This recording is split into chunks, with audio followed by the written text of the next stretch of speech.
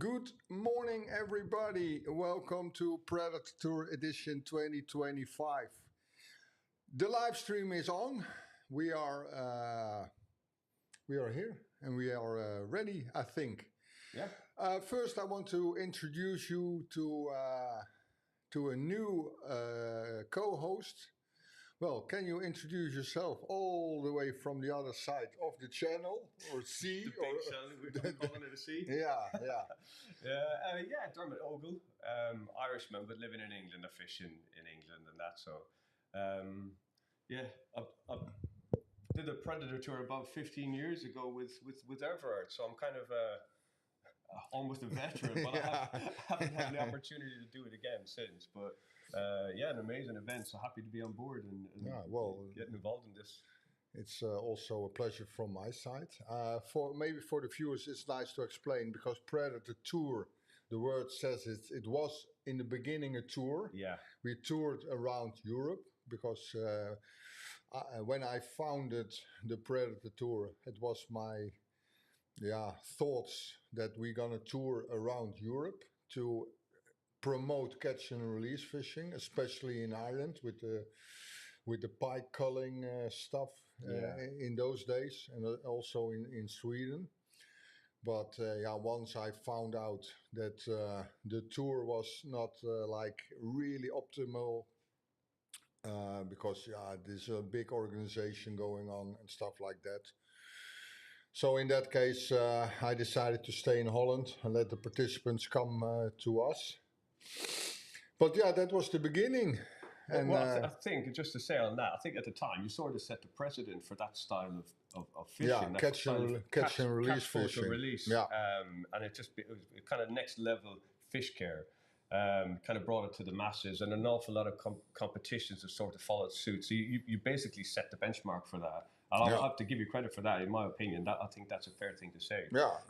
So the Predatortour really almost is the granddaddy of this style of fishing, and definitely has done a lot for the welfare of pike in general and fish in general during competition. So and I don't want to give myself all the credits, but I think we set the mark for big events because in a way we were the first to do it, and later on the WPC came, and after that the Lure Masters and also the national events. But I think in general the big international tournaments, and what I mean by that's a lot of participants from a lot of countries. Yeah, I think we were the first. Also with the live stream, we were the first, and we really want to put competition fishing to a high level. Yeah, and in terms of that respect as well, a lot of competitions prior to this were kind of just a pike competition or a perch competition or a zander competition. This has sort of brought all three together, and you need to be on your game. You need to be a very, very accomplished all-round angler at a high level as well to compete, because it's not just catching pike or zander. You've got to have the full bag of tricks. So it really is like an elite sort of format for fishing, really. It's cool. Great to be on board. Who imagined that you will be like 15 years later will be the co-host in this event doing the live stream? Yeah. Here in the Netherlands, in the sunny but slightly windy Netherlands. It's always windy in the Netherlands. I remember that. We are flat land. Flat land. The wind pushes all the way. Nothing to stop the breeze. No. Yeah. Is it a bit chilly out there this morning as well, I think?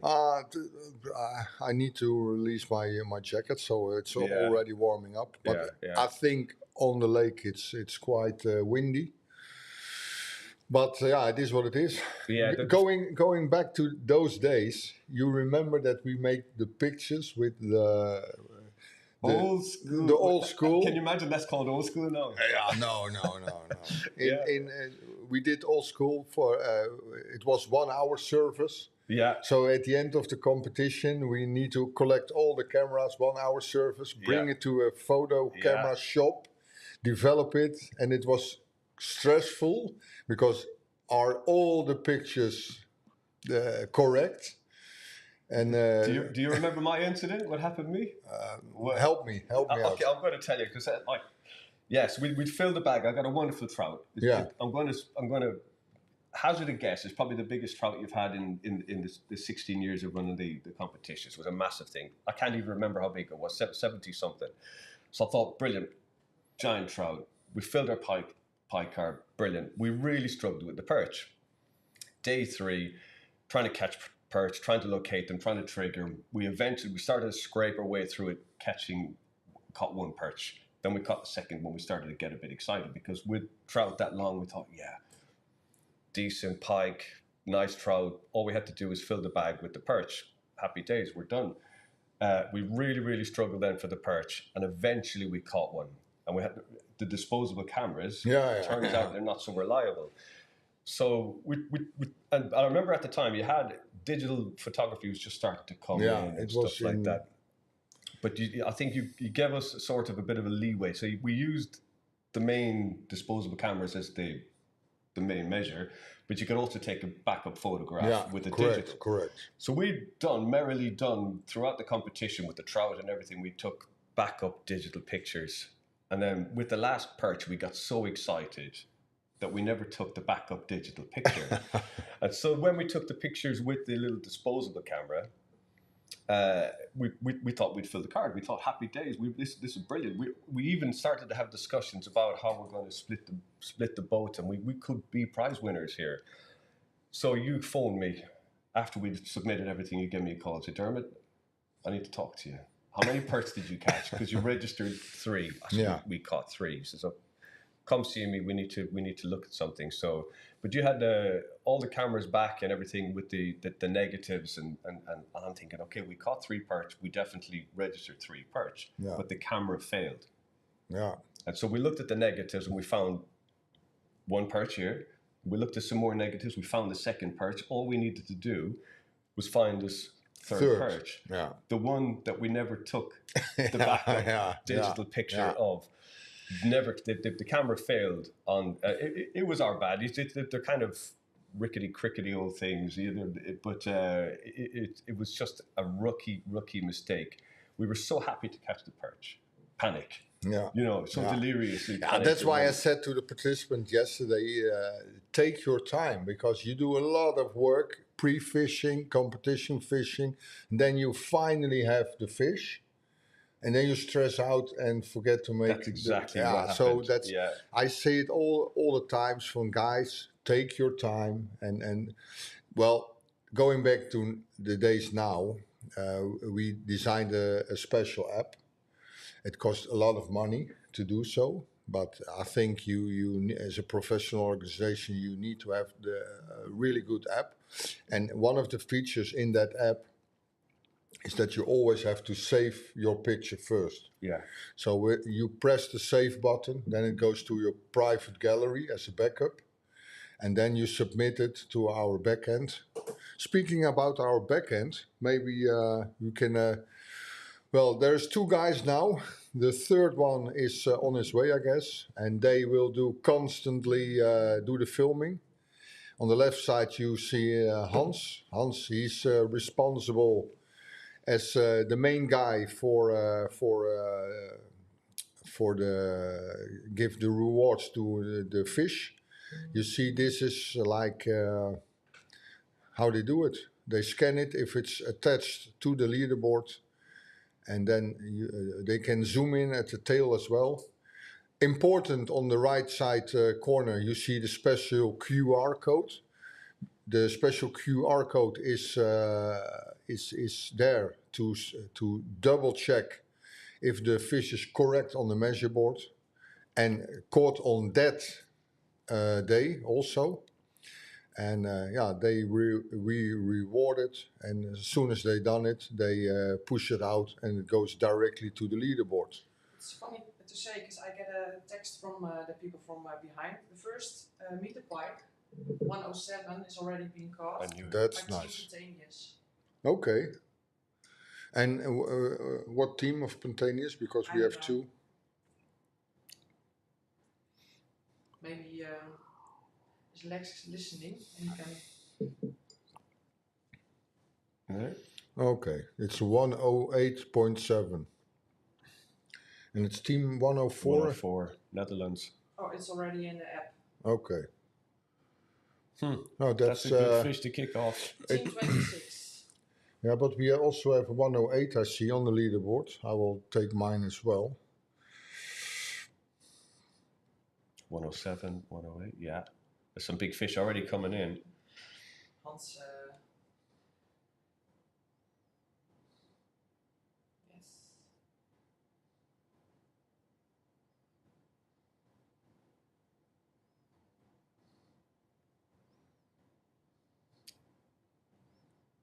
Yeah, there's already plenty of scoring. 107, overall ranking 2.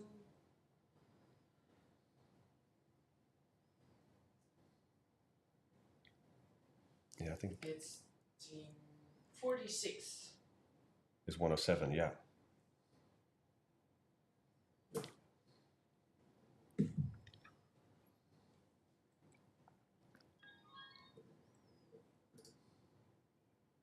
And there is a fish live being caught. This is team 87. Also a big pike. That is a big pike. It's I think it's Jelle. Jelle Mitchell. It's very big. It's angry. It's an angry pike. Yeah. Well, for the viewers, we, as you all know, or maybe don't know, we have a live cameras on the lake. In total, we have 9 marshals at the lake. And one of the teams now, it was, help me, it was team 87? 87, yes. Yeah, they caught a huge pike. And We lost connection, but I think they will come back. So yeah, The catches are coming in thick and fast now, aren't they? We Yeah. knew it would be a busy morning. With this wind, it's you got to capitalize on it. You have to hit the ground running because I think yesterday the wind really died. It was a hot, kind of almost practically flat calm, I'd say. So Yeah. you have to capitalize when you've got weather like it is right now, with that kind of lumpy water, as we call it. The bigger fish just love to feed in it. Yeah. I have a message from Adrian for Dermot. Can you see? Best of the term is. Hi, Adrian. Thanks, man. Lovely. Good to know you're on board, buddy. Yeah, Adrian was the co-host last year.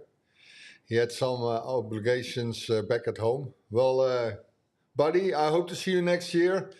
And you and the Irish guy can sit here doing the whole show together. Two strong accents. That's your problem. Yeah, well, I think you will speak decent English. We have to subtitle it for Adrian. and he's the English one. And he's the English guy. Yeah. So yeah, it's nice. What about the camera? What about the fish? Why is she? I don't see the fish at the moment. No, but why is she filming the water instead of the fish? I don't know. Maybe he's hoping the fish just swims up. Oh, okay, now he's back. He found the fisherman. Now they have to measure it. Yeah, I know the guys. I see them. Let's see. Oh, it's a nice fish. Yeah, it's It's huge. It's a huge pike. It goes all the way to the end. It's touching the board. I think it's at least a 120 fish, maybe even longer. That's a lovely fish. They won the Predatortour once.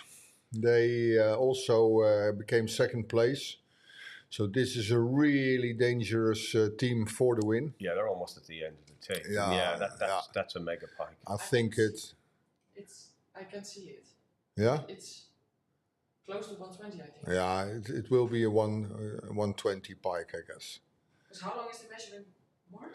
It goes to 130. Yeah, well then So it looks very close. It's almost to the end. So it's really nice to Good have healthy fish as well. Beautiful pike. to have this on live camera for all the viewers. This is like live going on now as we speak. This happening at the lake. So Team 87, Jelle and Mitchell, they are really dangerous for the top 10. And they caught a huge pike. So what a way to start. What a way to start. But I like the way taking their time getting it right. You cannot rush that. It's easy to panic in the situation. Yeah. You've got a fantastic scoring fish. Yeah. You could do so much wrong here. Just calm down. Get it Yeah, done and right. I said it to the guys, take your time, make a good picture, because they are only allowed to take one picture or send out one picture. Yeah. So they need here, now is checking the picture, is it correct on the measure board, and is it the head attached, the tail in the right way? Yeah.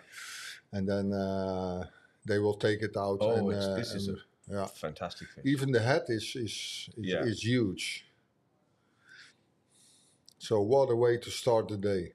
That gives confidence for the rest of the competition, I guess. I knew this would happen. I knew some big stuff would show up. Yeah. You have a wind like that on any water this time of year, big stuff shows up.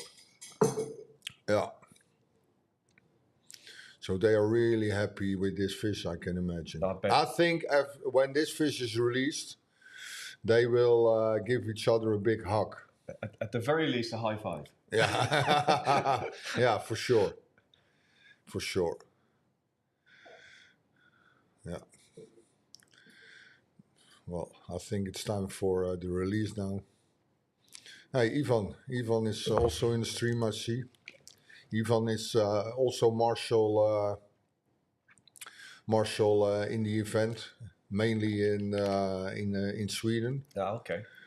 So look at the face of Mitchell. He's so happy. It's a beautiful fish. Beautiful fish. Yeah, full fin, perfect condition, color marking, everything. Yeah. There we go. Back she goes. And now we're gonna watch the leaderboard soon, and I guess it will be around 120 fish. So that will be awesome. And back she goes. Yeah, the water is still cold. It was just like I told you, no. Yeah, but those guys can. The cameras are there. Yeah, no, but those guys can fish. It's. Yeah, let's talk about We can't hear you. He didn't know, but. They are. What a way to start, guys! Yeah. What a way to start! It's.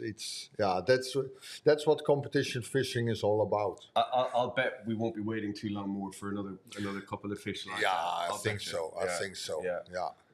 This is what competition. I think we all fish competition, of course, and when you catch this fish in the first hour. Then the goal is set, and like I said, those guys are dangerous for the win. It builds your spirits as well. You fish with you just get like an electric bolt. Yeah, for sure. That makes them dangerous. Yeah. Let's see if there's any change on the. What team is now on the stream? Is it team 38? I can't see it without glasses. 36. We have 36. 36 and. They also have a fish, or no? Yeah, maybe we can explain to the viewers how this is. I have the measuring from the team we just saw that pipe. It's 117.1. 117. That's a huge fish. Yeah. 117.1. But what I said, we have windows with the live stream, so we have always 2 people live streaming. So we have always 2 fishermen in the stream, and when there is fish being caught, other people will join. We have a total of 9 marshals with cameras live on board. So that's how we get the footage. In the left we see the last year's winners, Dennis and York, team 1. And on the right we see team 36, and team 36 is, I need to check it in the app because I don't know every number from my mind. Let's see.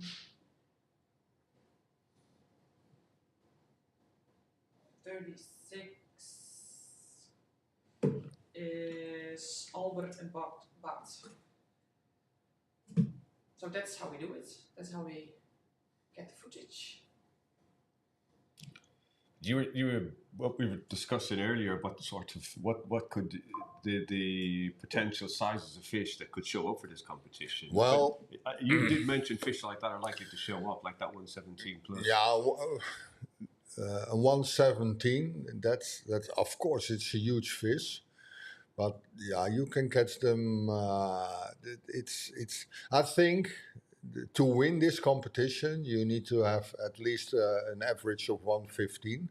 So this will be for those guys a good average. The biggest fish in the competition, it was, I think it was like 130, and if I remember it right, it was caught by Henry Fish. So that was an amazing fish, Huge. and the thing for him it was he saw the bite coming because he took the lure just close to the boat. So that was even catching 130 for a lot of people. Catching a meter pike is already great, but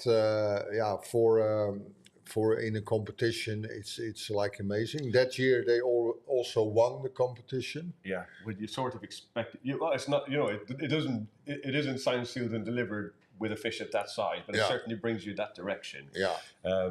But to have fish of that caliber, just to kind of make, well, I won't say make the grade, but make the top field, that's amazing fishing. And an awful lot of the fish that are going to be caught during this competition, for an awful lot of people, are going to be fish of lifetime. Yeah. But these guys are trying to triple that in each species over the course of 3 days. So you're talking about insanely high skill levels here. To win this competition, I think for the pike you need to have an average of 115. For the zenders, an average at least over 80. And for the perch, an average of 50. Each one of them are most people's PBs. So it's that's an insanely high standard. Yeah. But I think we are spoiled with fishes like this in our area because we have amazing big pikes, huge sanders, and like this is those waters contain like I think the records of perch.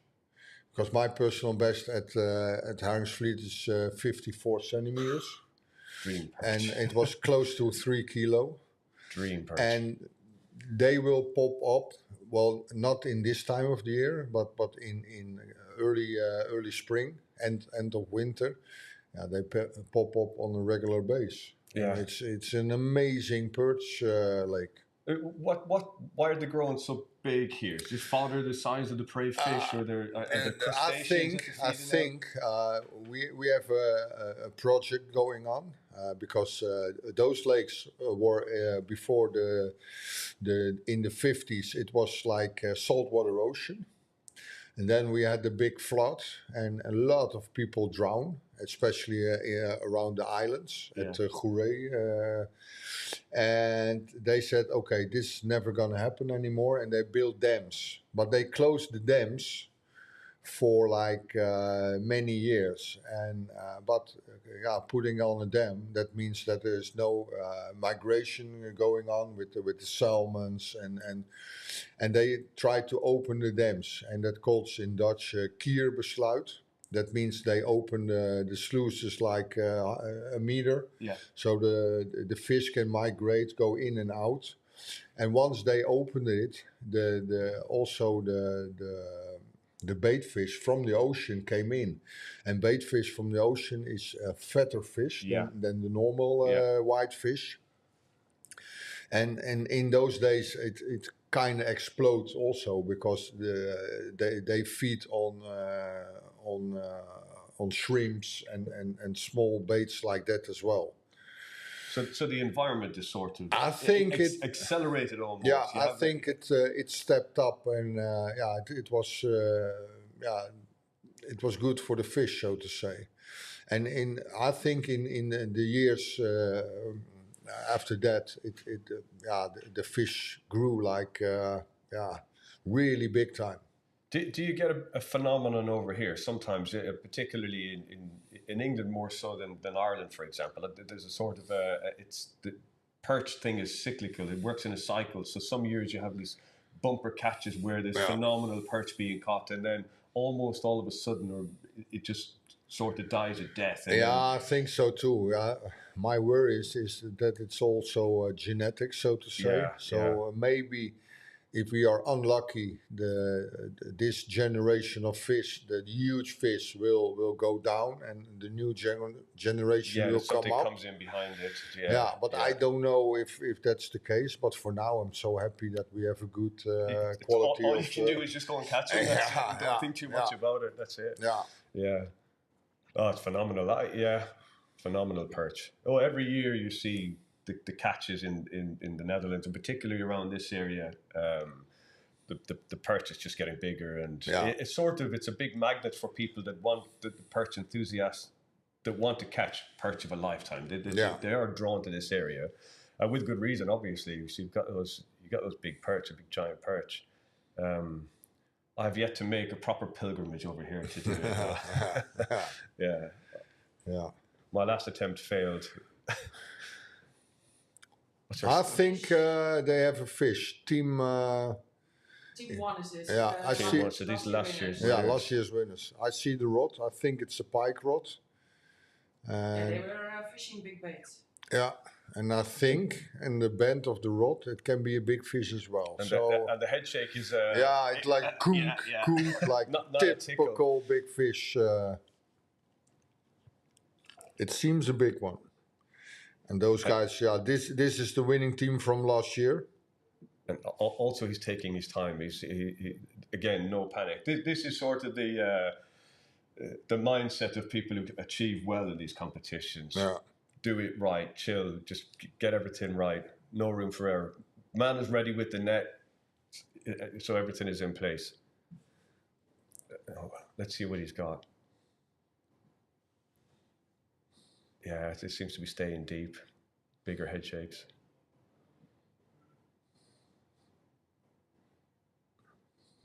The camera guy is also excited.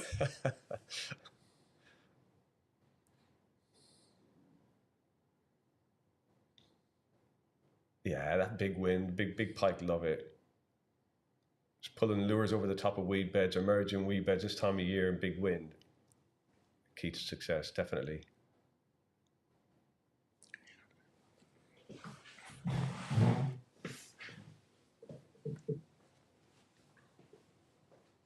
David is going to leave us for a sec. You have something to see do. if anything's up on the leaderboard. So he's on top, 173. It's a little bit slow to fill in for me. Well, he's still playing the fish, so it's clearly a decent fish. I think a lot of fish is coming in at the moment. So it's just they're very busy and everybody's watching the app, so it can be a bit slow. Yeah. Okay, so I've got...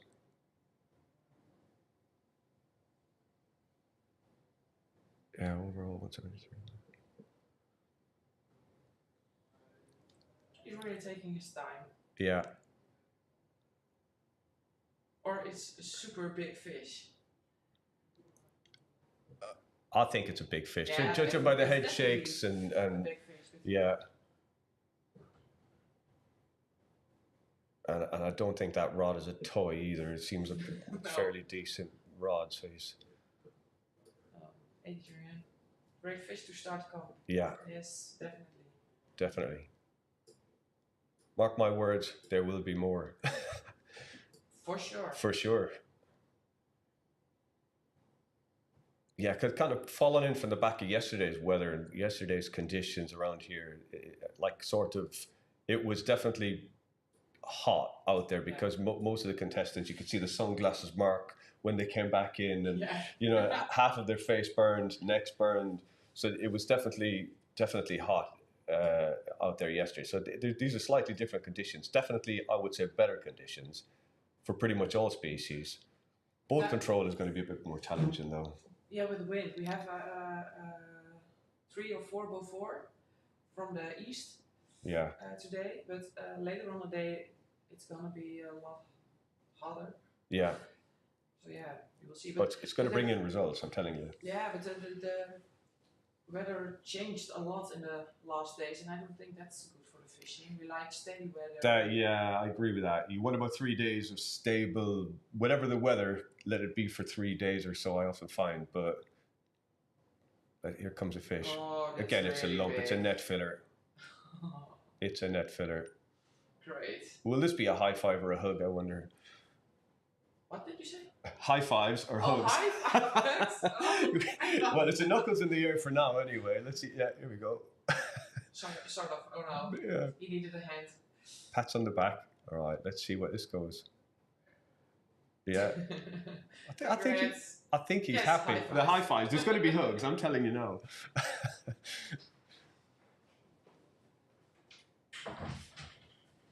Yeah, another proper fish. It's just got that fish in the boat.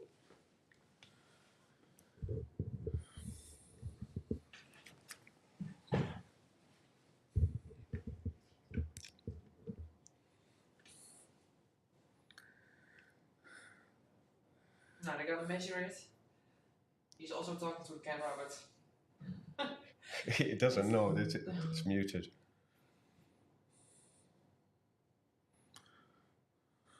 it's a very big fish. Oh, it's up there again with similar to the last one. Yeah, also. yeah. I think it's pretty much the same size. Yeah. And as you can see, they're fishing this. I recognize the spot because I know this lake as It's your home water. Isn't it's it? my home water. Yeah. Yeah. So that means they fish really shallow. Yeah. I think between 1.5 and 2 meters, maybe even a little bit more shallow. I think that's exactly where to be in this wind. Yeah. If you've got a little bit of weed and that wind, and it's just that turbulence and everything. I've always found the bigger fish just react to it in a positive way. Yeah, and those guys are the defending champions, so there is a lot of pressure on their shoulders. But when you start off like this, you can kind of ease into it and it's a positive start, that's for sure. Yeah.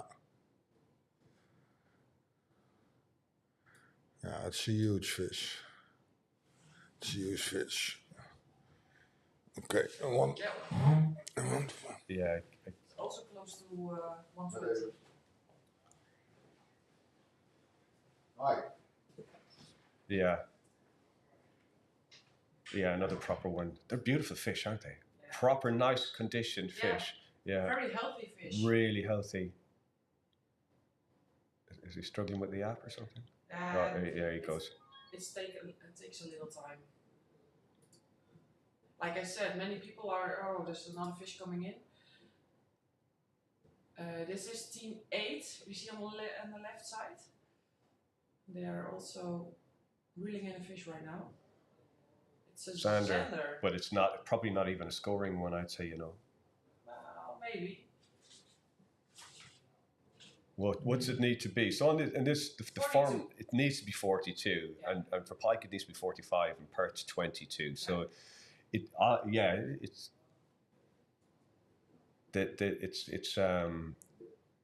might go on the board, but it won't probably matter anything. I'd say it'll certainly be beaten at some point. No, but if you fill up the card like this, you get for the people who are watching this show for the first time and don't know the Predatortour, you have to fill up the full card for the 1,000 bonus points. So if you don't fill up the card, you miss out on 1,000 bonus points. Well, you can never fish 1,000 points together. Yeah. So it's very important to fill up the card.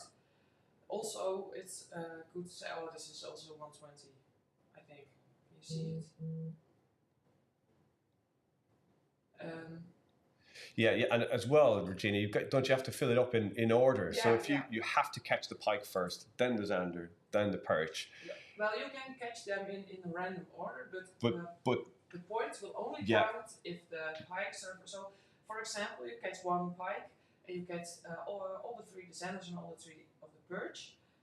Then only that one pike counts. Yeah. All the points from the zander and the perch are not counting yet, but because you didn't fill up the card with the pikes, this is still team 8, by the way.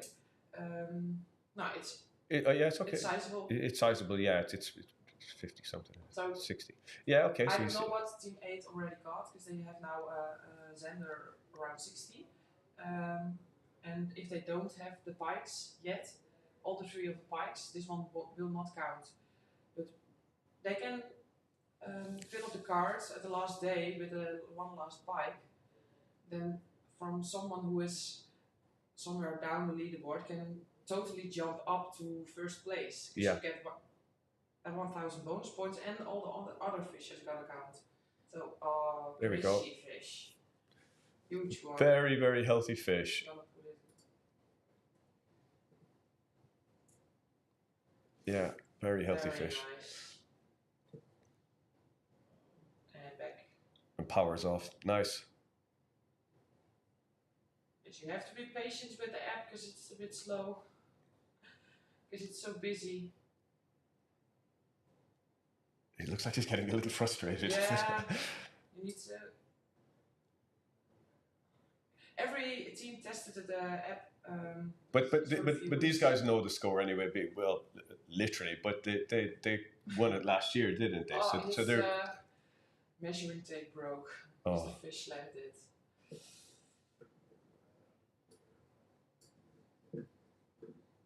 Let's.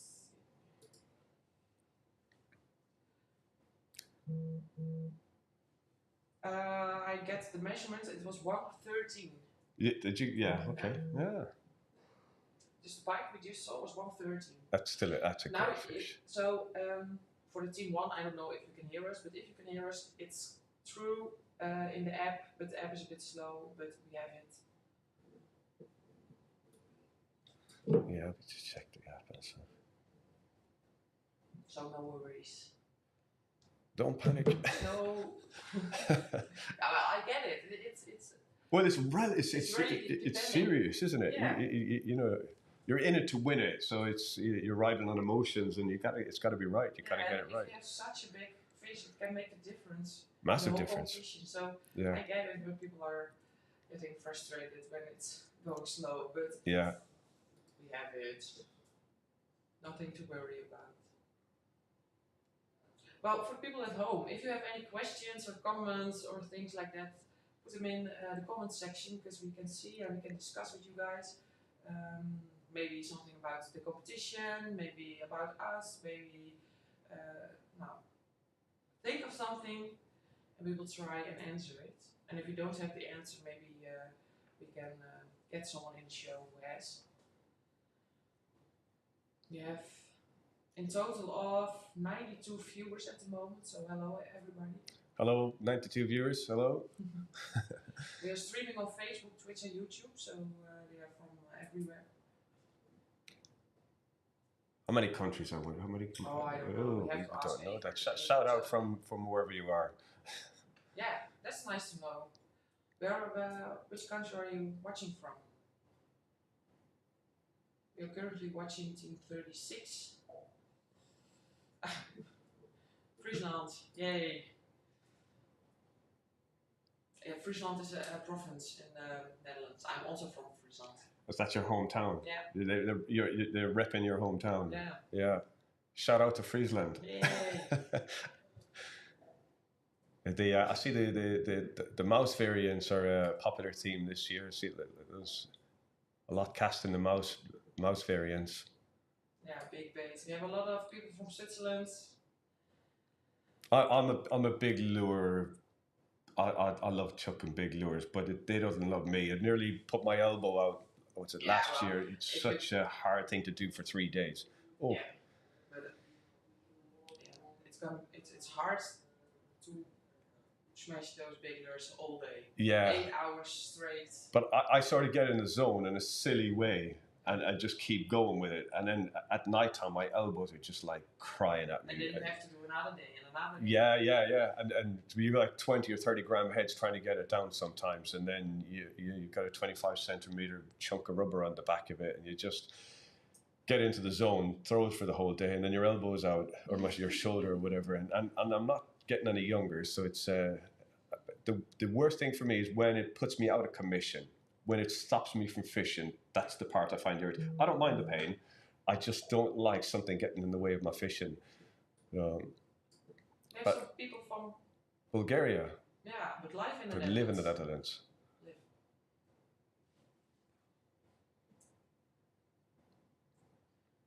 Yeah, this still looks quite. I think is the wind dropping a little bit for him? Because I think when the boat started off this morning, you could see a proper, like a rolling wave. it doesn't look quite so bumpy at the moment, although the boat is rocking a bit. Yeah, it doesn't look that bad. Yeah, it looks. Do you know what? It looks perfect. Outside, oh yeah, I can see outside. The flags the are. trees and the flags and everything. Yeah. It's crazy. Yeah. Yeah, but They found the calmer. yeah, it's good conditions really, but isn't it? It's getting hotter for the next couple of days. I think it's. I can watch the forecast. I think Friday and Saturday is supposed to be high 20s. Just have to deal with the hot weather then. It doesn't make it impossible, it just makes it a little bit tougher. Yeah, today the forecast is around 27, it is max. Yeah. And for the other days it's 29. Yeah, but with that wind on the water, you'll feel 27 on land if you sat in the sun, but out on the water it's going to be a damn sight. Yeah, because the water is still cold and the wind is picking up both from the water. So. Yeah, everyone's wearing like proper weather gear, so despite the strong sunshine, it's clearly still got a chill in the wind, and yeah. Yeah. So have we got Manny Zander in yet? I don't know. You have to check everybody. So quick look at the app.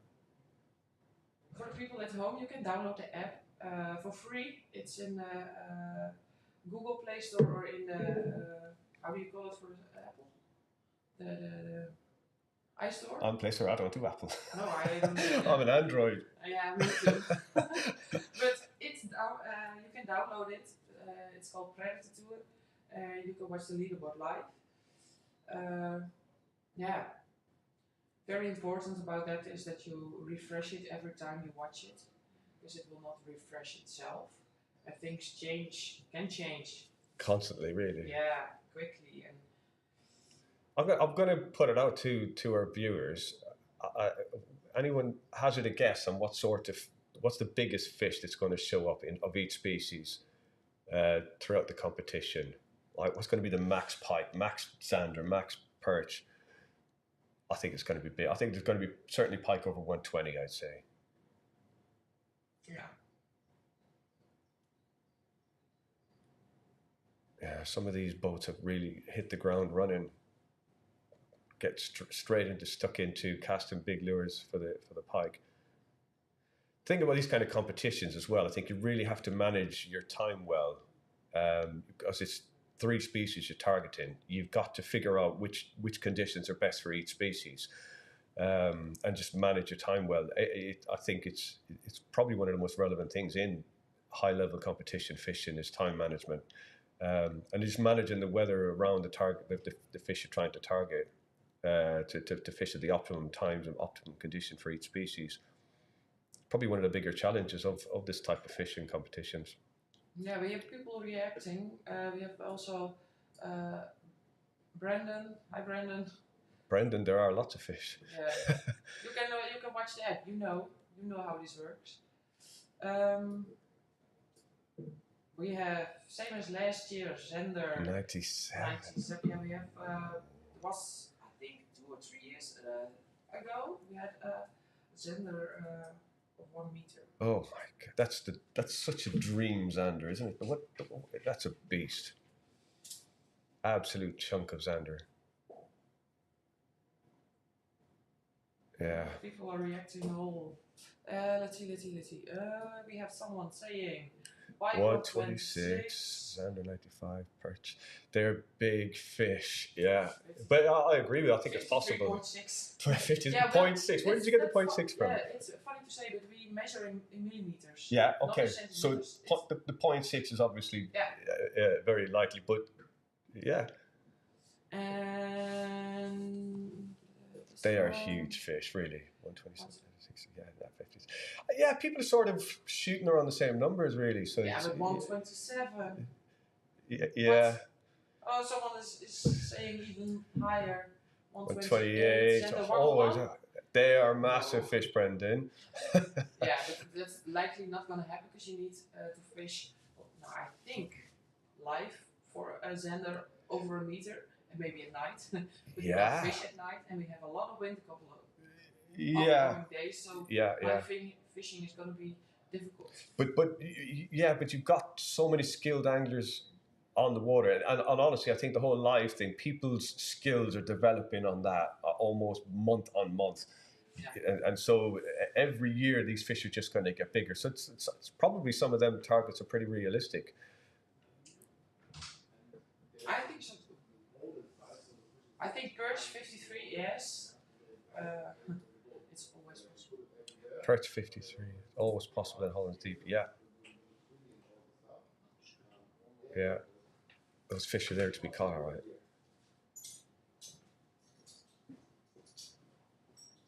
So it looks like, from the footage, it looks like a lot of people are going for pike, although I think what boat's that? That's boat 8. They're got the Xander stuff out, I believe, have they? Yeah, definitely. Definitely. He's watching and he says 124.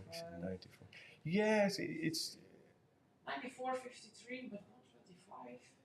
I don't know. Don't you? Are you doubtful?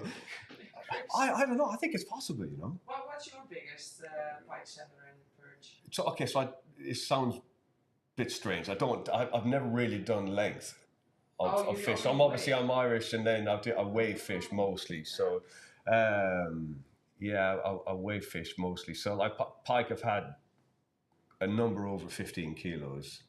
They are definitely over a meter then. Oh, certainly. Yeah, I've had 110, 115. Be more. Okay, the last pike I did measure was 34. I'm going to do it in pounds. 34 pounds and a bit of change, and that was 1 meter 22. So it was a really, really fat pike. Really fat pike. Now I've definitely had longer pike than that. So it's a bit vague, the answer, but it's there's a slight cultural difference there, I suppose. I'm stuck at 108. 108, yeah. But I don't fish these waters. These specialist waters, yeah. And my Xander, because obviously geographically I live in England. Yes, I do fish for Xander. I adore fishing for Xander. I've actually come over to Holland and caught some nice ones. But again, I think my biggest Xander measured here in the Netherlands is about, I think it's 84 or something like that. I'm terrible at remembering stats. I've never written anything down or in terms of sizes and that, but so it just makes it a little bit vague. And then in England, I have targeted the Xander, but I think they get a lot bigger over here. So I've had them in England to about, I think it was 13 and a half pounds, 14 pounds, something like that, which by Dutch standards is I won't say it's small, but it's modest. It's very doable in a day's fishing. But in England, it's a little bit more of a special fish, I would say. And do you have perch? Yeah, of course you have. Well, we have perch. Again, I think perch, I would have weighed them. So we're talking, I've got multiple over like 2 kilo sort of, again, weighed fish. So I've quite a few over 2 kilos. I wouldn't think any of them would stretch to 50 centimeters though, which is weird because we're talking quite fat reservoir type fish. So they're not necessarily the longest fish, but they're certainly plump and well fed. Yeah. I have to fix something because I want some other people in the life. So I don't know, no fish currently being caught by the looks of things. No. I hear we're going to have a guest in a second. Ah, cool. One of our Mercury. Oh, you're asking what's my forecast and size. Well, I think. So you're an old hand at this. So you kind of know the figures from previous years. 119. 119. Xander 91. And perch 53. I think. What did you say your pike was? What? 119. 119. 119 for pike. Yeah. Yeah, so you're not too far off the other predictions, really, in what you're saying. Well, if you're joining us again. Yeah, I was busy with all kinds of stuff. That's it's the main organizer, you need to go everywhere.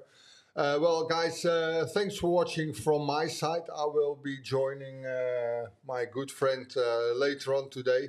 I want to introduce you a new guest. It's one of our premium partners for many, many, many years. It's all the way from Germany, from Mercury, and I will, well, he can introduce himself. So from my side, thanks for watching, and meet the new guest in the live stream. And thanks for watching. See you soon. Bye-bye.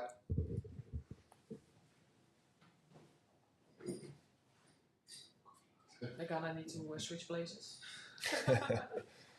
Hey, how are you? Hey, nice to meet you. And you, man.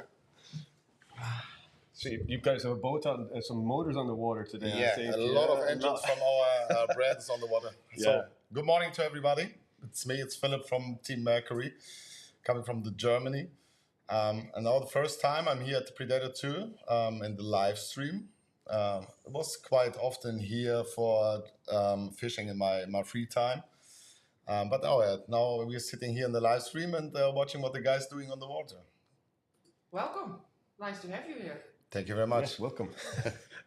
Do you wish you could be out there? Yeah, it would be great. I think. Yeah, Yeah. it's quite interesting if you're on the water in a competition. It's nice. Any angler watching stuff like this just say, "Oh, Yeah. I just want to be doing Yeah, it. I yeah, just yeah. want to get going." Exactly, Yeah, exactly. You're not a fisherman if you're not kind Yeah, of yeah. fired up Yeah, about it. you're feeling the fire inside. Definitely, and you've seen some of these big pike coming in. Yeah, as great well. fish caught already, Oh, right? Yeah. There's some amazing fish coming in already. So the winner from the last year caught a 113, I thought. Yeah. Yes, we have I still saw, yeah. this team. Mitchell and Yellow did 117 roundabout, I Yeah. think. Yeah. That's correct. And they had team 1 had a 113. 113, yeah. Yeah.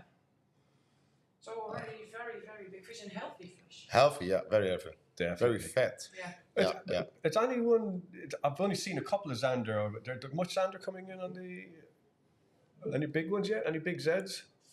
I don't know. I know the people in the back. They will send me if there's big fish being caught. So Yeah. you guys will know as soon as I know.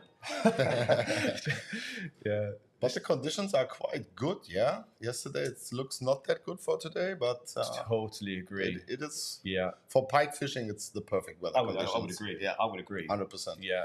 At this time of year, over the tops of weed beds, relatively shallow. Yeah. Ripping big lures back. Yeah. Absolutely. Exactly, The pike would exactly, smash them. yeah. Yeah. They love a big wind. Wherever you are in the world, almost the bigger the wind, the bigger the pike. It just Indeed. equates. Yeah. Definitely. It Yeah. is.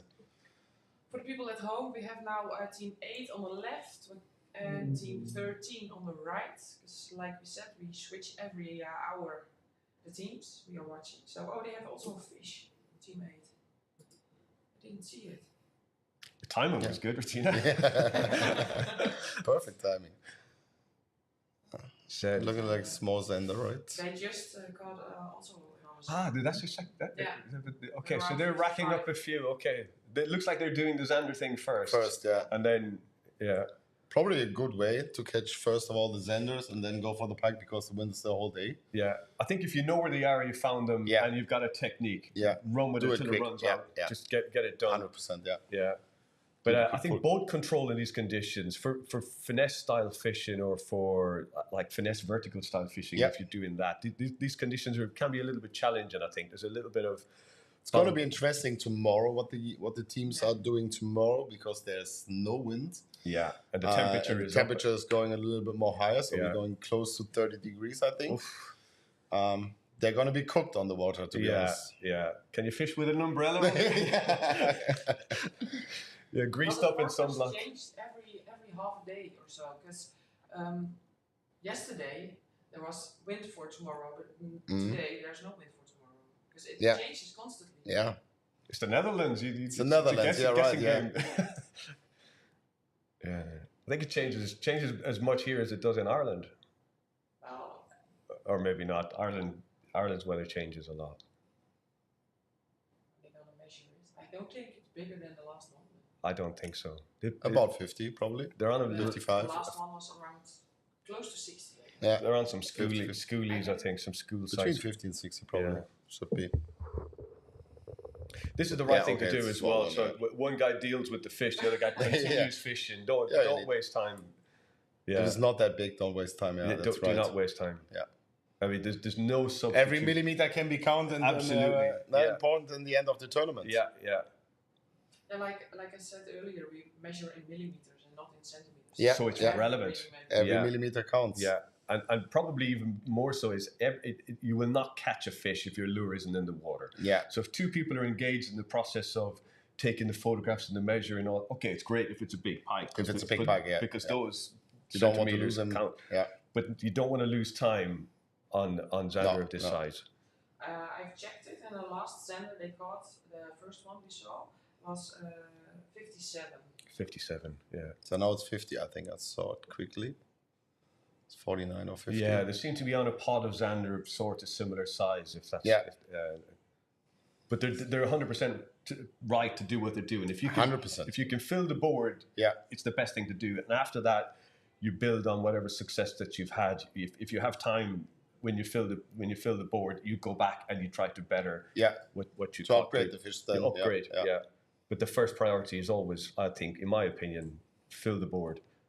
So how many viewers we got now? 88? We have 94? 94. Nice. Welcome, 94 viewers. Thanks for tuning in. Yeah, we are live streaming from Facebook, Twitch. Oh, I we saw a have- strike. That was a bite, yeah. Facebook, YouTube, and Twitch. So people can watch us from those 3 channels. Someone is saying, morning. Hi, Nick. How you doing? Thanks for tuning in, mate. Yeah, thanks for that. Thanks for that. Lovely.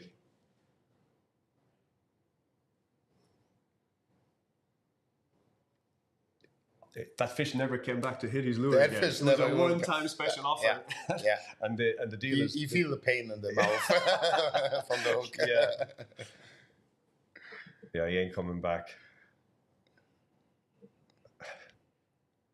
Yeah, it's an exciting way to fish. You know when you're fishing over the wind like this that any second Any second. something serious. Instead can of hit you. the, I heard from some teams that the training days was quite difficult. So Yeah. everybody was very angry. But now, like we see in the first 1.5 hours, they caught really good fish.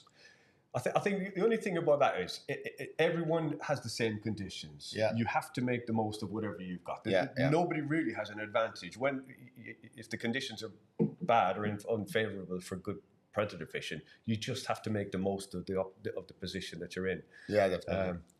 And the competition area is very large. So Yeah. people Yeah. can choose It's very widely, large. Yeah, Yeah. and all the waters you have, you can fish on the river, you can fish on the Haringvliet, Hollands Diep. It's a big area, so Yeah. I think that goes back to what I was saying about managing your time correctly. Be on the right spot for the right species at the right time. It's a 50-50. It's a 50-50. It's a 50-50. And I think you have to kind of watch your weather. You really have to be in tune with what the weather is doing, because obviously wind direction is going to affect like your drifts, and obviously wind is very relevant to predator fishing. So there's so many factors involved in trying to do this well. Not every year is the same year. Yeah, so when you see the pikes normally at the start of the season, they're standing very in the shallow, but now they can stand in the deep as well. So you cannot be sure if they're staying quite where they're normally standing after the season starts. Yeah, and that's a decision. Yeah, that's very relevant, because you either get it very right or you get it very wrong. And I believe the Predator, the fishing season just opened 2 weeks ago in the Netherlands. So obviously for 2 weeks, this is a popular area. So for 2 weeks, there's been a lot of lures dragged through this water. Yeah. So they're coming in off the back of that, but yet still able to catch fish over a meter, like high quality, decent fish, which is testament to the type probably of water that's the reason why it's, I think, the most popular area in Europe to fish here. I would think so. To caught some good fish, and the number of fish as well. Yeah. So of all species, it's known. It's known for the predators. You want to fulfill your dreams. It's probably a good venue to just get on and have a go. I know an awful lot of the English guys and some of the Irish guys come over, make a pilgrimage over here every winter just to target those really big perch. Really fat perch. I mean, they don't exist really in England or Ireland. Certainly not in Ireland. For some reason, Irish perch are really stunted. The small perch. Crazy. There are millions and millions of them. Crazy. But like to get like a 1 kilo perch in Ireland would be a very big perch. Yeah. It's crazy. I just don't think the food. If you have a good day, you can catch 4, 5, 6 of them on one day here. Yeah, but the difference between Ireland would be easy to catch. And I'm not exaggerating here. You can catch 200 perch a day. Okay, that's good. But everything is a little. It's small. But it's a lot of fun as well. It's a lot of fun. If you're catching There's this. a fish being caught. We have, I don't know which boat this is because we can see the sticker, but we have Marshall's. It's a Zander. Oh, it's a big Zander. Yeah. I think this is Charlie and her It is. boyfriend. It is. Well, that's good. Could be an N70, right? Close to the 80 probably. Yeah, it's a very nice Zander. We have Marshals also on boats, cruising around, checking if everybody is okay and doing things the right way. And this is one of our Marshals from the boat, from the other boat. So we can see it from a different perspective. Also nice. So clearly not everybody is pike fishing. It's some people. Yeah, but it's possible. Many people over here, I've seen it myself that the Zanders also take the pike lures. Yeah, for sure, 100%. Yeah, and then they come up to the boat and then right in front of the boat and take it. It's crazy. In fact, maybe a clever thing to do from time to time, if you're two people, a team of 2 people, is fish one of those lures that just fits in the niche of everything. 100%. It appeals, just the right size appeals for the pike, perch, and zander. If you go too big, obviously you sort of eliminate the perch, even though they will take big lures. But they can possibly be like a super nice zander. Oh yeah, it's a beautiful fish. Beautiful. Yeah, good. Unfortunate. Connection is not always that great on waters, unfortunately. But it's better than in Germany.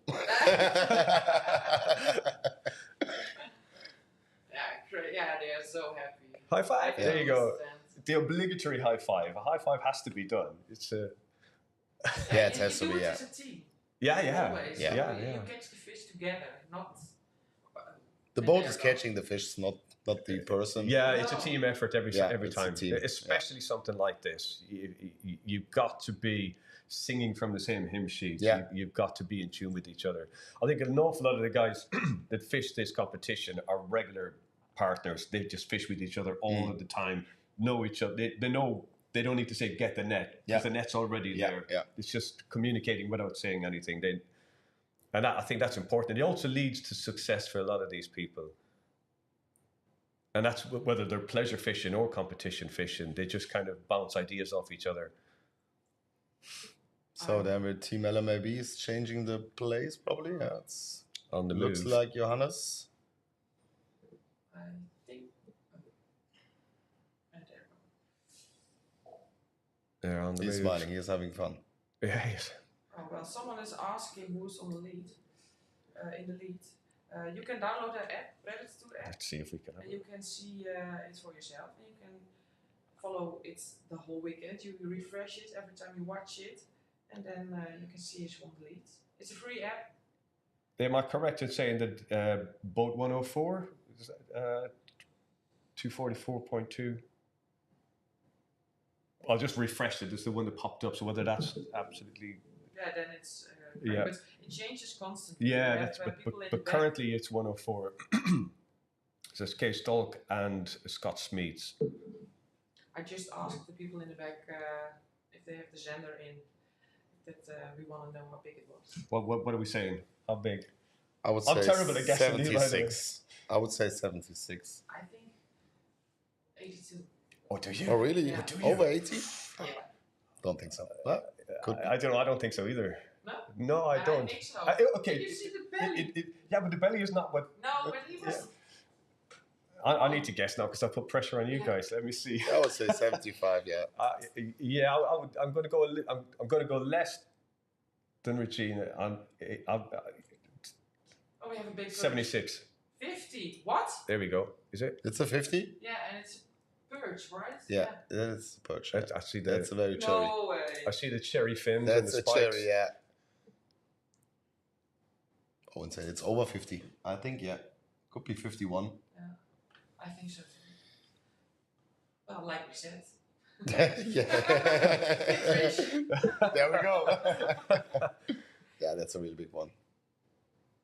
You know the feeling when you catch something like that in that environment, with the competition and stuff.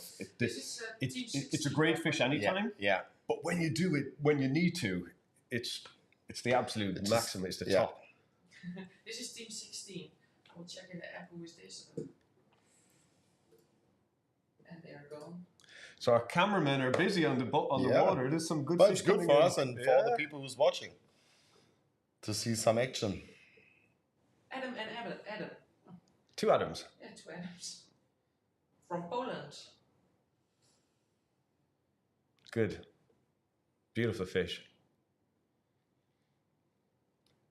Someone is saying the leaderboard is not online. I put it on screen. Maybe you need to update your leaderboard or the app.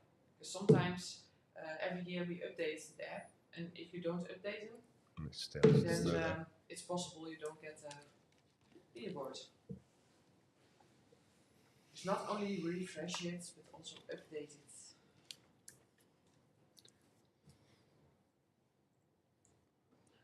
I'm still waiting for the Zender. I want to know. I think you overestimated Regina. No, I do a little bit. A little bit. Are you not standing by it?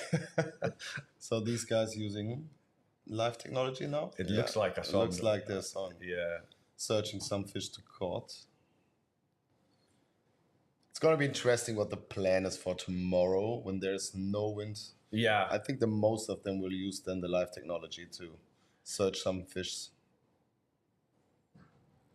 Yeah, when you're dealing with completely flat camp conditions, I think you have tomorrow's to the Zender day. Yeah, you just sort of have to investigate every single opportunity rather than just chuck it in chance. He's still on the move. Johannes did catch the biggest, because it's team 13 on the left, the biggest Zender, I think, from all the competitions. Oh, okay. Together. Okay. But I'm not quite sure. But was it last year or no, the year before? the year before? I think yes. It was a meter, right? Yeah, close. Yeah, a meter or 99. Yes. Yeah, I can imagine. It was the biggest. We ever caught, right? Yeah. Dream fish. Oh, I never caught a meter Zender. nor have I. And when you hear how many meter Zenders you can caught here or already caught, that's insane. That's insane. I think Zander are an insanely impressive fish when they get When they big. get fed. When they get big, you look at it, you think you are insane. Summer sun is not that interesting because they're just they're so narrow. tiny. Yeah. Long, but not a big belly. And in the winter times, it's going But to when be you very get the interesting. bulk and you got that angry skull and he's flaring his gills and his spines are up and he just wants to kill things. Yeah. He's just like, My favorite fish. yeah, they are so cool. They're so cool. In the winter time, of course, Yeah. The bite, of course, is the most addictive thing about a Zander for me. And It's also fully hard. the chase, because it's almost like often for me, the rod is almost static. So it's so you just feel almost from nowhere. Obviously, if you're doing live, you know it's coming. Yeah. But you just feel that, But like you said, when the bite, when they inhale the lure, and it's gonna be this talk. Yeah. the talk is that is insane. The talk. The talk is the talk. Yeah, the talk is the talk. Yeah. That is insane. Yeah, it's incomparable. I mean, pike are cool and all of that, but for me, the ultimate pike bite is both side, flaring gills. Yeah. Come up and just inhale the lure. That's the ultimate pike bite for me. Yeah. Surface is cool as well, and probably on par. A good surface bite. Yeah. But that whole flaring of the gills, open mouth by the boat. And then when it's close to the boat, exactly. But they're the ones you'll miss because you just react. you react too early. Don't react. Yeah. Wait for the rod to load. I live in the northern part of the Netherlands, and I fish also a lot from shore. And we our waters are not like this. We have like dark waters. We have it's like the brownie mudgy. Yeah. It's Okay. really brown. So Yeah. if they come up to the shore, you see them at the very last second. So you don't see them coming. No, it's like Whoop, big. there's a big mouth. and then you miss it because you Yeah, it's not good for your nerves. Yeah. You know what you are alive at that point. Yeah. Yeah, that's right. So different are the waters in the Netherlands. So here we have very clear water and nice sand bottoms and like where I live we have, I don't know the English word for it. You can burn it, but I don't know the soil. Peat. Peat. Yeah. Peat. Okay. Like the whiskey. Yes. Yeah, it's peat. It's peat. Yeah, peat. so that's why So You burn it in Holland as well? This stuff? no, not anymore. Yeah, but in Ireland, we're still doing it. It's still a thing in Ireland to burn turf. We call it. I think we have a fish coming in. No. Yeah. Yes, we have. Yeah. I see a loaded rod. There was underfishing as well. It's under rod, isn't it? I don't think he's playing like this with his ender. It looks like it's at distance as well. I see the. Let's see. No. Looks like a smaller. Yeah, it's a Smaller perch, pike, I perch, think. perch. No, I think pike. Yeah, I think. Should be in pike. I think it's a perch. We still don't know. We still don't know. Now we have first ender and pike. Is it a hybrid of all of those fish? Yeah. It's a new species. Someone in the comments says is thinking it's a center. Yeah. Let's see. We're about to find out. It's an asp. It's a catfish. When number one caught the pike, we first of all, because they're playing so long with the fish, we thought probably it could be a catfish because the rod was dead. It's a pike. Yeah, it's a pike. But the catfish are becoming more prolific over in this area. Yeah, it's going to be more and more. Yeah. A lot of areas you catch catfish at the moment. But catfish on lures are pretty cool fish. They're pretty cool on lures. It's a hard fight. It's a hard fight. Especially during zander fishing. Yeah. On a zander rod. You have to start. I fish a lot on the river, the IJssel, and if you have a catfish, you have to start the engine because otherwise you lose it. Also the current and stuff. It's not doable. Yeah, but and you have to wear your worst clothes as well. It'll destroy everything. Yeah, that is if you have to handle them. Yeah. You can't come home after that. Yeah. Hook him up behind the boat, not get him inside the boat. Let him swim. Yeah, just. Or when it's a 2 meter fish, then you can put him inside because that's an impressive fish. Yeah. But when it's like a 110 or something like that, you don't need it to get it in the boat. Oh, it's not a big one. Yeah, but if they're filling the board, then it's yeah. It's a lifetime fish then, probably. Yeah, It's not that often that you catch a 2 meter catfish. It's a nice one. Yeah, around about 80. For the viewers, welcome. I see we have a lot of new viewers at the moment.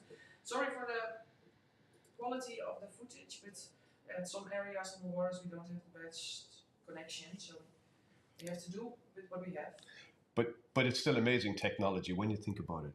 10 years ago, this is impossible. Yeah. To have people on the boats with the cameras and feed and everything. So the technology in these competitions, and particularly this one, I was looking at QR codes on the boards and stuff like that. It's, Everett and the guys are just utilizing every technology and upgrading and constantly evolving to make this a great event.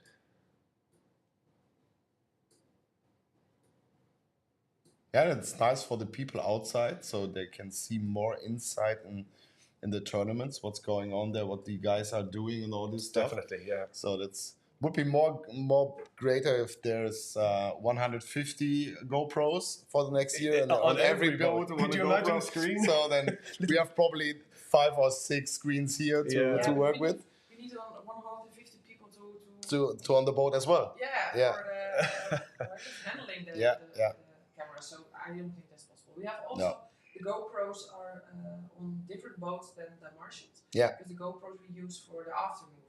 Mm-hmm. So people with the GoPros, for the people at home, we have some GoPros on the boat. they make footage the whole day, and then afterwards we're gonna pick out the fun stuff and make the afternoon. Yeah. film. And this is what you over here see is the marshals with the phones. Mhm. They film it all with the phones. As you can see, the quality is now a lot better. Yeah, way more better. Well, they were on the move anyway. It's just never. Does that make a difference? I don't know if it's. Yeah, it depends on where you are. Yeah. So still the same team on Yeah. number 1, 104. Yeah. Guy Stork.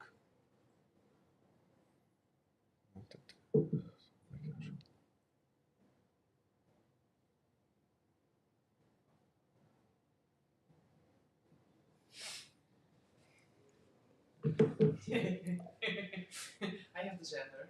What did you guys say? I said 75. Well, look how pleased you look. You're laughing at so it's over 80, Look how right? pleased you Is it look. 82, like you said? It's an 87. 87? Yeah. Is it? Crazy. We're wrong. Very Very far wrong. away. You were the best guy.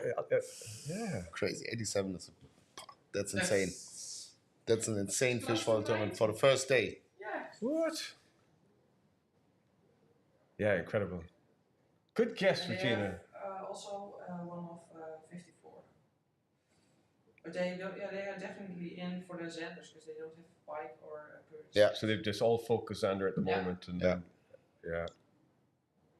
I wonder if they catch the third, regardless of size, will they just move on then, or because there's a temptation Instantly, definitely. Instantly they will move. Yeah, because They will not sometimes if fish. you just scrape your way in to Yeah. to the limit with the minimum size limit, there's a temptation to stay there and try and catch a few more centimeters, or do you just go right, 3 Xander, move? Go. I think yes. Yeah, I think yes, they will do. that would be a smart, especially with Instead of the Xander that conditions, size. yeah. And then they have an That's in the 87. plan. I have one of your teams, Team Mercury. I got some intel. Go for it. Team Mercury. Who sings? A bike, 125. 125. Insane. Who caught it? Yeah, who sings? Yeah, I don't know which one. Maybe you just know the team. 125. It's 125. the biggest, right? So far. Yeah, so far it's the biggest one. It's Can we go back That's to remember impressive. remember 125. people were guessing what Yeah. sort of sizes there were? What did you say? I said no. Somebody has It's definitely get, and obviously we have almost 3 days still of I fishing, write it so down somewhere, but I can't find it. somebody has definitely guessed around that size. I said 190. Yeah, I know. Yeah, definitely. Somebody's guessed around 125. 125 is Yeah. huge. Brandon is all huge. reacting. See, he wasn't far off with my 120. Yeah, he's not. Sorry. Only day one. Yeah, yeah. Because people will now fill out the cards, like you said, to get the 1,000 bonus points and stuff like that. And the further we go, the more people are going to upgrade. So for us, it's going to be maybe a bit boring because Yeah, yeah. few fish are coming in, but yeah, it's doable. The bigger fish. Yeah, for sure. Clearly, yeah. They're on the feed, so yeah, absolutely. Somebody can. Yeah. So any And of now those. they are just fishing to fill up the So, cards. so those Yeah. those predictions were completely justified.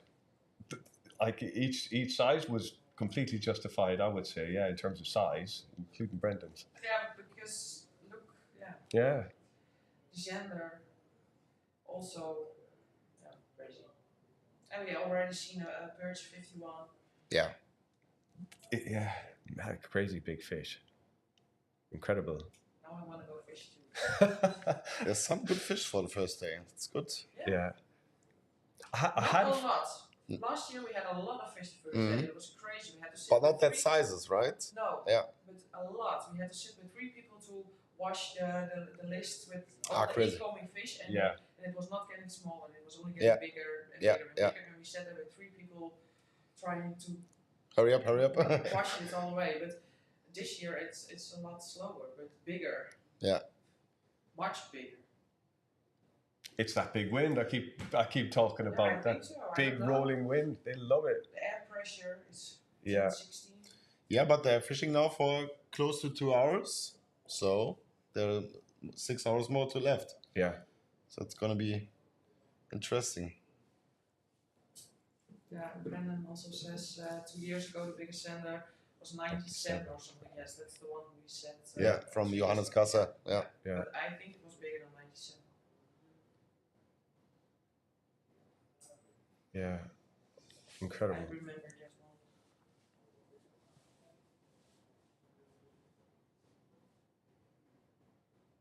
How many Mercury boat engines are on there, do you think? From the 150 boats, I think I counted a little bit yesterday from the boats that are standing here. I knew you would, because just if for you're in the information. industry, you're going to have a look. I don't know the exactly number, but I think it's 80 to 90% Mercury engines on the boats. Especially at the higher horsepowers, that often always our engines. Yeah. And we have a lot of high engines here, or boats with high horsepower engines, like above 150. But it looks good. Yeah. And that shows us that we're doing something right. Definitely. Yeah. So it is. The engine's working very good. Well, anglers talk, fishermen talk. When they want to know about something quality, if something's quality, they'll just, they talk and they communicate and they share, don't buy that engine, that's bad, or don't buy that product, that's bad. And so, the quality stuff in fishing will always come through. 100%, yeah. We're doing a lot of for this, that we are where we are at the moment. So and then it shows us a good result. That the guys are using these engines. So we full focus on just water sports, right? So we're doing nothing else than engines for water sport. Yeah, it's nice to see. Yeah, no, to be honest, the prize that they can win, the 150 Pro XS in this tournament as well, is a huge prize. It's an incredible prize. So we're talking over 20,000 euros on the market for an engine like that. Yeah, incredible prize. Including the rigging and all the stuff, right? The problem, whoever wins that, they might need to buy a boat. Yeah, it's going to be expensive. It's good, but it's I bad. know that Jelle, and they won it 2 years back, and he had to buy another boat. Yeah. But he bought the new Orca boat, right? It looks great. Yeah, but also you can kind of justify it. There's a kind of a strange feeling about it. Yes, I have this amazing motor. Now I need to buy a boat. But now when I do it. Place it inside the house or something like that. Just watching coffee or for some flowers or something like this. Yvonne is asking if we get tournament records of all time. I will go after it. I don't have it right away, but we can try. I think I was asking Everett about this. He seems to have most of those figures off the top of his head. Yeah. So it is somewhere at the moment. Yeah. He seems to be able to kind of know. But you would do, really. You know, if you're doing this for 16 years, you're going to remember the biggest of the big. The biggest of the big, you will remember. 100%. Yeah. I think the biggest is over 130 from Pikes. It is, I'm certain. Somebody should be the 97 or 99, what we thought about Zender. Made the measuring scales bigger, over 120, because there was a time. There was 130. Gluing 10 centimeters on the back of it. The Dutch record is 136. Wow. The official Dutch record, right? I'm certain he said this morning that it was a 130. I'm certain he said that. I think the Dutch record for Zender is 105 and a half. I think, or 106 is the record for Zender in the Dutch harbors. 56. 56 perch, 56 is the record for perch. I will check the Zender because I don't know it for sure. Of course, sometimes you hear some people that are talking that catch the 60 centimeter perch. But when you don't see it or saw it, seeing is believing. Anglers are good liars. Seeing is believing. Every week the fish is gonna get bigger. It's called a tall tale. No pictures, no proof. It doesn't exist.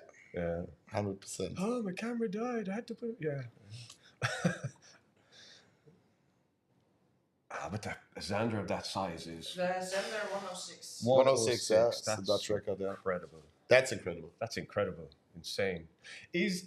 So what country in Europe, shall we say, is producing the biggest Zander? Is it the Netherlands? I think yes. Yeah. I think so too.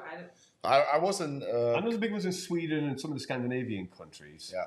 I was a couple of months ago. I was in Spain for fishing, and I spoke with some people there in Spain. What was the biggest Zanders you caught here? And there's no fish over a meter.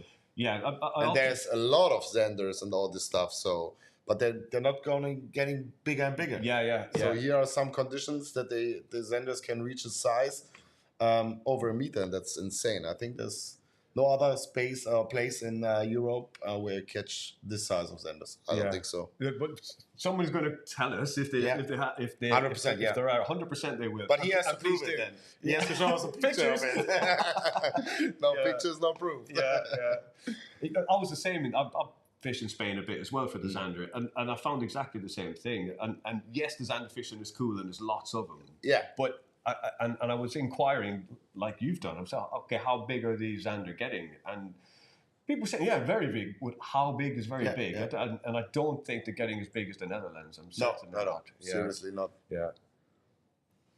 So what country's producing the biggest Zander? Let us know, guys. Let us know.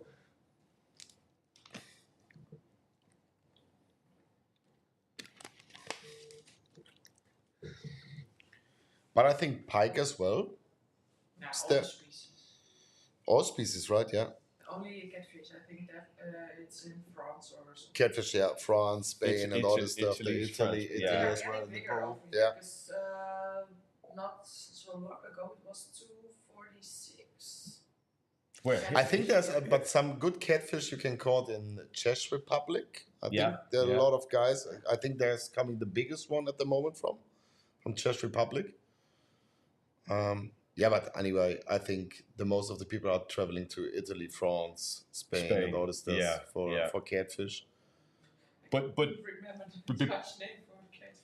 because they're the popular destinations, and like fishermen, we tend to follow the other guy. Yeah. So is there a whole other world, a whole other door that nobody knows about? Yeah. It's Well, yeah, in the Netherlands we have an app with all the species we have living in the Netherlands, and it says 222. But I know there has been caught bigger ones, but I don't think it's officially Approved, yeah. approved.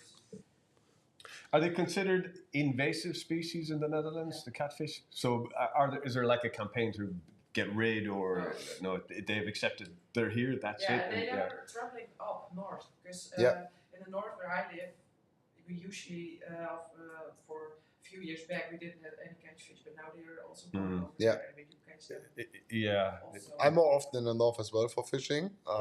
And yeah, it's interesting to see that they're coming now a little bit more and more. 10 years ago, we didn't saw any catfish though, or hear from somebody who was fishing that he caught in catfish. But now, at the time, you hear it a little bit more and more from some anglers from the water that they caught a catfish by fishing for pike or something like that. Yeah. Zander as well. And you also see them cruising by on the live. Yeah. And they're unmistakable. They have a very specific shape. Yeah, and like how they swim. Yeah, it's just I have that. Serbia has big Zanders. Is somebody writing? I see. I knew somebody would help us. Serbia. So what was the biggest Zander you caught in Serbia? How big is big? What's the national record? Or? Yeah. How big is big? Let us know. That's the Never secret fishing door in I was Serbia. talking about. I didn't know that Serbia has Zanders. I think they're crazy, quite prolific Yeah. throughout. Yeah, I don't. That's Yeah, crazy. Zander. The range of Zander is quite broad, really. That's crazy. Yeah, quite broad. I think probably as much as pike and perch. Yeah, that Serbia could be that door I was talking about. That secret door that nobody knows about. Could be, right? Yeah. We're all coming to Serbia. Lock up your Zander. No, everybody's traveling there. Go we eat have some more space here, cevape. 'cause it's always so busy here. Yeah. He's going to get a bonus from the tourist board of Serbia. Yeah. He's like, Write your own check, my friend.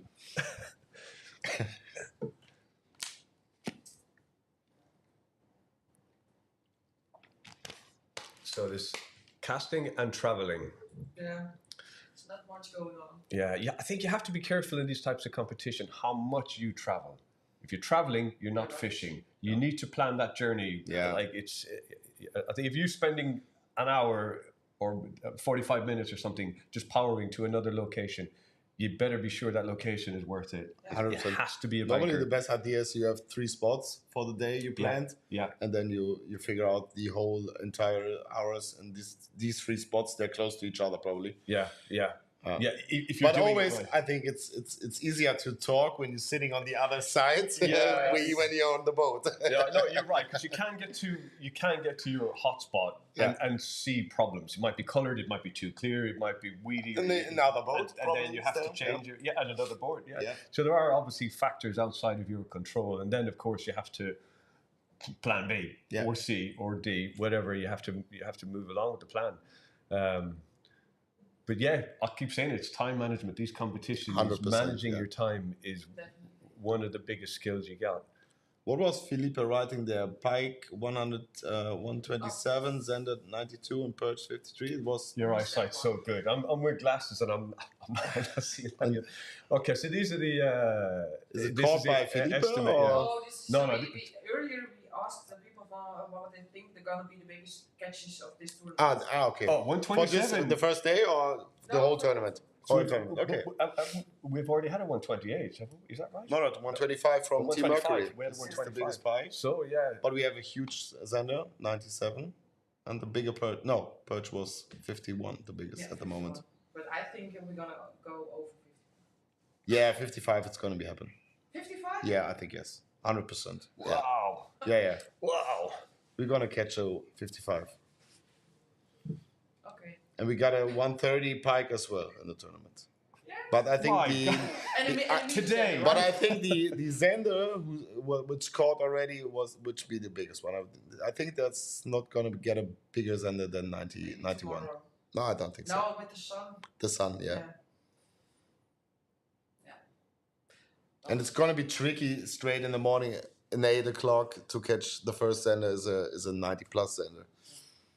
But yeah, can happen every time, but I don't think so. 2 hours into the competition and already such. Yeah. Yeah. But I think there was always going to be a flurry of catches like this at the because people are going to go to their best spots as quick as in case somebody else gets there and exploit. So people have hit the ground running. In these competitions, you have to go to your spots first. Do what you need to do as quickly as you physically can. And then quite often, I would say it kind of pitters down a bit. You're going to your plan B after that and your plan C. And and the results show that really. People have just gone straight on to good fish. Fishing hard. Yeah, I see that wind is picking up good. And Yeah, no, it's going to be picking up. yeah. It looks a little bit more stable on the water. Yeah. I expect it to be a bit... Yeah. Yeah, so they're travelling boats. What boats have we got?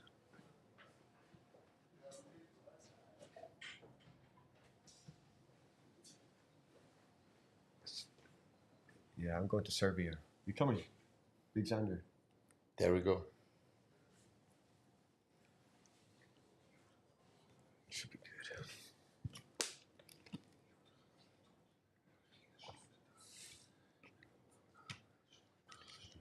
Xander 92, Perch 53. Switch. Perch 53.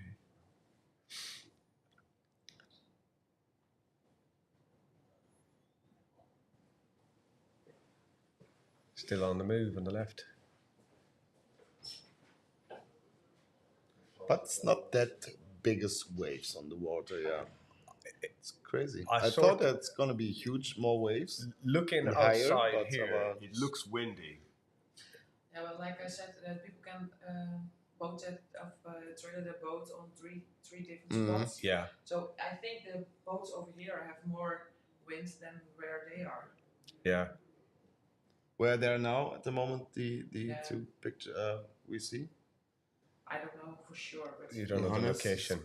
Well, that's looking interesting. like Haring's he's fleet not looks like speeding. Haring's fleet. Yeah, I think so because he's not speeding, and Yeah. you cannot speed on Haring fleet. So Yeah. otherwise, it would be driving us faster. Yeah. And maybe the wind over there is better. But just as a side note on that, like, maybe people don't know, but each one of these boats has a GPS. So like they're tracked in real time, and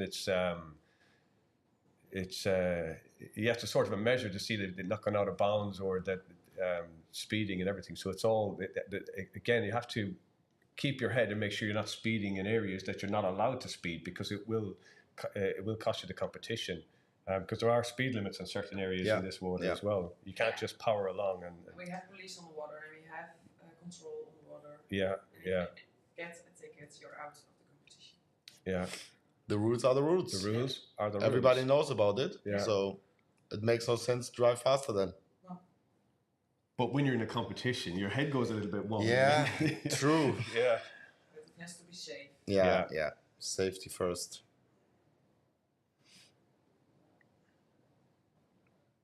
So we have fishing on the right, traveling on the left. Which camera is that? We have team Boat 13 on the yes. right and boat Johannes. 8 is it on the left.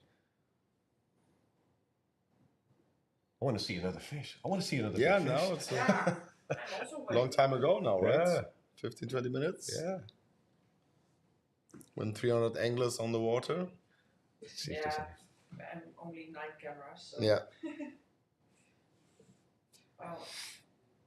Oh, update in There the we go. leaderboard. Update. So 318.3 is leading points at the moment as far as the refreshing goes, both 57. So that's Bart and Rowan. I'm gonna try to put in the leaderboard.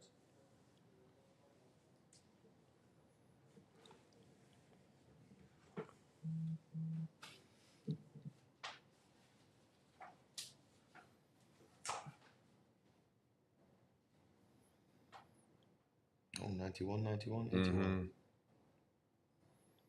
But I was talking to Everett earlier. Yes, it's 91.9, 91.5, 81.1. But Everett reckons to be on the top board of this, you need all your pike to be over a meter. Yeah, Preferably up into the yeah, meter. for 10 sure. sort Yeah, of zone. yeah, 100%. Which is a hell of a pike, wouldn't you think? Sure. And then it's not alone. You've got to do that. Then you've got to chase the pike and the zander, and each one of them have to be big fish as well. Everton was saying you should really be getting zander above 80. Yeah. You should really be catching perch average over 50. Yeah. Like that's That's incredible. insane. Yeah. Normally it's incredible, yeah. Yeah. For normal fisher guys, they would say But they have a good perch. 53.8. 53.8 zander. Oh, that's a zander and perch. Oh, perch, 35. Okay, so that's the leaders at the moment. Let's give it a see if there's a refresh to be had. No, sitting still. All right, left boat still travelling. Still on the move, boat team 8. They're probably scoping as well. On the move, I suppose it's a Could good be, idea yeah. to just Could keep, be to see some they've some got- fish around them or some structure. Yeah. But normally, I don't think that these guys are searching for structure. They're all using. Going a little fast maybe as well.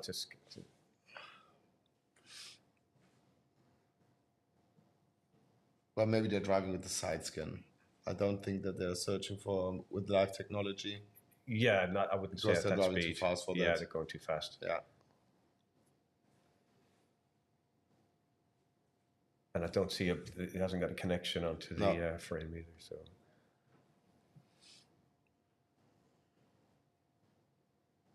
Are you gonna get a chance to go fishing when you're here, or is it just all? No, I don't think so. I have to travel back this day to Germany. I have to do some stuff there to doing. Probably there's a chance that I can come back on Saturday for the prize giving, but it's not 100% clear at the moment. And it's no time for fishing. That's a little bit unlucky, but it is what it is. It is what it is. I'm not going to get the weather line either, I don't think. But there'll be other opportunities and other times. But, And I'm not sure if I want to fish here now when there's a tournament. You and wouldn't after want to. 3 days, the 300 anglers are fishing on the water. What are your Maybe chances? I search another place to Yeah, fish for, the, for definitely. the next time. Go to the polders. Or for the next week. So. Yeah, I agree. Yeah. Let them have it. It's going to be very difficult to catch after this tournament to catch some fishes. Let the guys have it. Yeah. Yeah, definitely. But I think next step is going to be I want to try, maybe I'm not sure if I get it this year, but I want to go for fishing some tuners. Oh yeah, that's becoming That popular. would be the next step I want to do. That's becoming saltwater popular. fishing is getting more and more popular. Yeah. When you see the guys and the fishes and all these pictures you see from these crazy places there will be. Well, it's funny crazy. because you've got Ireland and England, the tuner running close. So you can I heard about it. Off Ireland and England. It's crazy. But I'm not so drawn to that. You know, I have fished from Ireland and stuff like that, and just a 3-hour fight. That's what I'm not interested as well. But when you catch I think these like the people said, the 50 kilos or 60 kilos tuners. Yes, where you have the whole experience. While spin fishing, then it's going to be interesting. So definitely. This bite and this run then. That would appeal to me. I'm not so sure. In trolling, I'm not interesting as well. Or so the super big ones. No. Like you said, 3, 4, 3 5 hours just cranking your arm, your back goes. That makes no sense. Yeah, I sound like a very weak fisherman. That's not fun. Someone's going to say, you're not a real fisherman. Then I'm not. It's fine. Yeah. 3 hours of back pain and arms. Yeah. If I ever do it again, I will go to the gym for about 6 months. You have to go. A friend of mine is traveling now to South Africa, I think the end of the year. And he started 1 year now to go to the gym to fix everything, the backbones and all the stuff to be prepared. It's mad, isn't it? Yeah, it's crazy. That's That mad. is crazy. When you think about to do that to go fishing. You're planning a trip. Yeah. And I've got a long way to go to get to that sort of match ready tuna fishing. Some protein shakes and everything. Just go. I'll end up just giving up fishing and just be a gym guy. Yeah. It depends on the sort of tuna. You have very many different species. Yeah. Of tuna. True. Yeah. True. But when you go for the yellowfin, exactly. What are you saying? Would you fish for them? Yeah, I want. Yeah. And would you go for the biggest of the big, or just a manageable size? Yeah, just some sport. Yeah. It has to be fun. Yeah. I got spooled by one. So. Did you? Oh, so you've been there? Yeah. Okay. Was it reel on fire? Line just It was crazy. It's exciting, I'd say, but yeah. Spool, hot, everything. I've gone. Yeah, exciting, but it's still on my bucket list. Yellowfin. Yeah. Are they the smaller ones? I think. I'm not sure because I got dogtooth. Okay, so they're the smaller ones. Yeah. Mm-hmm. Skippy. Member of the mackerel family. Maybe I should just go mackerel fishing. That counted as a tuna. So it's, I think, 10 o'clock. I have to leave.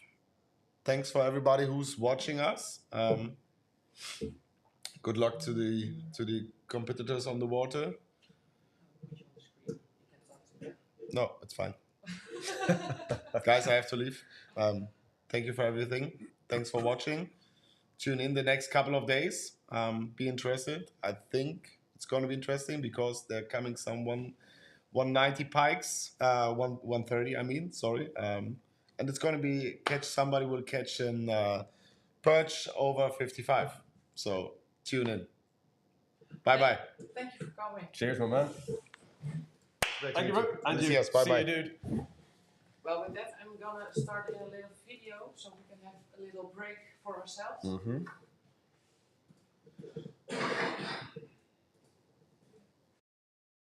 expectation is tomorrow that we find some better pipes. We will see. So the water is quite murky and the wind is also playing games, so it's gonna be tricky.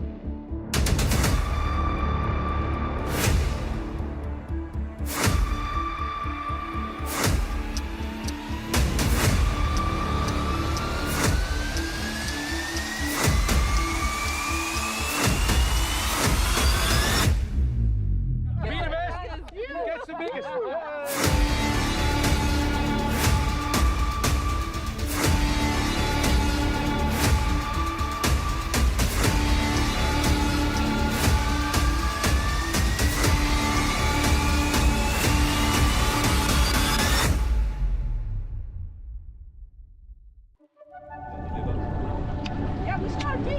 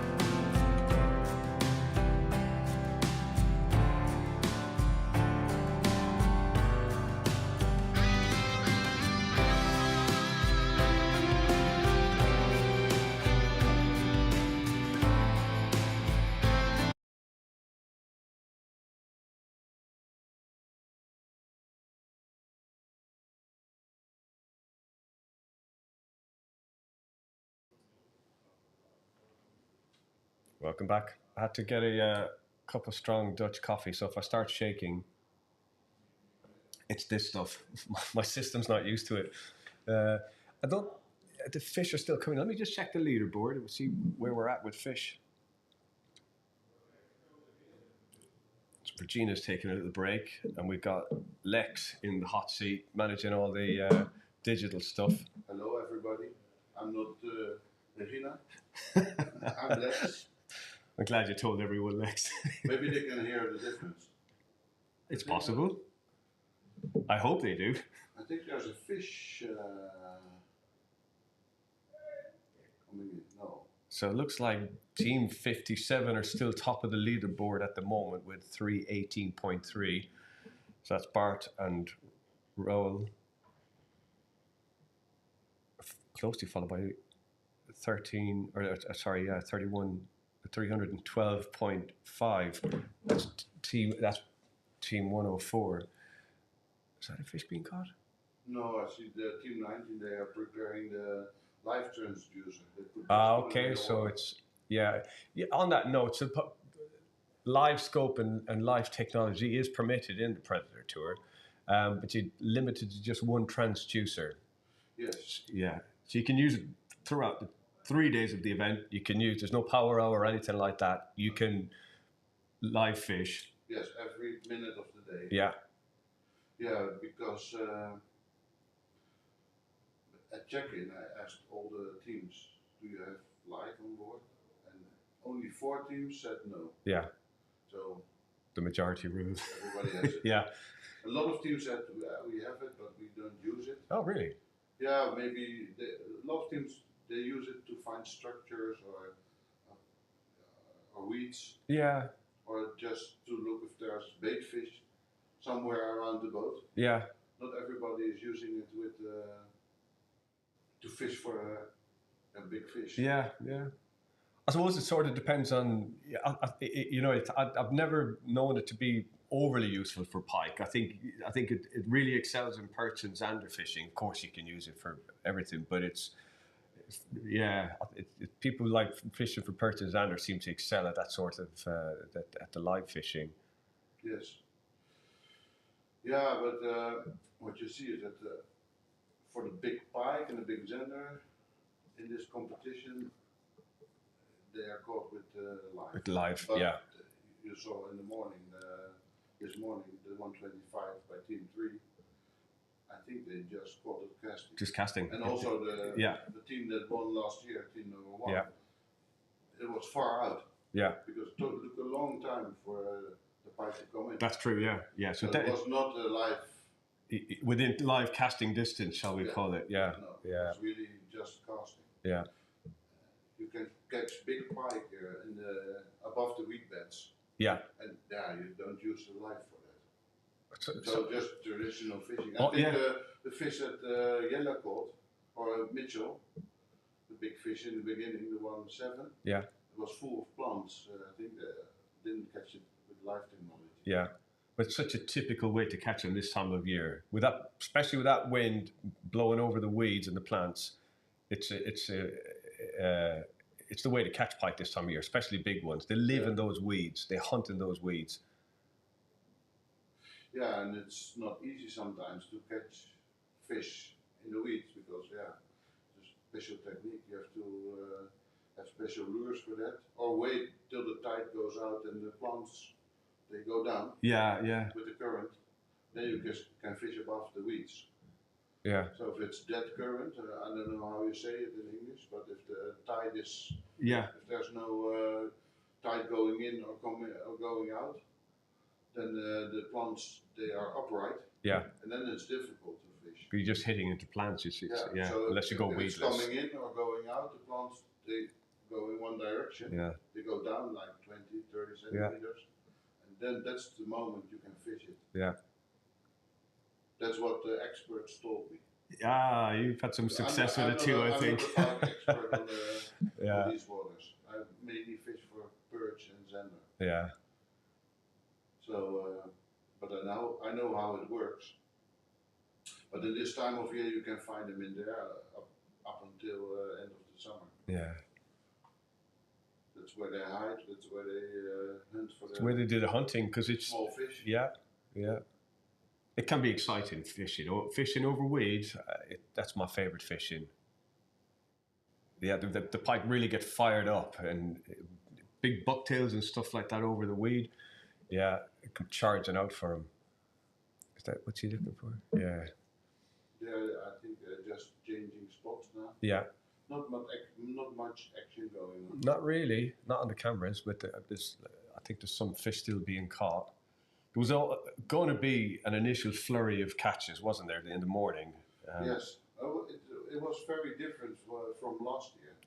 Last year we had a lot of zander and perch coming in, but not this year. It's way less. I'm just scrolling through the leaderboard to see if what number. So I'm well down into the 90s, and they're still scoring fish. Yeah, so most boats are having success. Team 9 is. Or is it 90? Joining, or is it? So let's see. No, I was wrong saying that. No. I think maybe they're catching something, but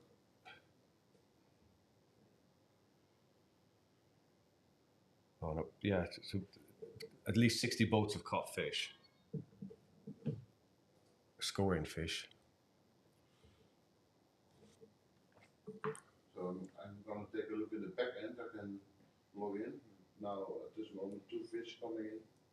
So it's been like that all morning. Like every time you fill in the measurements and refresh the page, it's like 2 or 3 fish. Yeah, dripping in. Yeah. Sometimes 5 or 6. Yeah. But never empty. I can see a nice pike coming in. What team number is it? 62 in the back end. I see a net. Somebody's grabbing a net. No.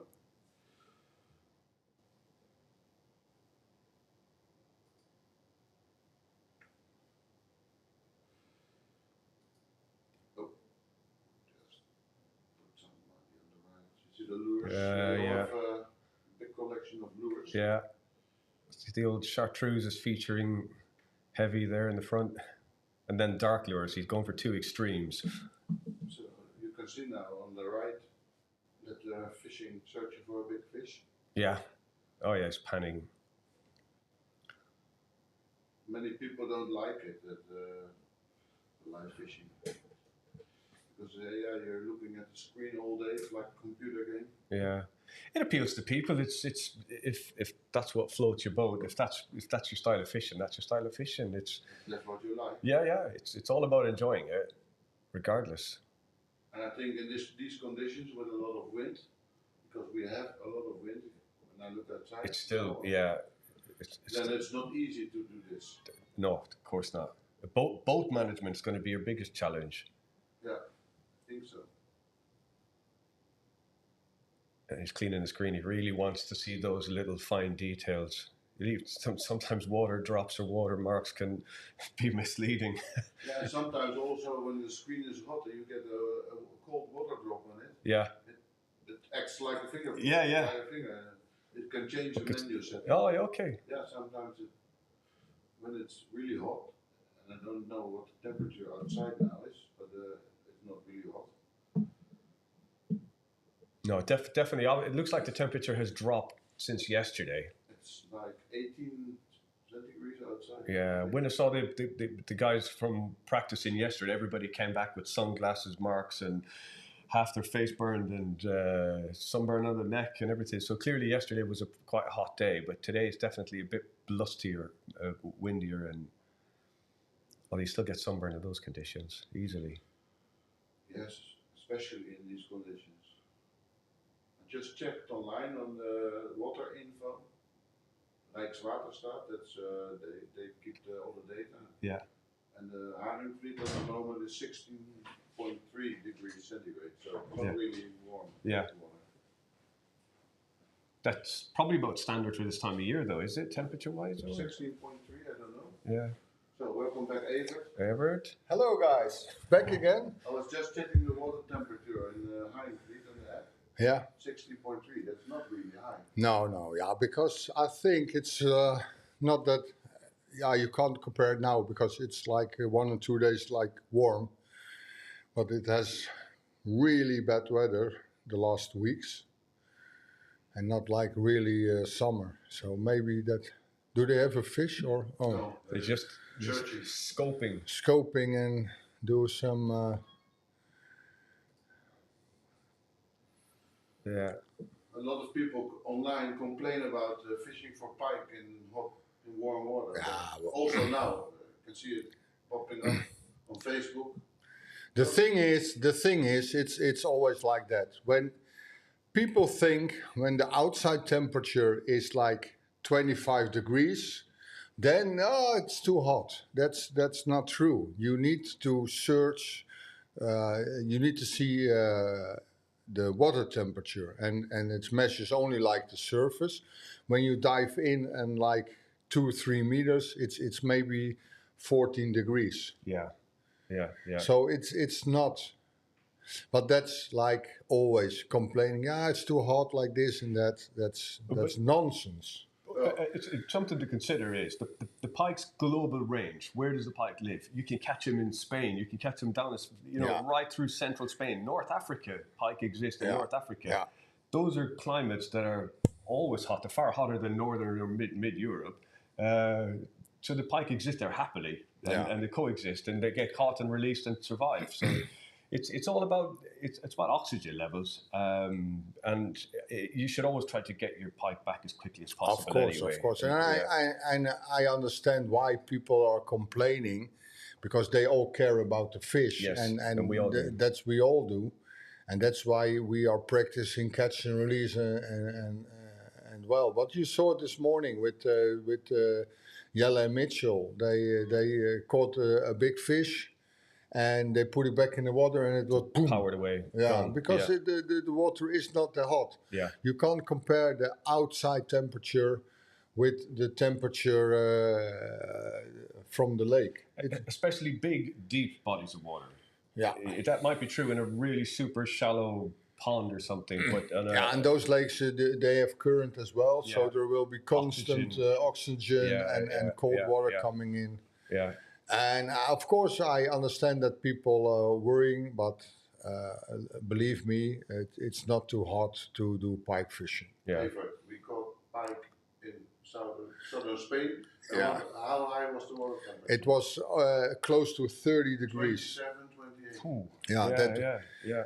And we caught pikes in Bolsena, Italy, and it was even higher. It was temperatures over 30 degrees. Of course, you need to be careful, but for now, believe me, to give confidence to everybody, it's not that the water temperature is still okay to do pike fishing. I think that where it becomes dangerous for pike is when they have a prolonged, long fight. Like in summer, when it's warmer, they will fight harder, they will fight longer, they will fight. In winter, they're a bit more sluggish, perhaps. And so, but what people need to do is adjust the tactics. You need to fight them hard, I would say, in my opinion. Don't play around. Get the fish in. Do what you need to do quickly and release it. It's just as simple as that, really. Just follow the golden rules of pike management. But and I also think that as long as the water temperature is still under the 20 degrees, it's okay to do pike fishing, really. Yeah, if you go in a polder and the water is only 50 centimeters. Yeah, then it will warm up. 6 meters wide. Then it will warm up and it goes easily over the 20 degrees. But for now, and this type of water, it's deep, it's current. Yeah. And we have water coming from the mountains. Alps. That's cold water. Yesterday I spoke with a lot of participants, and the transducers only measure the length of the temperature of the water in the surface, and it was not higher than 17 degrees. But like you said, if you go a meter or a meter and a half below that, it's completely different. Yeah, it's absolutely. It's maybe only like 12 degrees. Yeah, yeah, and that's where the pike are. They're not in the top 4 inches of water. No. Yeah. But hey, Yeah. it is what it is. It is what it is. How's the situation on the leaderboard? I will check my. I will put on my glasses because otherwise I can't see. Beep. Okay. So the guys 57 are holding strong. They've looks like they've held the leaderboard for quite a while actually. I will take a look at them. The scores. They have like 3 pikes now.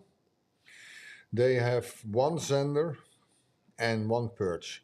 Okay, I will explain you something about the leaderboard. For the viewers back home, the guys who are on the top of the leaderboard, it's Bart and Roel. They have 3 pikes, and that means they can go to the next line because you have to fill the cards with species to go to the next. If you can see the pikes, they have a pike of 91.9, 91.5 and 81.1. So that means they have a full card of pikes. Then we switch to the Zenders, and they have 1 Zender of 53.8 centimeters. But they also caught a perch. Well, how does it build up? The perch won't count yet, because they didn't catch the 2 Zenders. So when they have 2 Zenders, then automatically the perch will count as well. So for now, the perch is of course safe, it's on the leaderboard, but it doesn't count overall. So they need to catch the 2 Zenders first, and then the perch will start to count. When they fill the card with perches as well, then they have like the 9 fish, a full card, and then they win the additional 1,000 bonus points. Yeah. So that's how the competition is built up. So first you need to catch the 3 pikes, the 3 Zenders and the 3 perch. You can catch them in random order like those guys did. They have a perch already. But it won't count until the card of the Zenders is full. Yeah, yeah. It's the best way to do it. It makes absolute sense. Yeah. And I actually love this bonus point, filling the card bonus point as well, because that means, I suppose, like, as you obviously logically applied it to it, is that even if somebody has not filled their card, but have a more longer scoring fish, that they can't kind of springboard in front of the guy that has, or the people that have filled their card. So it's absolutely the fairest way to do it, 100%. Yeah, in this competition, we namely aim for the scores in all the species. So you need to be an all-round angler. Yeah. You need to be a pike angler, but also Zender angler and a perch angler. Yeah. And if you have the full card, then you get 1,000 bonus points. Because in theory, you can catch for like 3 small pikes of like 80 centimeters, and another team only catches the big pikes, like in the 120s. Yeah. But couldn't catch the perch. Yeah, then they can still win on top of the guys who have a full card. Yeah, yeah. And that's why they invented the 1,000 bonus points. So when you have the full card, you will always jump up in the leaderboard. Yeah, yeah. It makes absolute sense. It's a clever way of doing it, definitely. Yeah, definitely. Well, what team is this? It's team 16. Yeah. Yeah, it's Adam and Adam. They are from Poland. They are really skilled anglers. They always fish in, well, at least in Sweden, in top 10. They are always on the stage. It's not my favorite way of fishing. It's live scope fishing, but. Yeah, it is what it is. If you know what you're doing and you can apply this well. Yeah. Man. But for them it's a way to hunt for big fish. Yeah. When I go out fishing, I also have the Mega Life from Hummingbird. We use it, but more like finding the structures, finding the weed beds. And of course, we search for fish.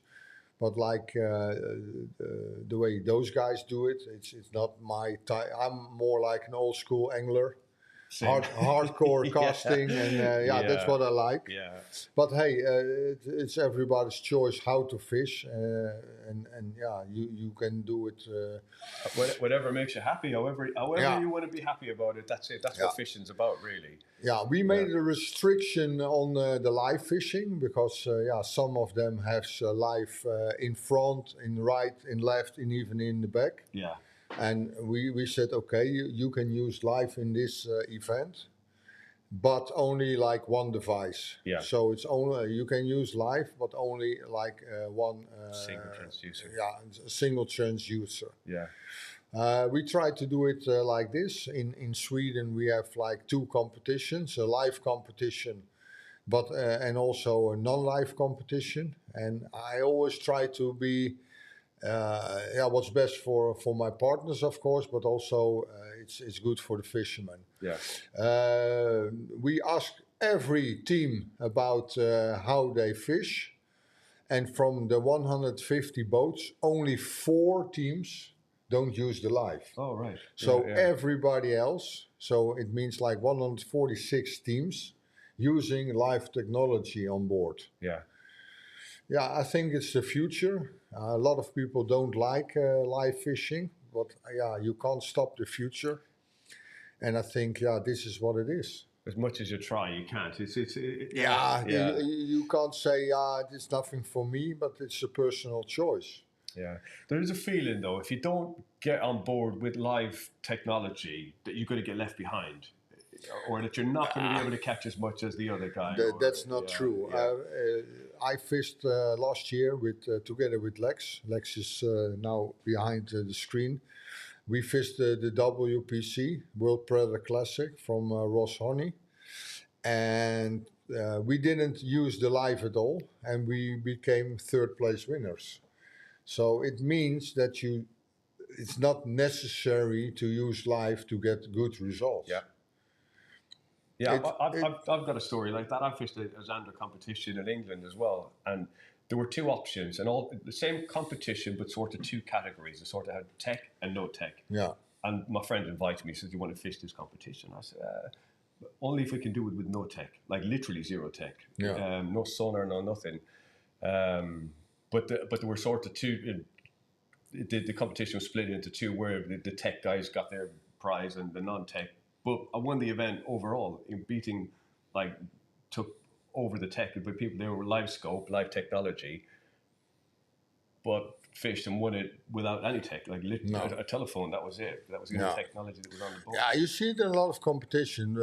For example, we fish also the YPC Boss, YPC boat, and they have introduced the power hour. Yeah. Well, that can only be done when you have a marshal on board, because otherwise you can't control it. Yeah. But they have the power hour, and 9 out of 10, when they go in for power hour, they hardly catch any fish, because, believe it or not, and you see it on the screen as well with the guys from Poland, Team 16, how long are they searching already? Yeah.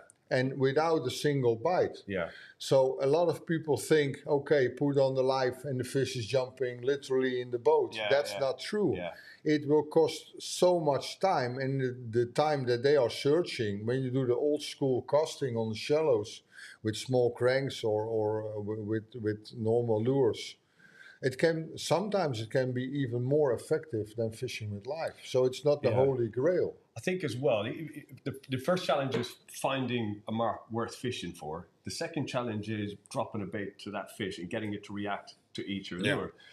And quite often, you get a fish come up, react, and turn away. It doesn't not interested. So I think you have to kiss a lot of frogs. Before one actually takes it. So it's a lot of time invested, potentially. But of course, conversely, you can probably at some point bounce from good fish to good fish. You can really fall on it, but it's a lot of time invested looking at a screen, and if it doesn't work out for you, it's time not fishing.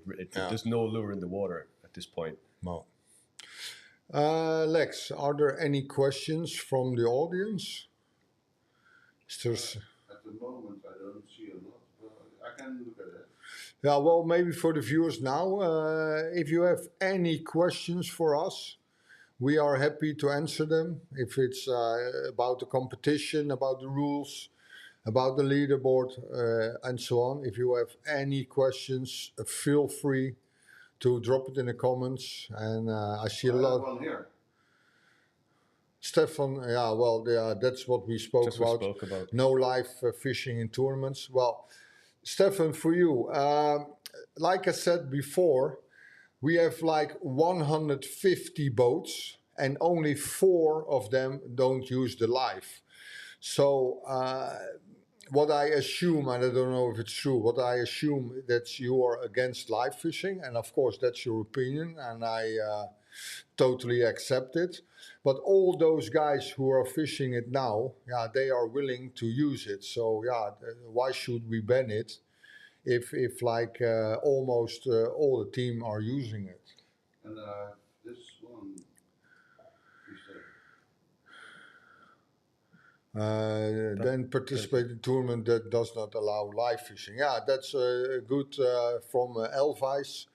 That's a good question. Yeah, you have always have the choice to fish the tour. Well, in this tournament, Predatortour, it's allowed to use the live, and yeah, good solution. If you don't like it, don't join it. Yeah, look for competitions that just. Yeah, don't- there is don't- many yeah. competitions around Europe where you have no live, and yeah, you can join that. And Which is actually the perfect way to do it, because it's obviously 2 camps then. Yeah, There's pro and anti, and but you still have a choice whether to participate in either. And I understand the worries about some teams, because especially in Sweden, we also do Predatortour in Sweden end of August. And last year, the top 20, the first 19 were using the live technology. yeah, So yeah, that's. But I think it's also it's also because of that one is pike only. Yeah. And I think do live fishing for perch is quite tough. Sender, it can be very helpful. Big pikes now in the shallow, I don't think it is the holy grail. Yeah. So like I said, it's not only that you will win if you use the live technology. Yeah, yeah. It's just a different track completely, isn't it? It's Lex, I missed one question. Can you bring the record of all time? Was it somebody said? What's the? Yeah, can we get the tournament record of all time? Well, I don't. think you mentioned the pike earlier. Yeah, the biggest pike, it was 130. That one I know it from my head because it was a huge fish. It was caught by Henry Fish, a Dutch guy. The biggest sender, I think it's still, I think it was 99 or 98 from Jochen Elpers. And the biggest perch, it was 55, and it was a German guy, I forgot his name. But yeah, those are the fish. biggest. It was 55 perch, 99 or 98 from Jochen Elpers, and a 130 from Henry Fish. Wow. Speed there. The wind speed. Well, Brendan, the wind speed is like between 3 and 4 by 4. It's easy to like a direction. If you see the white.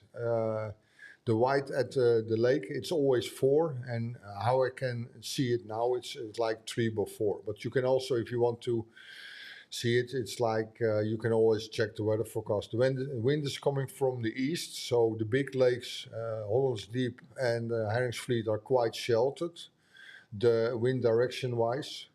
But yeah, like you see, it's choppy. Yeah, they have a fish. Why the app does show top catches of pike. You have to scroll over. Yeah, well, there is some issue with the app about the top. They will work behind the scenes to get it fixed, so that's why it's only the pike. But it will be solved, so... leaderboard just changed. Okay, leaderboard changed. Yeah, there is some error in the app concerning the top fishes, but it will be fixed during the day, and then you will see the top fishes. Are there any contests planned during the broadcast? Giveaways. Contest. Is okay, yeah. Yeah, we're gonna do some giveaways. I will do it in the afternoon, so stay tuned for nice giveaways. And we will give away some nice products from Owner and Hummingbird. So stay tuned if you want to have some giveaway. Does Verse Kip? No, the Verse Kip doesn't have a camera on board yet. How do we do it? Did we do it? All the sponsor teams like Hummingbird and Mercury and all the event sponsors have a GoPro on board. And we took like 9 marshals on board of the potential top 10. It was random. Tomorrow we will give the marshals to the top 10 at the leaderboard and maybe split it up with some GoPros as well. But for now, the marshals are on board of what we think at least are going for the top 20. And it can change, of course, but... I don't want transducers. Like to, no restriction. Yeah, why only one transducer? Because we want to... some of the boats had maybe like 4 and 6 screens. And we tried to put it down a little and decided we're not going to skip the live fishing because so many people want to do live fishing, but we reduced it to only one transducer. So a lot of teams have maybe 2, some even had 4 with 6 screens and so on. And then in my opinion it's more playing Nintendo than fishing. But that's why we decided, okay, you are allowed to use the live technology, but only like one transducer. And everybody accepted it. We set the rules always 1 year in advance. And it's still your own choice if you want to participate or not. But that sounds like a good compromise. Yeah, I think so. Yeah, I would say it's a reasonable compromise. Yeah, and it's also like I want to do a competition like it's fair for everybody. Yeah, yeah. And not everybody can afford the 4 live transducers. Yeah. Minister, I don't know the last name, sorry for that, but Karskwa, live is cheating. Well, yeah, that's your opinion. I think live fishing is more difficult than you think. And yeah, why is it cheating if all the teams participating in the Predatortour use it? So yeah, there is no way you can cheat. But yeah, it's his opinion and I respect but it. It's certainly effective.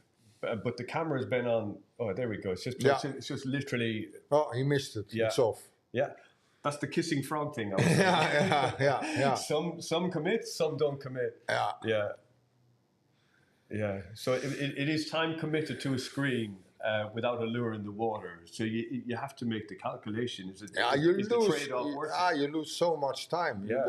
We see it. We have those guys in the screen for at least 20 minutes now, and they have only one bite. Yeah. So it's a lot of commitment to one screen, and it's. And I think with all the respect, of course, but people who make marks like this that live is cheating, I don't think they ever fished live on their boat. Yeah. Because when you use the live at your boat, you will see how difficult it is. It's not like you see a fish, you cast and you take it. There is so much more than that. And really, if you think, and of course I respect every opinion, but if you think live fishing is a walk in the park, then I think that's... but do you know something like... sonar technology has been very advanced. I mean, I'm not talking about live, I'm talking about standard sonar technology. It's been very advanced for a very long time. Yeah. People have been sharpshooting and targeting individual fish on standard sonar Yeah. than longer than live scopes been around. So it has always been done to some extent. Yeah. It's just that the visuals is coming back a bit, maybe a bit clearer. But you were always, for as long as technology or decent technology existed, you could always sharpshoot and target individual fish. So it's not entirely new. It's just you see it more because people are doing it more. They're utilizing that live technology. Yeah, I hear like the comment of Jesper. Jesper, can you pop it up one more time? No. Life is the coolest. As you say, it also requires a lot of practice and skills. I think that's the key. Of course, you have the positive people who think it's positive, and you also have the people who said, yeah, it's not my type of fishing. But important for in the Predatortour, everybody is using it except for. So, yeah, if everybody can use it, yeah, what's the big deal that you those guys who are fishing the competition now, they won't complain. Yeah, it's always the people around it who complains. But I think if everybody's using it, what's to cheat? Yeah, I personally haven't bought. I've got sonar and all. I have had for most of us for many years. I personally haven't bought live tech. Not because I'm absolutely utterly against it. It's just not my jam. No, it's just I'm an old school lure chucker. That's it. But I absolutely appreciate and understand that there are people who want to use it and of course, really enjoy but using it. It's an opinion. Yeah. But I think going back in the early days when you have the side scans and the down imaging and even the 360 of Hummingbird, people complain, that's not fair. It's more like playing Nintendo. Yeah. And I think when the first, I think it was the writing depth sounders, when you used to have active a paper roll in the machine and it writes down. That was cheating. And with the bananas and stuff like that. And people all say, it's not fair anymore because you can see where the fishes are. But I think live fishing is the future. Yeah. And as long everybody can use it, and this competition, it's with an exception of 4, everybody is using it. Yeah, what's the problem? Yeah. I'd like that other idea. It's impractical in this instance, but this power hour thing where you're allowed an hour to do it, but you can't do it here. It's impractical. I need to answer this. Elvice. Next day's score will start from 0. No, in this competition we don't start from 0. This competition is like 3 days of fishing, and you have to catch all the fish in 3 days. For example, at the WPC, the World Predator Classic, you have to catch every day a full card. But in the Predatortour, you can have 3 days of fishing, and in the end of 3 days fishing, the results will be on the leaderboard. So we don't start from 0 tomorrow. The fish that you catch today, tomorrow, and Saturday will count overall. Why is he online? He's fishing. Which lure do they use? Yeah, well, this is one of the participants watching the live stream and asking for what lure they use. Yeah, well, that's also that you can ask to the other. Secret, Alex. Yeah, secret. They use secret lures, Alex. Maybe Jens knows. And fish at buoy 12. It's always guaranteed with fish. Is there more questions, Lex? It has live. The biggest difference is the screen size and the model. After I got the best Garmin model, it has become a bit easier. Yeah, well, yeah. It's the brand-wise. Of course, we have all the brands like Garmin, Lowrance, and Hummingbird have the live system, of course. And it's like, it's. I always compare it to the Alex. I also always compare it to soccer clubs. One is from Ajax, the other one is from Fiat. Who's the best team? Yeah, it's what your favorite brand is all about. And of course, you need to find the model what suits you the best. I'm using Hummingbird. for all my life. So I will stick to hummingbird. But maybe another guy says, yeah, for me it's better Lowrance. Or it's like with cars. What's the best car? Is it Mercedes, Audi, BMW? Yeah. It's there is no logical answer. I think it's sort of you sort of stick to what you know as well. Of if course. you get used to an interface or Yeah. using a particular device Yeah. or a piece of kit, you're going to sort of stick to it. So it's, I just noticed we're 68 teams have caught some fish are on the board. So we're 68 teams caught pike. caught something. They're on the boards. With some It can be. fish. It can be in this setup that they caught maybe already full card of sender and perch, but don't have the pikes to start the lines. It ain't over till it's over. No. We wat is mal eine Turnier Europa Game Italy po Deutschland? Well, the thing with Deutschland is, I will say it in English for the viewers. in Germany, you can't practice catch and release because that's against the German law. And our tournament, Predatortour, is only catch and release fishing. So we never ever gonna fish in Germany. Not because we don't like the waters or the country, but we can't practice what the main goal is catch and release fishing. So in that case, we never go to Germany. We have another Predatortour running. That's at the Sport Fishing Dalsland, a good friend of mine, Andy van Assema, on the big lake Venderen. It's a huge lake in Sweden. That's end of August. But we run only 2 events. One in the Netherlands, that's the European Championship. And we do one in Scandinavia, and that's the Scandinavian pike fishing competition. In Scandinavia, Predator is pike only, and in the Netherlands we have the multiple species like pike, zender, and perch. More questions, Lex? But I have one more comment. Just started live fishing. I blank a lot. Yeah. Yeah, but I think this is like what we said all about. The guy called Fish Hit. I just started with live fishing. Like I said, live fishing is not the holy grail. A lot of people think, okay, put on the live, cast the lures, boom, fish. That's not the case. You need to have the skills for that as well. All the time, we are talking about now for at least a half hour, maybe already 45 minutes. Still, Team 16 is in the screen. Yeah. Not a single fish yet. And believe me, those 2 guys, Adam and Adam, they are so skilled anglers. They are always on the stage, but still no fish. So how is it cheating? How is it like a walk in the park? How is live fishing so easy? You see them in the screen now for half an hour, 45 minutes, not a single fish. I have a comment. It makes me really happy. Okay.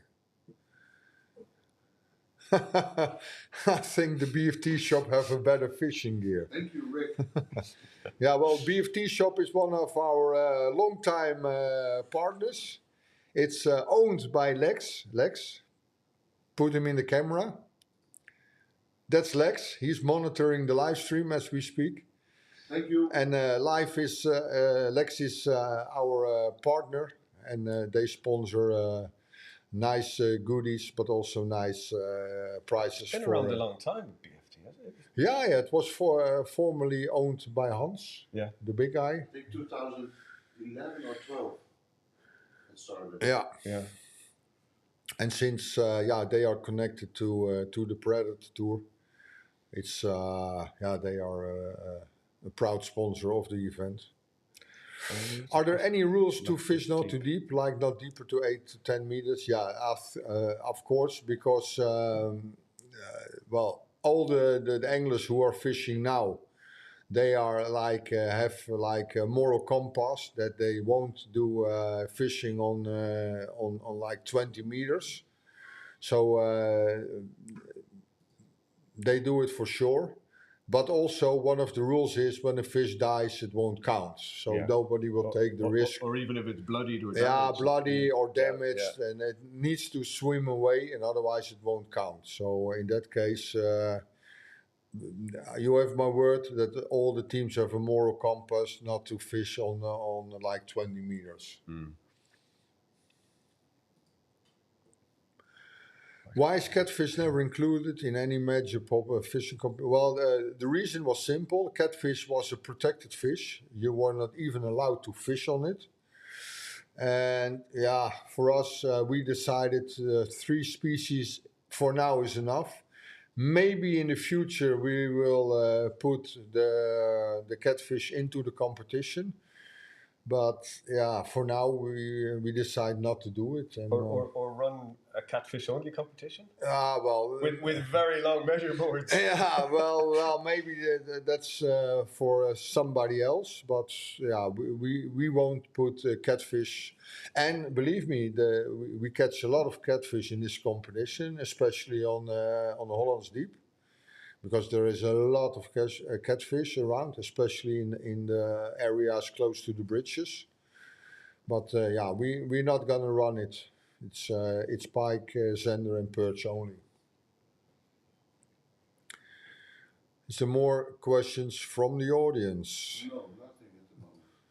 Okay, well, guys, if you're watching now and you have any questions about the tournament, about rules and regulations, live fishing, or whatever, leaderboard, just drop it in the comment and we are happy to explain you everything about this competition.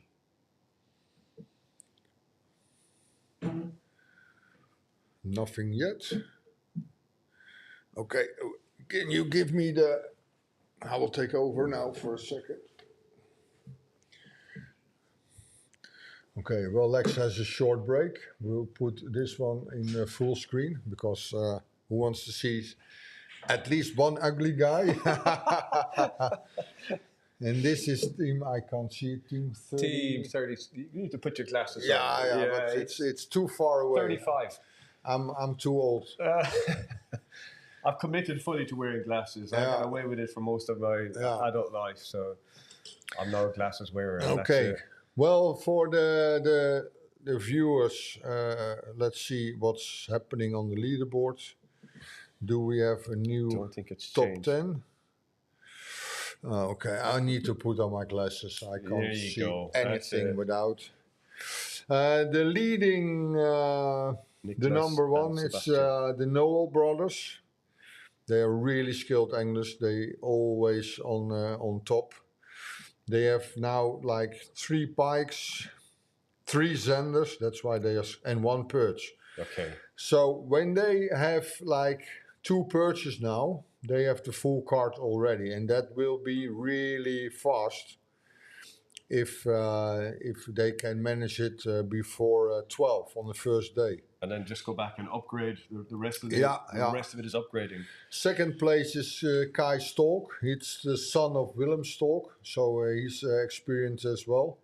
They got the 3 pikes, small pikes, but hey, they have the 3. They also have the 3 zenders with a big one of 772 and 0 perch. So that's why they are on second place now, because they have like almost a full card, and I think they go all in for the perches as we speak. Okay, the number 3, it's Dutch team, Bart and Roel. They have 3 pikes and 1 zender and 1 perch. So I think they are aiming for the zenders now, and it can change a lot. Number 4 is Peter and Rolf, 2 brothers from Switzerland. They have, let me see, they have big pikes, a 94, a 93 and a 91. You won't win the competition with numbers. You need to have at least 3 over a meter, but still for starters, they have a good result.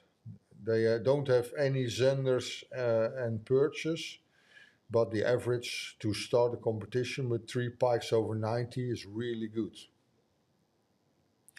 And last but not least, the number 5 position, they have 101 pike, an 84 and 83, no zenders and no perch yet. So that's our current top 5. But like I said, everything can happen and everybody can change. Okay, let me see. Are there any questions? Well, maybe Alex can do it. Are there any questions from the audience? The temperature is clearly a little bit colder than yesterday. I see everybody still got full suits. Yeah. And, yeah. Clearly, there's still a chill in that breeze. And that's, I think, Without technology. the CH, I think it's somebody from Switzerland. Hello, will there be a tournament without not this year in Holland, because I mentioned it before. 150 boats and 4 only doesn't have the live technology. So in the Netherlands it will be live at least for next year as well. But in Sweden I think we're gonna run the first event without live technology. So, and that will be the old school pike fishing without live technology. So to answer your question, in the Netherlands we keep on doing it live, and in Sweden we do it without live. And that's a test pilot, and maybe not for 2026, but maybe in the future we will skip the live, but for now we are keeping it in. It's the popular choice, isn't it, really? I think the overwhelming... you can like it, you can hate it, but it's the future. Yeah. Team 6 just caught a 109 pike. So it's a Fisher's team. So you can look it up in the leaderboard. Yeah. If that's your favorite team. Team 6. And this is team 35, the Hareko team, like. Yeah, we were waiting for team 30 also to come on the screen. That's I think 30 is Jean-Luc. But maybe they have connection problems. Can be. Yeah. Well, the answer, I can see it on the screen. Cool. Cool old school. Cool old school. Yeah. That's my. And I have the Mega Life from Hummingbird, of course, but I like the old school fishing more than the live technology. To a bank plant. Predator plant. Well, good question. Well, maybe in the future, but for now, and I understand your question, because a lot of anglers out there don't have a boat. Especially not the high-end boats that those guys are fishing. But yeah, believe it or not, most of those guys who are fishing now, it's the top anglers of Europe. And they are like, almost everybody is sponsored, and they have like better budgets than the ordinary fishermen. So I understand your question, but for now we don't do a Predatortour bank. Well, good question. I will keep it in the back of my head. And you never know. Okay, on the left. 3 days of watching. 3 days of watching competition fishing. Yeah, well, that's star eyes. yeah. Well, I think you can see the viewers as we speak. We have over 100 people watching the live stream. So I think this is the future. There's a fish coming in, team 13. What's it going to be? Team 13. They have a fish, and it is a pike. Yeah, nice pike. It's not a monster pike, but it's. LMAB, Johannes Katzer and Leon Fischer. Okay, well, those guys are really skilled anglers as well. They are always on the prize giving ceremony. They currently only have 1 pike. Yeah. And nothing else. So but they are like really dangerous for the top 10. They are so skilled, and they are really good anglers. You can see it's lumpy. It's there's some waves out there. Yeah. Well, I think perfect conditions for pike fishing. 100%. Yeah. But you see, it feels like summer outside, but you can see at the lake how windy it is, and they are fully dressed in Gore-Tex. Yeah. And so it's and going back to the hot temperature. We have another fish coming in, team 19. They have it in the net. It looks like a perch, or is it a perch? It's a small. No, it's a small pike. Sender. Yeah. Okay, that's a small pike. Maybe in the 70s, 60s. But it's pike have to be at least minimum 45 centimeters. Yeah, and but Xander 42, perch. It's well in, above I that. think but- it's a 75, yeah.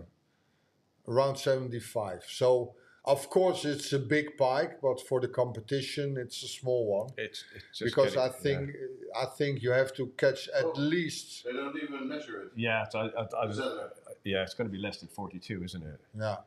What And they team? knew it. What team did throw it back, Lex? Team 19? 19. Okay, who's it? So we can check the leaderboard. 19. Yeah, that's another point. Maybe they don't need to upgrade. Or, maybe it's not. Yeah, good for- that's Jan and Jacob, and I think.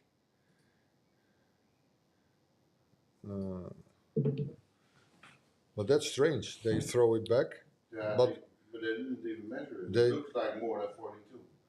They don't even measure. That's Yeah, strange. because it's so small. And it's not an upgrade. Yeah, but hey, they have it all. fill your card first. Yeah, agreed. But the wind, I was just checking windy, but it's 404 from the east southeast. Yeah. So it's a lot of wind. Yeah. I think there is a question on from Twitch from Rick. Can you do Fly fly fishing. fishing in a Predator? Yes, Rick. You can do fly fishing in a Predatortour. The thing is, you're only allowed to fish with one rod, and it doesn't matter what type of fishing you're allowed to do, as long as it's like spin fishing, casting, and so on. Artificial lures. Yeah. So you can use a fly rod. Once we had a team. It was Arjan, and he did fly fishing only. I think fishing on Xander, it's more difficult for the normal lures. But you're allowed to fish with fly rod, no problem. There was a guy on that. I remember at in Ireland when they did the Predatortour in Ireland. There was a guy exclusively fly fishing, and I'm sure he caught the biggest pike of the. I think fly fishing can be really good for fishing on big pikes. Terry Jackson, if I think it was. We had we have this on YouTube, the fly versus jerk, but there's no fly fisherman. No, it's But who was when in the beginning? Which team won, the fly fisherman or the lure fisherman? It was mainly the lures, but Nicholas Bowery, he was like an amazing skilled fly fisherman. Yeah. And it was also really fun to watch because he's so skilled. So never a team fly fisherman? I don't know for sure because then I have they to also had guess. fly fishing. I think same channel, but they had one for perch as well. Like there was a team. Yeah, fly well, fishing for perch as well. I did a lot of Perch Pro, and there were always guys with fly rods fishing for perch. Yeah. It can be very effective fly fishing. It's not my type of fishing. I like to do some fly fishing on pike, but I'm like a spoiled guy. I need to know if there is pike in the area. Otherwise you you're need to not- make so much cost Yeah. for. But if you like it, I do it. I do quite a lot of it, but it's almost a necessity in England. If you want to exploit some of the waters where there are giant pike, they have no. So they really have rules that there's no dead baits and lures allowed. So if you want to effectively and go after the pike, the only option is to physically go pike fly fishing. Yeah. And it literally produces some really, really giant fish. Fly fishing for pike can be, it can really, really sort out the big fish. You've got all that hang time. It's just like a fritzy, flashy lure of a fly just sitting there waiting for a pike to eat. A big pike love it. We have another meter pike on the leaderboard, Team 21. They call it 116. Oh, that's And it makes the 10th meter pike of the competition. okay. So we're only a few hours in day one. 116. And for Team 21. 21. Okay, that's a good score. Well, still we have no changes on the leaderboard. It's still the Noel brothers, Kai and Scott, and Bart and Roel. So no changes in the top three, but like I said, everything can change in a minute. And that's because of Team the 21 is in the 4th place now with that pike. okay, I have to put on my glasses, otherwise. And we're still at 69 teams with fish in the boat. Yeah. Okay, what about the sponsor teams? We have, I will check the leaderboard. We on position 9, we have the Hummingbird Maine Kota team, Arno in your room. Then on place 10, we have Marcel and Patrick from Mercury, Germany. And then we have further on team on position 24, another Mercury team, Roman and Jean-Marc. Then we have on place 31, Landboat Europe, Christian and Sabine. Then on place 35, it's a Mercury team. They got only one fish, but it's like a huge one of 125. Then we have a spontaneous team on position 42, Frank and Johan. We have another spontaneous team on place 52. We have like a Rowfish Web, it's our media partner, on position 55. We got on position 56 a Hearty Rice team, Julia and Stefan. Then we have no other teams on the scoreboard yet. So we have 69 teams with fish as we speak, and team number 70, it's still random. So we have 70 teams already. Or maybe team 70 already has. Yeah, well, I will. You have to go into the team. I will check it because it only means that they don't have a pike. But we will check it. Team 70, that's Landboat Europe, Charlie and Sylvain. They have no pikes, but they have 2 Zenders. So it's a good... and 2 Zenders. So probably they're fishing for Zenders first. Yeah. They have 2 Zenders, but 0 points. And that's because you need to fill the lines first. So when you want to be on the leaderboard, you have to catch at least 3 pikes. Then you go to the Zenders, and when you have a full card of Zenders, then the perch will count. And if you have the full card, so 9 fish on the leaderboard, you will get the additional 1,000 bonus points. Can you read that, Dermot? It's in Dutch. Yeah. My Dutch is rusty. Well, I think Brinkel 66 is a big fan of Team Verse Kip. You know what Verse Kip is? Fresh chicken. Okay. Yeah. And they have a good starter with a 108 pike. Tyron Moulans, it is nice weather. Well, we agree, even though we are inside, but it's right nice weather. It's perfect. A bit windy. With Finvalven. This is Finvalven. It's the wrong brand because we like more the Lund boats, but everybody's opinion. Do we have a Finval team here? I don't think so. Yeah. A couple. Yeah. But, no?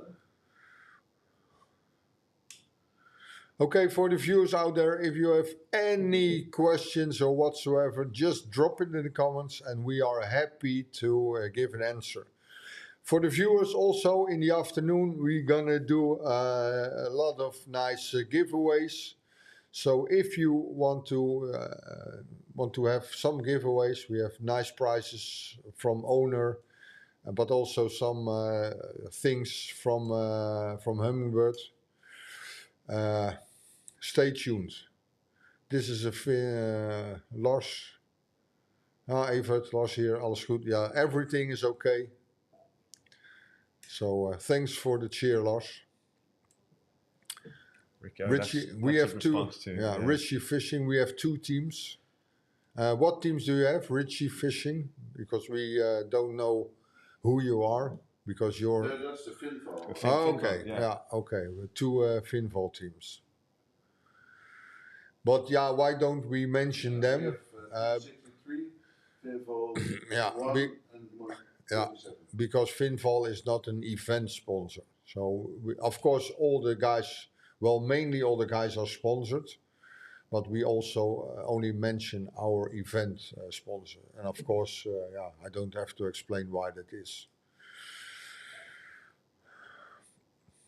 Okay, more questions, guys? Don't think so. Still old school casting. Is that a bite? No. Yeah. Have there been any cheaters and what happens to them next? Well, cheaters, well, of course, everybody is searching for the boundaries and sharp lines. But in all those 16 years, nobody that we can prove did cheating. But if a team really cheats and we found out with proof and so on, then we disqualify them right away. And I'm not, if they are really cheat, then I think we will name and shame them on the internet and let everybody know, say those are cheaters. But in all the 16 years, of course, there is always rumors and so on. But yeah, I never ever had to disqualify a team because of cheating. And I think it's a good way. But life gets brutal really quick for the guys that get caught doing that. Yeah. Well, you saw it in the States with my putting the lead bolts into the fish. And I think, I don't know if it's true, but I even heard that they went to prison for that. I believe they did, because they were this, like the Wildlife Federation or whatever got Yeah, involved but also in it, it's like in a way it's fraud, because for now this year the winners will get 10,000 euros in cash, and on top of that they win the one boat network from Hummingbird Minkota with a total value of 17,000 euros. So the first place winners will win in total like 27,000 euros, and of course for a lot of people that's 1 year's salary. So. Of course, people try to maybe try to cheat, but that's why we use our web app. You can't upload pictures from your phone, so that's provide that you can make like pictures on IE, or even do Photoshop or whatsoever. You need to make the picture with the app. So you can't cheat on that. Every day we have like the unique QR codes on the measure board. So we do everything to clear everything out in cheating. The top 20, what we think those guys will be on stage, have or a GoPro. It's running like the full 8 hours. And we also have marshals on board. So we try to do everything in our power to get it like fair deal for all the teams. All of the boats have GPS as well. So if all the boats have GPS. If they go on the shore, they're not allowed. If they go too close to other boats, or in restricted areas. So speeding. In fact, you've made the Predatortour made every effort to minimize any opportunity to cheat. So and use all the technology that's available as well. But listen to this: those guys who fish in this competition now, they are well-known anglers in general, and nobody wants to kick out the tournament of cheating. So are you willing to take the chance to kick out the tournament? There are people who do. Of course, but most of those guys have like a big name to hold up. It would be the stupidest thing in the world you could do. The dumbest. No, but they're out there. Of course, they are still there, but. I never ever want to wait this chance to be on Facebook or YouTube or that you are a cheater. Then you're burned for life. There was a guy in England last year. He got caught quite badly, and he just had to fade away. Then your fishing career is over. You don't take up love. No. And those guys, they won't take the chance to And for those guys, the only thing what really counts is to be in stage and end up in the top 10, and of course to win this tournament. That's the reward already. and it doesn't matter the prices. But yeah, that's my opinion. When I fish big competitions like this, being on stage. Last year, Lex and I we ended up third place on the WPC World Predator Classic, and that was honor enough for us. Yeah. And we didn't matter the prize that we got. It's winning, and you for me personally, how can you be on stage and get the the third place reward if you know for yourself that you cheated? Yeah. For me, it's an impossible thought being on stage. But you're applying your moral compass to all of humanity. Yeah, It doesn't exist. No. I know it a lot. There is a lot of people out there who don't give it. Yeah. But yeah, this. Oh, we have a fish coming in. We have a good fish, by the way. Oh, that looks really nice. It's a Zander. Yeah, it looks like a Zander rod. Yeah. Well, no. It's Looks team. like a submarine. It's like team 16. They found the catfish. I think. Yeah, maybe the catfish. Well, it seems. Yeah, this is a big fish. You see the head shapes. Yeah, very big. For sure, this is a big pike. For sure. We will see.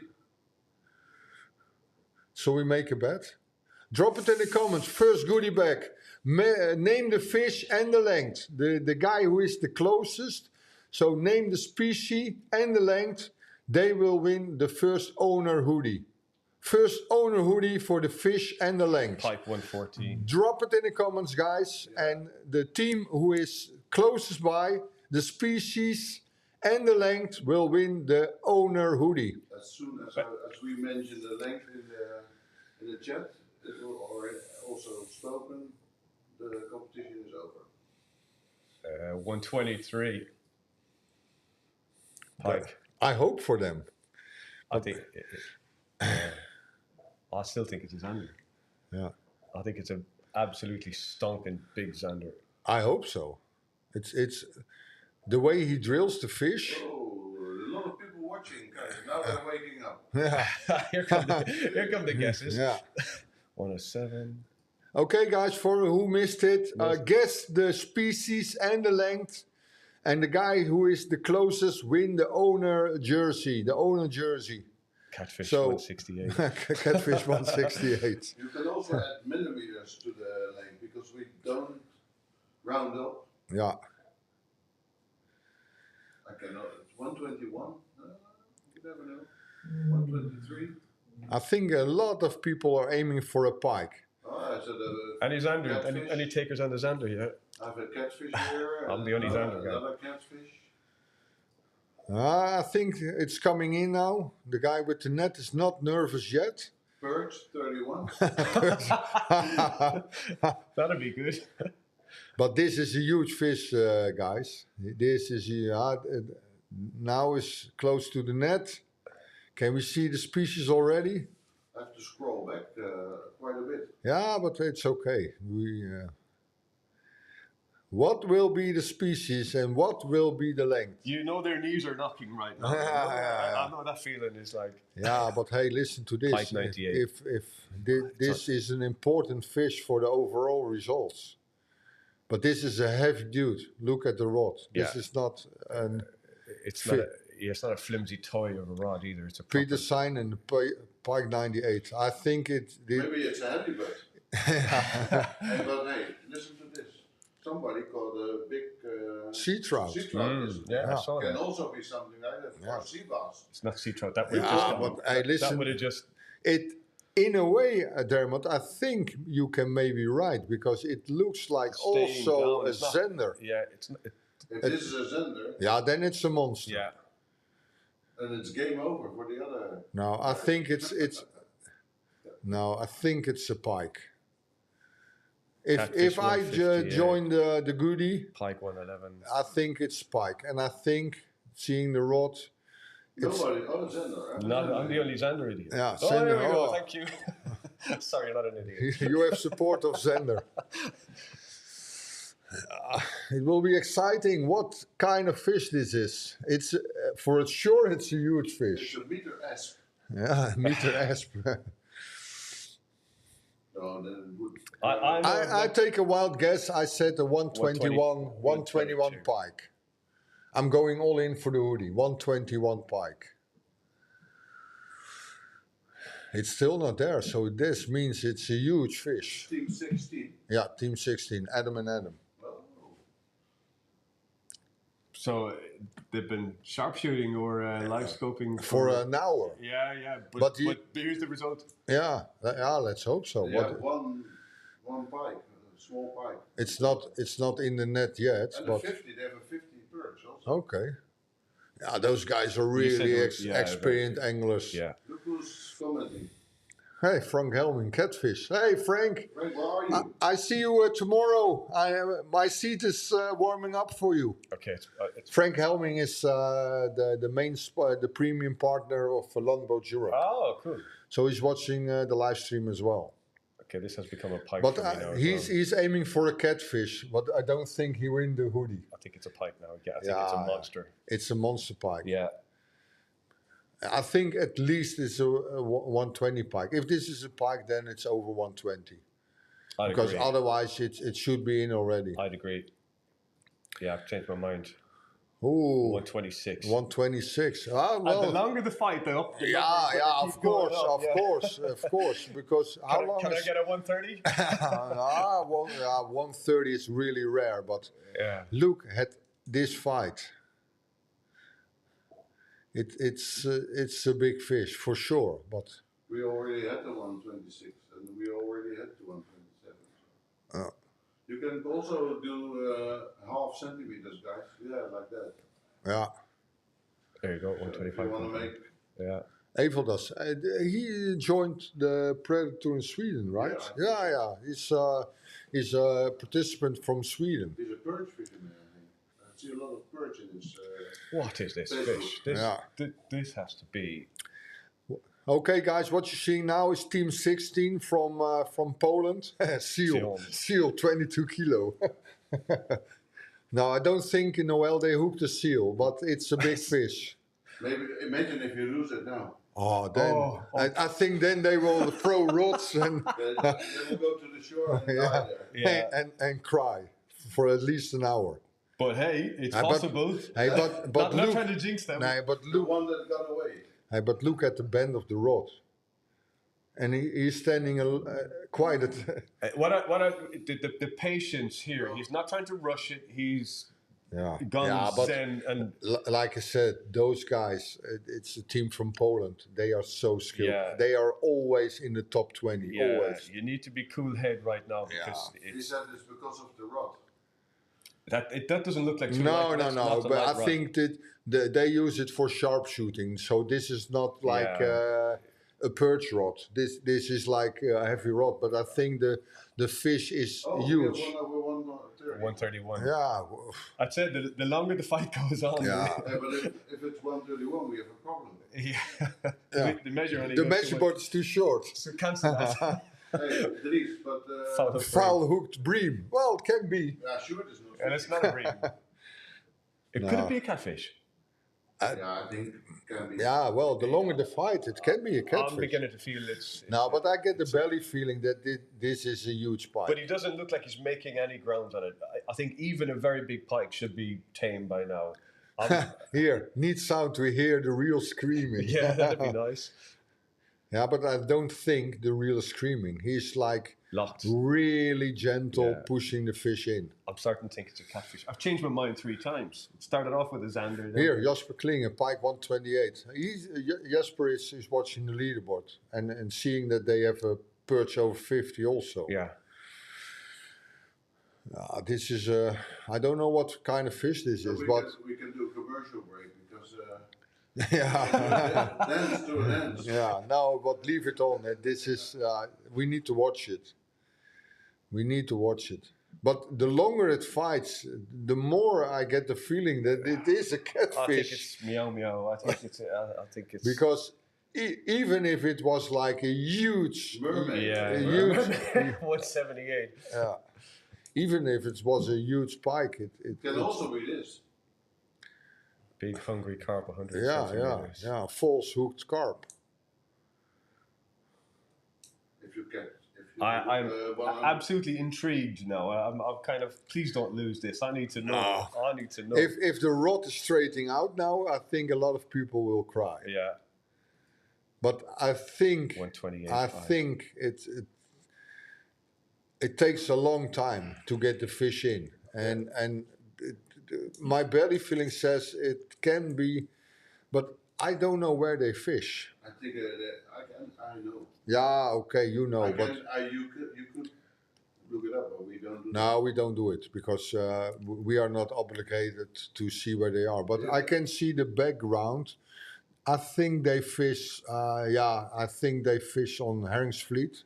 Yeah, and in Herringsvliet, don't. Of course they are, but in Herringsvliet, catfish is like really rare. If they fish like It's Hollands mostly a Deep, catfish. It has to be. or a false hooked fish, Yeah. because this fight is so long. He's standing on one hand in his side. I think that he is also doing very careful drilling, not to lose it. Yeah, that's what I'm saying with the patience of it. Yeah, because but hey, there is a risk if you drill it too long. then your fish dies, and then No, not about that, because that's not a problem. It's caught in the net. This is a big fish, but I think the longer you drill, the bigger the chance that you lose it. So you need to be careful how long you drill the fish. But I think it's or a huge fish, and it is, but it can also be false hooked. That is a big fish. Yeah. I have to agree. A lot of current. Can be. If it's tight, it's going out. Yeah, the tide can also be it can be really strong tide on Herringsvliet as well. We can check it. If the tide is going out. But I think the longer it takes, the more I think it. I think the longer it takes, the more I think it's be a catfish. Or it must be like a record pike. Like 6 pike, good spot. Yeah, in training they catch 6 pikes there, 100 meter plus. It's low tide at the moment, so it's not going out. It's a good spot. For catfishing. yeah, let's hope so. Yeah. No, I really hope for the guys that it is a huge pike.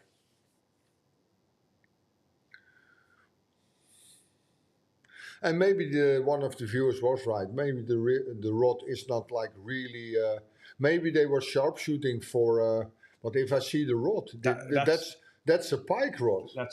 That's a strong rod. That's not like an 80 grams perch rod. Yeah.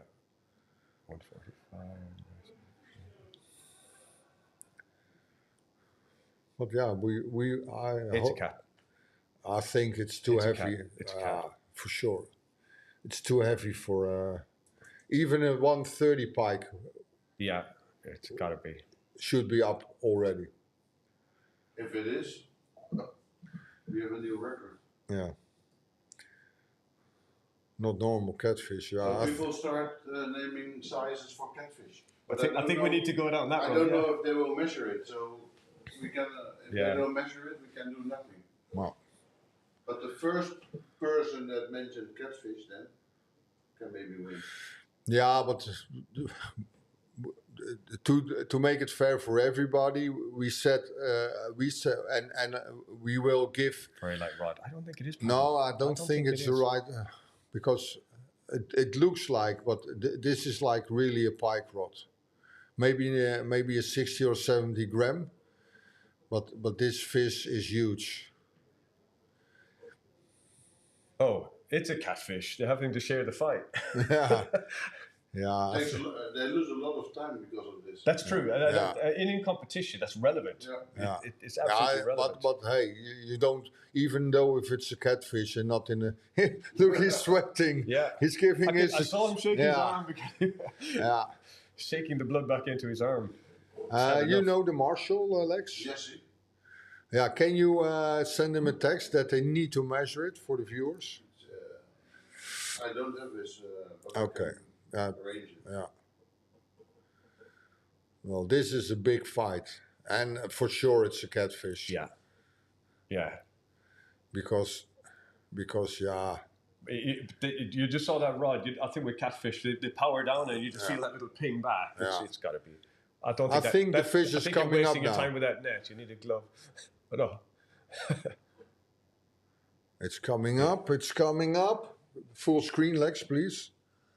Yeah, okay, sorry. It's But coming. why do you put it in the net? Yeah. Oh, no, It's a huge pike. Oh my Oh, God. it's a pike. Oh my God. It's not a catfish. It's a huge pike. Oh my God. This is a molly. Look how happy they are. Whoa! Oi, oi, oi, oi, oi. It is not a catfish. It's a huge pike. Whoa! Can it be 2 pikes? Somebody? Can it be 2 pikes? Oi, oi, oi. This is like a dream fish. Oh, look. He looked at the fish and he was screaming. Jesus Look Christ. at the size. I told you it's going to be Here, they are. above 130. And listen to this. Those guys are really experienced anglers. And they are shaking their heads about this is not normal. Yeah. Look. People know more guesses now because now we can see how big it is. So the So. Yeah. competition is closed now. Yeah, but look at the head of that fish. Everybody thought it was. I had my money on catfish. Everybody 100%. thought, okay, this Yeah. is. But look at the head. This is a huge fish. This is a monster. I think with a little bit of luck, this can be the all-time record. I hoped it was a seal of 2 kilos. No, guys, this is all live on the Predatortour live stream. What was cool? They kept their composure. They kept Yeah, calm. yeah. The temptation to But put I so think, much pressure on I that. think to give the rod to his friend showed that they also think it was catfish. Possibly. They cannot even get the hook out, so it's pretty well hooked. Yeah. But this is a monster, and this is all live on. Monster, it's an insane monster. Like Mike said, it is an insane monster. True, Mike. I don't hope they will lose the internet connection. It looks a bit glitchy. Yeah, but Imagine fighting like a catfish. Hey, Murray. Here, Realize it's Murray, pike, yeah. imagine fighting like it's a catfish and pump hard. In the end, you realize it's a pike. Well, I was convinced it was a catfish. I think everybody, in a way, was convinced it was a catfish. And then they pulled up this insane pike. Murray is also, he competed. Yeah, Murray competed. Professional. Yeah, now it's come. Look at the belly. Holland new record. We need to measure it first, but this can be touching the 130. And this is so nice that we can see it live happening Team at the number lake. 16. Team number 16. Yeah, team 16 from Poland, Adam and Adam. Okay, now they put out the measurement. Well, you see, those guys are experienced. Yes, they keep 16. the pike in the net, make everything ready. 100%. Being composed. Yeah, keep your cool. Yeah, but those guys are experienced tournament anglers. They your cool. handle the fish with care. I think he's going to have to move that box. On the end of I the tank. think. Yeah. I hope See, they make the yo, what a big fish. This is a monster fish. no, it's not going over. It's Oh. even over 120. It is. It's a small straight. pike. No, it's 122, is it? It's a small pike. Yeah, but hey, this is 120 pike. 120. Okay, I thought it was close to 130, but So someone's guessed that, haven't they? I think so, but we have yeah, to well, wait for the. But we have to wait. 100% wait for it. Yeah. I thought it was bigger, but yeah, 120. Hey, that's not. I think we're just excited that fight was. I think we were more excited than the Adam and Adam itself. No, they're going to be excited. I have a 123 in the beginning. Yeah, I think watching the live stream, it's 121. it's like 121. Look at the belly.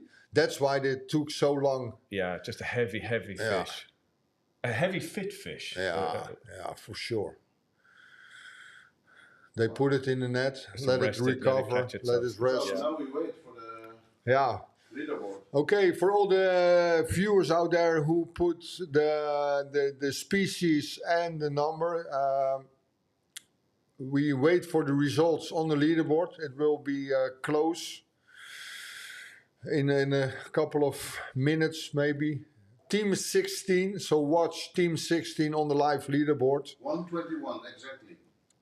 And I think it will be like... 121 exactly. Yeah. It is. Okay. It's on the leaderboard. It's already on the Okay. leaderboard. So it's a 121 pike. So And I will go back into it's Mike. I see Mike, 121. I think it's Mike, yeah. Somebody's calling me. I cannot answer it because I'm in the live stream.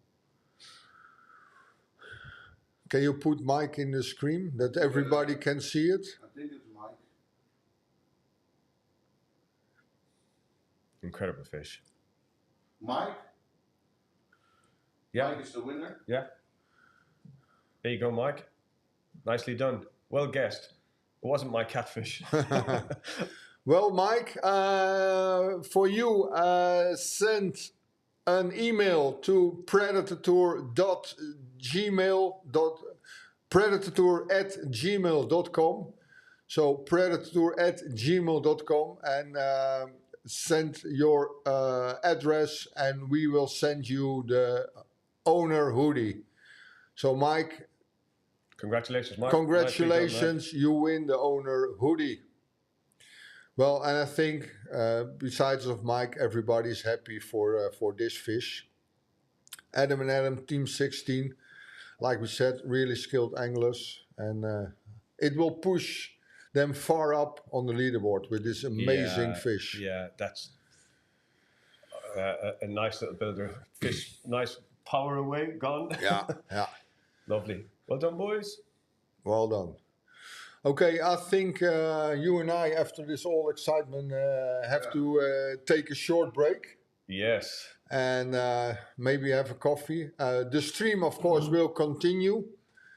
And we will be right back with the voiceover as soon as possible. Catch you in a bit.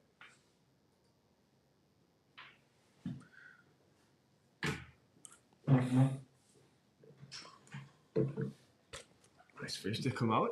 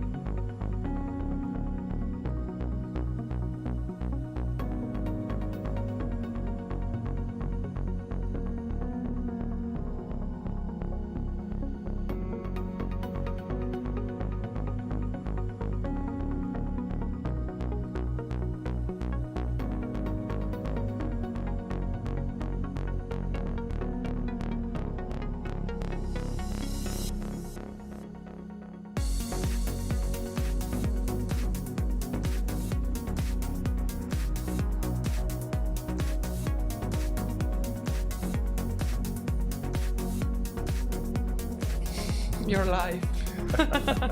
We're back. Well, we are back at the live stream. We had a short break. Of course, we need to eat and do some peeing as well. So Not at the same time. I'm still here with my good friend Dermot, and behind the monitor it's Regina.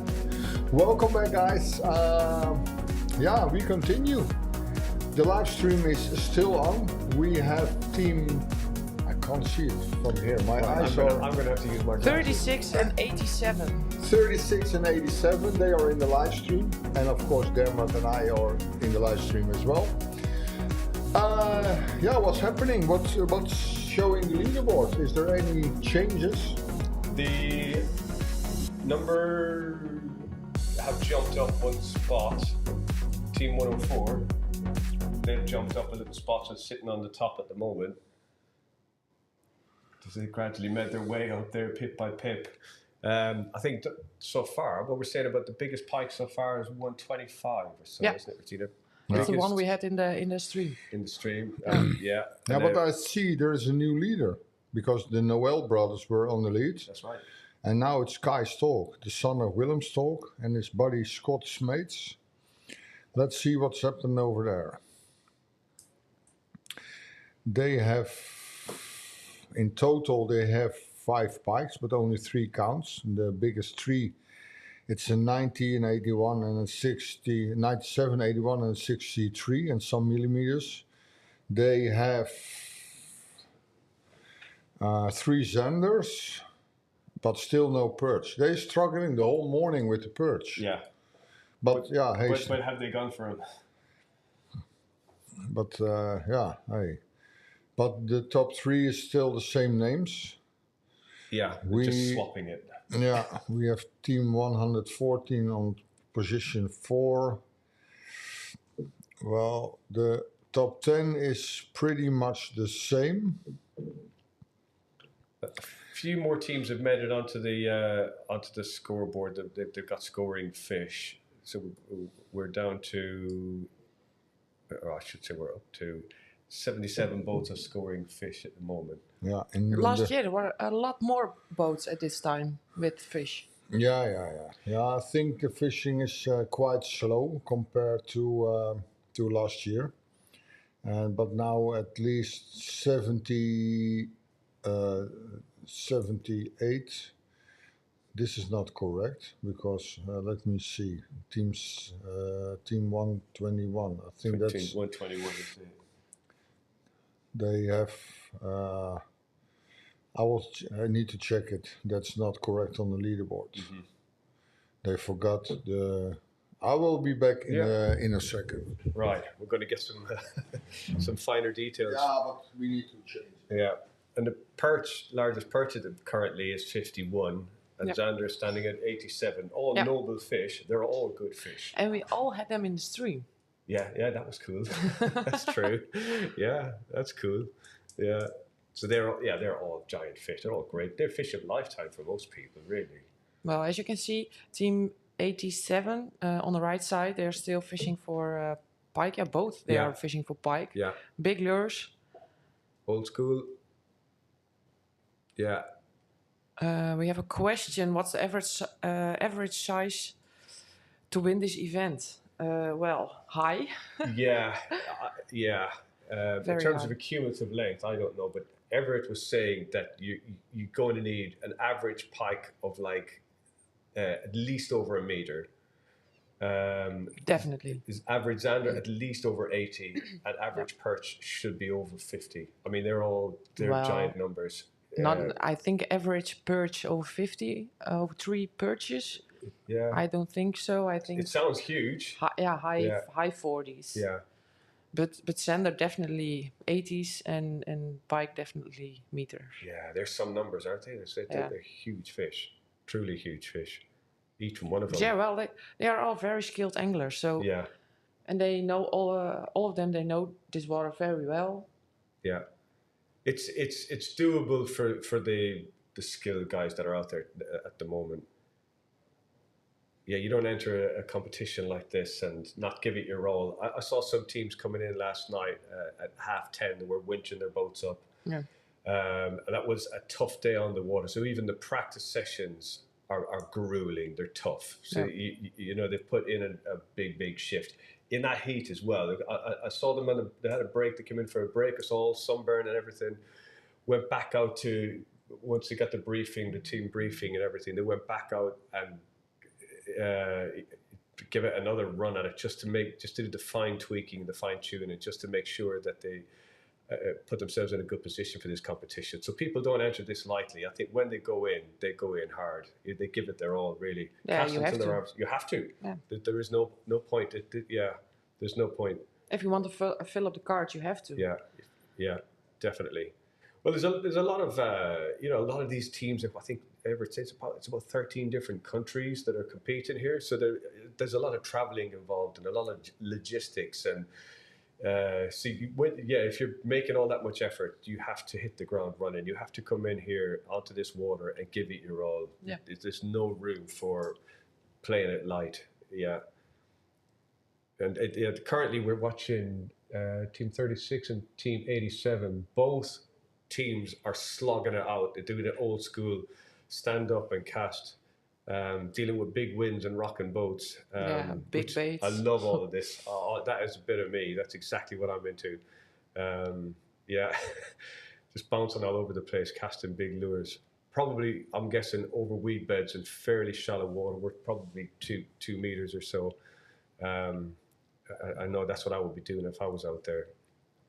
Someone is asking in Dutch, so I will translate this to English. What is the biggest zender at this moment? Because in the app I only see pike as top catch, no zender or perch. The biggest 87. zender is 87. You're gonna have to say it was caught by Sylvian.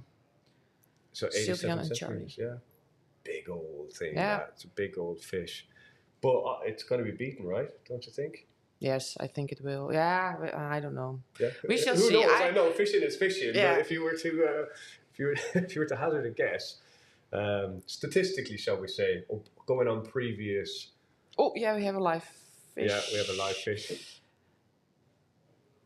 We saw What have we got? the take. It was a big take, or at least he set the hook hard. They're the best bits, the hook sets. It's a gun. Did he lost it? Yeah. That's Well, that's fishing. that must feel. Well, I know how it feels. It doesn't feel good. But the only thing is, when that happens, you know there are feeding fish in the area. Yes, it's bad to lose a fish, but by the same token, you know that what you're doing is right. You've cracked a bit of a formula.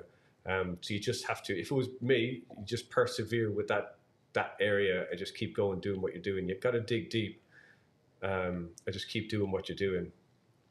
Well, but you know, from yourself, you lose always the biggest fish. Oh, 100%. Yeah, it's always the biggest one. Yeah. 100%. Yeah, you will always lose the biggest one, or you'll get the biggest follow and only catch jacks. Yeah, the standard. Yeah, that's how it is for me, anyway. Yeah. Well, for all the people who are watching now live, welcome to the Predatortour Day 1. We just started the afternoon. We have still 3 hours, little more than 3 hours to fish today. The fishing is a little slow, but we see a lot of big fish, so that's nice. For the people at home, if you want to ask us something, you want to know something about the competition, about the live stream, about the participants, about anything you want, we can try and answer them. So put them in the comment sections and we're going to try to... Yeah, so we can brief you on the conditions these guys are fishing in. At the moment, I'm looking out, you can see our flags are blowing around, the trees are proper, taking on some wind. So it's blowing strong out there. They've got a good, strong wind. And I just stepped out on a quick break, and you can feel the heat in it as well. So it's bright, clear skies, and really with quite good, strong winds. So the winds are probably keeping the pike feeding, I would say. I think if that wind wasn't there and it was a bit like yesterday, the numbers wouldn't be as good as they are, I'd say. But I predict we're going to see some more great big pike, at least pike anyway. Perch we've already got 51 centimeters on the board, and Xander to 87. So these are all doable. Again, they can be those numbers can be broken, I'm sure, in these conditions. But conditions are going to change a little bit towards the end of the week, though. We're due totally change. Yeah. No wind tomorrow. Yeah. Full sun, 30 degrees. It's going to be a very, very rough day. Tropical. Yeah. It's, so that's sort of sun cream and yes. Tough conditions. So probably what people are hoping to do today is make the most of these conditions, because these are really the best conditions probably they're going to have over the 3 days. So they've, I think, got to dig deep and do their best work now. Maybe Saturday, because then there's rain coming, so the air pressures are going to drop. Yeah. Sometimes when the air pressure drops drastically, it will also trigger the fish. Yeah, especially if it's just followed like a 30-degree flat cam situation. So dealing with 3 very different days in terms of fishing conditions. We have a very good question from MA. It's not a stupid question. Yeah. Absolutely not. I will explain. He says, we see in the leaderboard that one Xander was catched. With 0 points. With 0 point. Does it need to become first point? Well, you have to start with the pike. Yeah. Essentially. So they all scoring. Regina, you probably explain it better than me. Well, I don't know. Your English is better than mine, but I will try. In the app, you can see the pike, Xander, perch in that order. And before you can get the points of the Xander or the perch, you need to fill up the pike first. And before you can get the points from the perch, you need to fill up the Xander first. So what many people do is they go fishing for, in this case, with these conditions, for pike. And when they fill up the pikes, they go to the Xander and the perch. For example, if you have almost a full cart, but you're missing 1 pike, you only have the points of the 2 pikes you caught. Immediately when you catch your 3rd pike, the points of the Xanders and the perches will also count, and you will get the 1,000 bonus points. So you can be on top on the leaderboard right now, and someone else is at the bottom, but with 1 fish, everything can change. So that makes it super exciting and super, I think it's Yeah, nice. I was going to say the leaderboard could be misleading. That's not necessarily what I mean. You sort of have to go into it. It's it's not immediately obvious who's doing well and who isn't. For example, if somebody right now had 3 perch and 3 Xander, you wouldn't see it on the scoreboard. No, even 0 though points. That's a phenomenal score, and all they have to do really to bring it home is catch 3. I say all they have to do. Once they catch the 3 pike, they would jump past everybody. So it's a little bit. You sort of have to look into it and sort of analyze it a little bit, and go into if you're following a particular team, just click on it and see how they're doing, because it's not immediately obvious what their scoring levels are and where they are in the ranking at the moment. I hope that explains it. I think it's. Yeah. I hope this is an answer on your question, MA. What is that? Sorry. That's just loud. Did you answer also the question about the top catches? No, not yet. Okay. Well, there is a slight error on the leaderboard, Yanni. It's correct that it's only the pike on the top catches. And the back end, we are working on it. We don't know what it is, but of course we have also a big Xander and a big perch. But it has something to do in the system. We are working on it, but we will promise you in the end of the competition it's fixed. And we know what the big fish are. Of course we know what the biggest fish is, so yeah. Well, I saw that you answered the question about the leaderboard. Yeah. And if you go to the website, Rules and Regulation, there is a quite clear explanation how the competition works and how it should be ranking the points. I think it's probably worth mentioning as well, once that board is filled, there's 1,000 point bonus. Yeah. Which means that if you just kind of scrape your way in, or, for example, don't catch that one last perch, you still can't, even if your longest score is longer than the leader, you still can't jump ahead of that team. So you have to fill your board. And you have to do it. You can catch them in whichever order you want, but they're ranked in the order that's operated with. So in other words, it's pike, zander, and perch to be submitted in that order. And then the 1,000 point bonus goes on top of that, which gives you your ultimate score. Yeah. Well, for the viewers out there, and we have a lot, as we can see. If you have any questions about the tournament whatsoever, drop it in the comments, and we are happy to give you the explanation, so you can see what Predatortour is all about. And drop it in the comments, and we will answer it fair and square to you guys. Some changes on the leaderboard yet, or do we still have like the top 10? Let's have a look.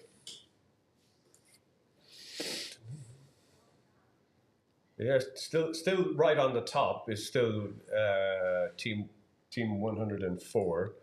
After that's 26 and team 57 in third place. But like we just discussed, it not necessarily mean anything. There could be people coming from behind that will just literally leapfrog everybody. It's just how the ranking is done. Yeah. But it's worth keeping an eye on. Who have we got currently? We have on Team the left number team one. 1, Yeah. and on the right we have team 36. Team 1 was last year's Winners. Yep. So worth keeping an eye on. We've already witnessed them catch a great fish earlier on. Yeah. So they're doing quite well again. And now it seems they are fishing like the old school style, casting on the shallows. I think they are aiming for big pikes, if I can analyze the spot. So they fish like the old school, making drifts, fishing on the weeds. Oh, he has a fish. And if ever there was a day for it, it's today with this wind. Yeah. That's what to do. Yeah. Fishing at the weed line with winds like this. It's a small fish because he will do the netting himself. Yeah, but like we discussed earlier, it doesn't work well as a team if somebody's stop fishing to have to net somebody else's fish. If you can keep fishing, it's the best thing to do. Yeah. Keep a lure in the water as much as you can. Yeah. And I think It's a nice zander. Is it zander? Yeah. Zander? No, yeah, it's a zander. So team 1, what will be the score on the leaderboard if they add this zander? Team 1.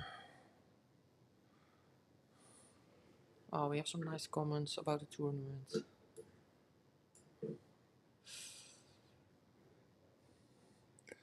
Team 1, they have 1 pike, but not a zander yet. So I think they are happy with this fish. Yeah. And I think it can, I'm going to be bold and say, I think it can pike style. It was... Yeah, I think they were aiming for pike. Yeah.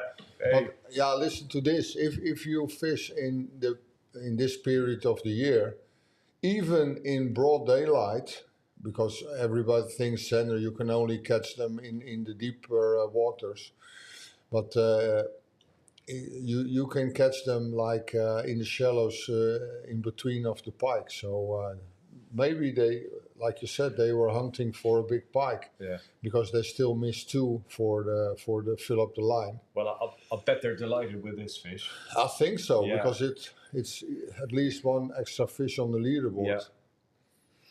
Yeah. We have a question from Slavek. What's the biggest pike at the moment? Well, that's 125. Yeah, that's a 125 pike. And I have a question for Evert. I'm going to put it up. Can you read it?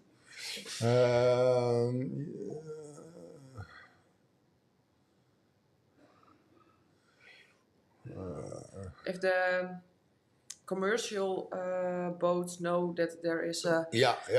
Well, we have like 3 licenses. First of all, we need to have a license from the Dutch Sport Fishing Association, and that's southwest Netherlands. That's the first one. Second, we also have to get the approval of Rijkswaterstaat, because they own the waterways in the Netherlands.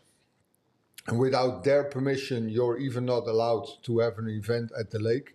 And third, but not least, the Dutch Environment Association.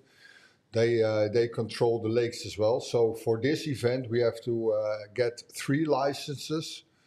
And what important is Rijkswaterstaat, because they own the waterways, and they can inform all the boats who are at the lakes that we have the competition. And every morning, 1 hour before the competition starts, we have to call Rijkswaterstaat and says, okay, our competition will start in 1 hour from that. And at 4 o'clock, we have to call them again that the competition day is over. So it's a lot of agencies like Rijkswaterstaat, Sportfishing Netherlands, and also the Nature 2000 people. So we have to call them so everybody knows that this competition is going on. Without their permission, it's not allowed to even organize events like this. So I hope this will answer your question. It does illustrate though how much work goes into. Yeah. I mean, every little thing down to, let's just say, GPS trackers and the apps and the measure boards and attaining permissions and everything to do. It's a massive undertaking. So Studio. Yeah, and the studio, of course. Yeah, well, a tremendous studio. Yeah, you can't do like, okay, let's run a fishing event. Let's go for it. There is so much to that you need to organize before you can even start. Yeah. Well, but we have a super nice team together. Yeah. The organization contains around 30 people in total. So that gives a short view how many people are involved to run this competition smoothly. It's as we speak, we are here monitoring with 3 people the live stream. On the other side of the wall, there is 4 people watching constantly all the fish that will come in, giving them results, pushing it to the leaderboard and so on. We have marshals at the lake. They control if the participants stay between the rules and regulations. We have the camera guys going on. So in total, we have around 30 people who are running this event. Just some backside information. And some catering. Of course, catering and stuff like that. Yeah. Most important. Most important. Yeah. So it's quite a big organization, but I think you have to do it if you want to run an event like this. Yeah. A lot of people. It shows. Yeah. You know, it's clockwork, runs on time. If somebody says Everett's going to be on the stage at 10:30, he will be on the stage at 10:30. Yeah, military time. I'm an old military guy. Yeah. Time is time, and the participants know it as well. Yeah. So time is time, and I ask the participants be on time. So you need to set a good example and be on time as well. Yeah.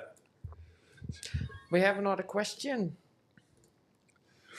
Good morning, Evert. Do you know if Mats and Hidde, Team Versekip, are still the youngest? I assume they are. They are 2 young guys. Last year they did great. Last year they did great, but I think they will do it again. But I assume that those are the youngest participants as a team. What sort of age are these guys? I think they are in the beginning of the 20s. I think 21 or 22. Go boys, that's it. Yeah. And already like fanatic tournament anglers. Yeah. The future of this game. I have them in front of me on the leaderboard. They are currently 28th, and they have a pike from 108, a pike 89, no Zender and no purchase yet. They're good pike though. Yeah, they're really good pikes. Yeah. Good fish. So that's Team Versekip. Team 99. If people want to look them up. Yeah, are there more questions? I see a question of Andre. Andre Hagens. Big fan of the competition. Yeah, he's a well-known predator angler. Well, Andre, you need to sign up for next year, and then maybe you can win the whole show. But yeah, you need to sign up, Andre. If you want to participate, sign in. Another question: how many teams has a camera on the boat that can live stream? Yeah, for today we have 9 boats with camera on board, and we also have GoPros. So 19 teams in total are being monitored with a camera, 9 live and 10 with the GoPro. Yes. Someone asks when the seal is coming out, but that refers to the big pike, I think. Oh, okay, yeah. Well, in those waters, it contains seals, and not everybody's happy with it, especially close to the last dam, close to the saltwater ocean, at the Herringsvliet, all the way at the end. Sometimes you see the seals swimming around over there, but I didn't see them at Hollands Deep. But yeah, you never know. Mm. They can swim after all. Yeah, they can swim, and they swim long distance. Yeah. Can you say something about the winner prizes? Yes, I can say that, of course. Our top 3 is fixed prizes. This year, for the winners will win 10,000 euros in cash. So we will wire 10,000 euros on their bank account in cash.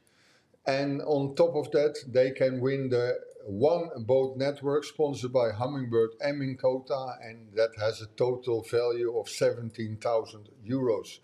So the first place winners, the newly crowned European champions, can win in total a prize of 27,000 euros in total. Crazy. Yeah, and that's a fixed price. I will explain later. The second prize, they will win a money prize, including the Mercury Pro XS. That's a huge value Mercury engine. I think it's around 17,000 euros. Close in that order, and also a money prize, and the third place will win cash prizes as well. Because those prizes are quite high, we will set the prices for them, and from number 4 until down, we have prizes for 20 teams. They can pick their own prizes. So what we do first, when we do have the prize ceremony on Saturday, we have enter 4 teams to the stage, starting with the place number 4, and they can pick their own prizes. We have, for example, a lot of nice fishing trips to Sweden, even one to Ireland. We have the Urshoot suits, we have flambeau tackle boxes, rods from Hearty Rice. You can name it, and we have it, and we have for 20 teams we have the prizes.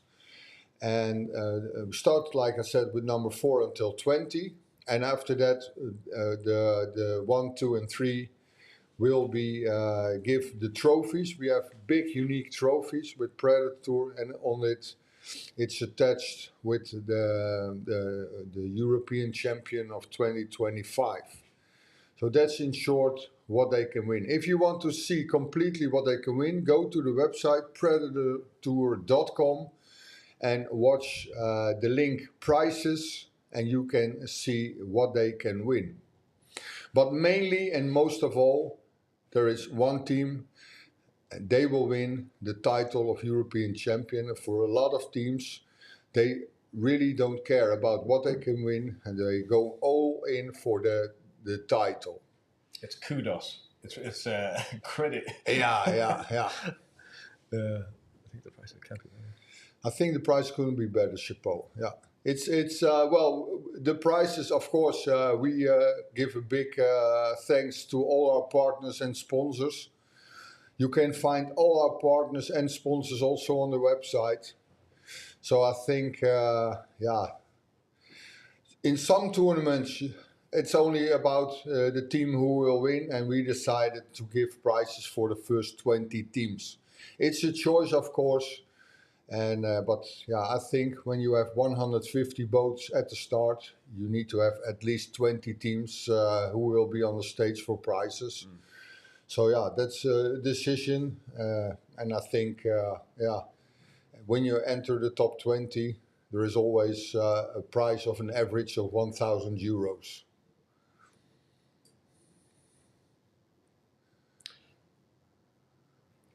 Jesper, suggestion for improvement, could it be made so that catches are visibly continuously? That is all. I do not understand the question. Can you show me again, Yes, Regina? I can. Can it be for improvement? Could it be visual? Yeah, well, it is, and it's all showing on the leaderboard. It's for us not doable to get 150 marshals on board. No. Organization-wise, that's not doable. But if you want to see all catches, just watch the leaderboard, and it will be live leaderboard, and you need to follow it. You can also follow your favorite team and see how they're doing. But we can't do 150 marshals on board. That's maybe in the coming years, but for now it's not doable. Well, that were all the questions for now. So I don't know if there are more people who have questions. The big boss is here, so he knows everything. Conditions are changing. It's getting warmer, I think. Yeah, it's getting. Did you see the clothes coming off? Yeah, they fish like whole morning with rain suits in hoodie style and covering up the heads. I'm and seeing now t-shirts and the t-shirts come up. Yeah. It's still windy, although. Yeah. But it is what it is. That's fishing. Sometimes it's cold, sometimes it's hot. But especially on the big lakes like this, there is no shelter for wind. Yeah. So quite often, what you experience on the land or on the shore is not what's happening out on the water. No, it's like a difference between night and day. Yeah, definitely. Because on the shore it looks warm, it looks summer, but you can see the most of the teams still have long pants and long sleeves. Yeah. So it can be chilly out there. I noticed when flicking through, I just a couple of short sleeves. I thought, okay, the temperature's jumping up for a little bit. Yeah. As I look at the leaderboard, pike are dominating today. Greetings from Poland. Greetings. Yeah, well, it's like a false idea to see the pike are dominating, because when you take a good look into the leaderboard, we also have maybe teams now with 0 points because they didn't catch the pikes. But they have also maybe already the zenders and the perches.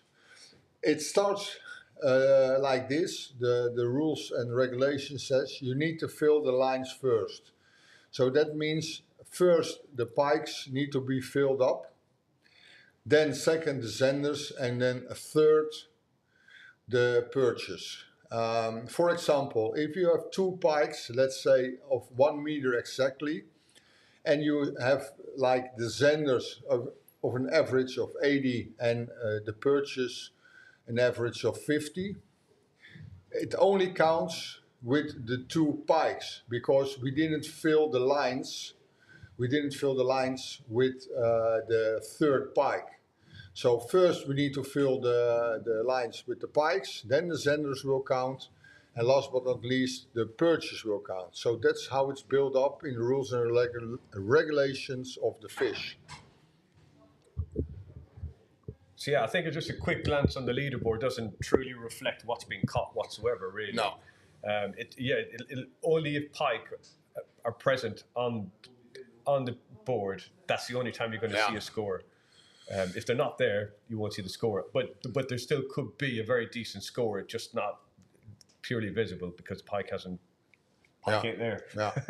But in a way he's right, the pikes are dominating. But I think because of the lineup of the species, most teams will go for the 3 pikes, because then they are showing up on the leaderboard. Yeah. And after that they go for zender and perch. But it's a choice. even though if you have to catch in the lineup the pikes first, it's also okay if you catch them on the last day and go for Zender and perch on the first day. But for me, and as I said, it might just be me, but if I was presented with those kind of conditions, with the wind and the sun and all of that, this first thing this morning, probably I would just go straight for pike. I think you have to play this game as the conditions dictated to you. So if you're looking at the conditions and you say it's pike weather, well, just fish for pike because that's the most sensible thing to do. Yeah, I think trying to finesse it out and to do vertical stuff or go hunting down fish and try and finesse them in rolling waves can be a little bit tougher, I think. So it looks like at the moment a lot of guys are targeting pike and they're doing kind of traditional drift and cast fishing, which looks like a good play, to be fair, because you're right, some very, very decent pike have been caught. Yeah, well, yes. and now we are watching at Jelle and Mitchell, and those guys are really experienced live fishermen as well. But you can even see that those guys are doing the traditional casting for big pikes. I know the spot; it's quite shallow over there, and you see the weeds are constantly on the hooks, so they just fish over the weed line and try to find the big pikes. Even though they have live equipment on board, they choose to fish traditional casting with big baits and go for that one big fish. It's definitely a better play. It's certainly what I would do, 100%. Jasper explains himself a bit more. What I meant was, would it be possible to view all catches as they come in? That way you wouldn't need someone on every boat, but the catches would be uploaded in the order you receive them. Well, that's how we do it in the background. Yeah. That's exactly how it's done. Yeah. I think. Yeah. It's just, it's on the app, really. It's on the... It's we have probably people the only way to do it, I think. Yeah, we have people here in the back, and they get all the catches. They measure them. They sign measurements. I think I understand this question. I think he needs put something on the side, and that every fish who come in like a live block. Oh. And that every fish will be team 1 pike like this, team 2 Zender like that. So it's more visible, like in random order. I think that's what he means. Almost like a pop-up team. Yeah. Team whatever number has just had a pike. Yeah. You would go crazy. Yeah. Well, I think it's a good question, Jasper. But for now, with the technique we have, for now it's quite a lot of work, and then we have to get at least 2-3 people to do that. And our choice is we do the live stream and the live leaderboard, but maybe it's a good suggestion to get it in for next year. Thanks for the tip and good question. Or perhaps it doesn't have to be. I think you were fish, correct. Just bigger stuff, something like the more impressive stuff. When somebody bags a 125, a meter 25 pike. Yeah. I think you answered it. Yeah. I think I understand this question now. In first I was thinking, but you can watch the leaderboard. But now I understand this question about maybe we should integrate the live block.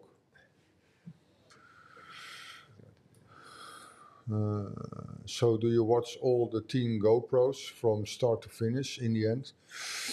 Good question. Yes, we have like the really big SD cards in the GoPros.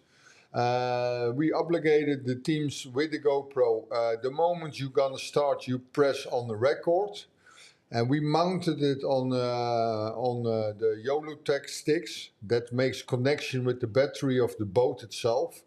It takes only a few amps in. I think it takes maybe 1 or 2 amps per hour because the GoPro battery doesn't take that much energy.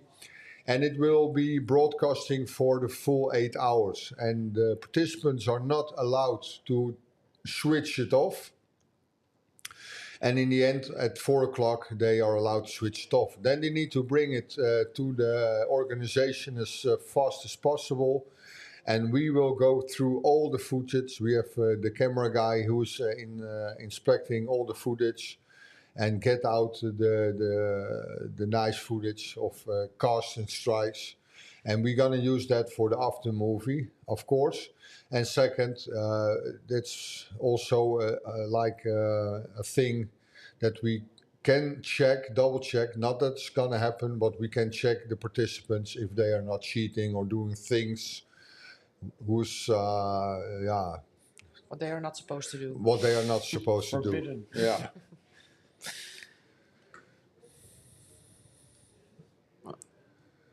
Yes. Jesper is happy. Yeah, Jesper is happy. Good question, and maybe we're gonna do it next year. About the after movie, I can show you guys the after movie from last year, so you can see what it's like, how it's gonna be, sort of. Here it comes.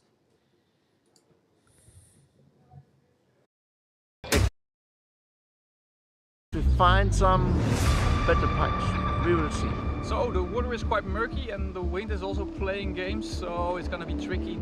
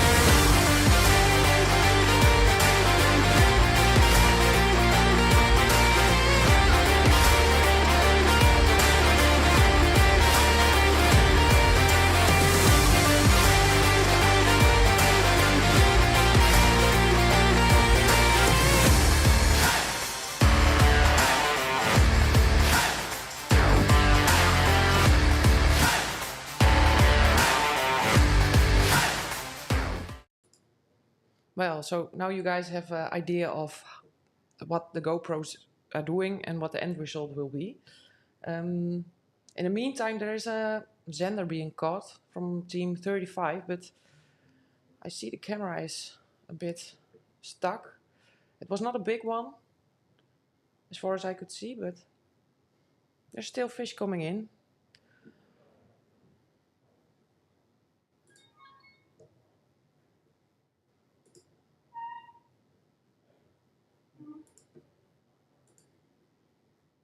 Well, if you have any questions, Evert is gone for a sec, but he's going to come back.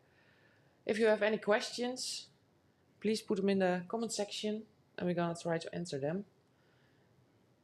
As you can see, boat 87 does a lot of moving. I think the fishing is hard at this point. They hop from spot to spot, quick fishing, and to the next spot. So we wait till Evert is back and then we continue with the talking.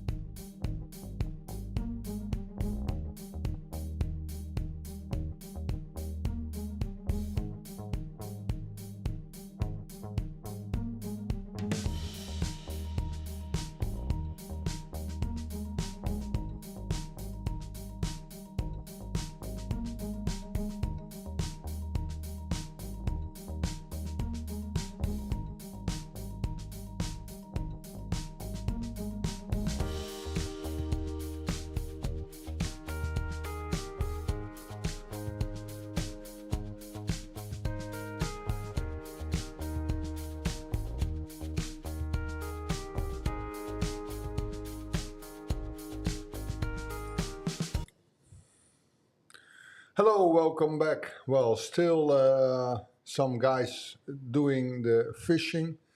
We got a question. Do you think an average angler could take part or even win this competition?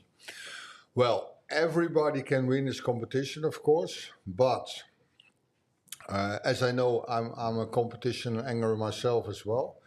You need to invest a lot of time because a lot of people think, hey, you go out, make a few casts, and then you take all the big fish from the lake. That doesn't work that way. Sometimes I know from my own experience that you need to do pre-fishing at least 1 week, maybe longer, to get the bigger picture of the lake, where you can find them. Is the fish in the shallows? Are they at the drops? Are they in the deeper waters? There is so much more than just throw with your lure somewhere in a nice pocket, because in those lakes you have the current, the tides, the moon, the weeds. There is so much, and if you calculate everything about and put it on together, then you have some knowledge of the lake. You have the biting hours. Morning is better. Sometimes the afternoon is better. So making a few casts and win the Predatortour, that's not gonna work. I think you need to be serious. Yeah. You need to be serious. I saw guys coming in last night, 10:30, trailer in their boat, after a full day on the water. They had got sunburned. They'd obviously traveled from other countries and everything to get here. So it's a massive financial commitment. It would take its toll, I think, on family life to some extent. Yeah. And you have to be serious. And of course, you know, to be that serious about it, then you want to be in it to win it. Yeah. Average angler, of course, can get what is an average angler these days, but people can be lucky, and you never know. Fishing is fishing, but Yeah. I think it's a serious game. I do think it's a serious game. In speaking about luck, everybody can make the perfect cast and catch a big fish of a lifetime. That's luck, but you can't make the 9 casts, and you can't make 9 casts and be on top of it with big fish all the time.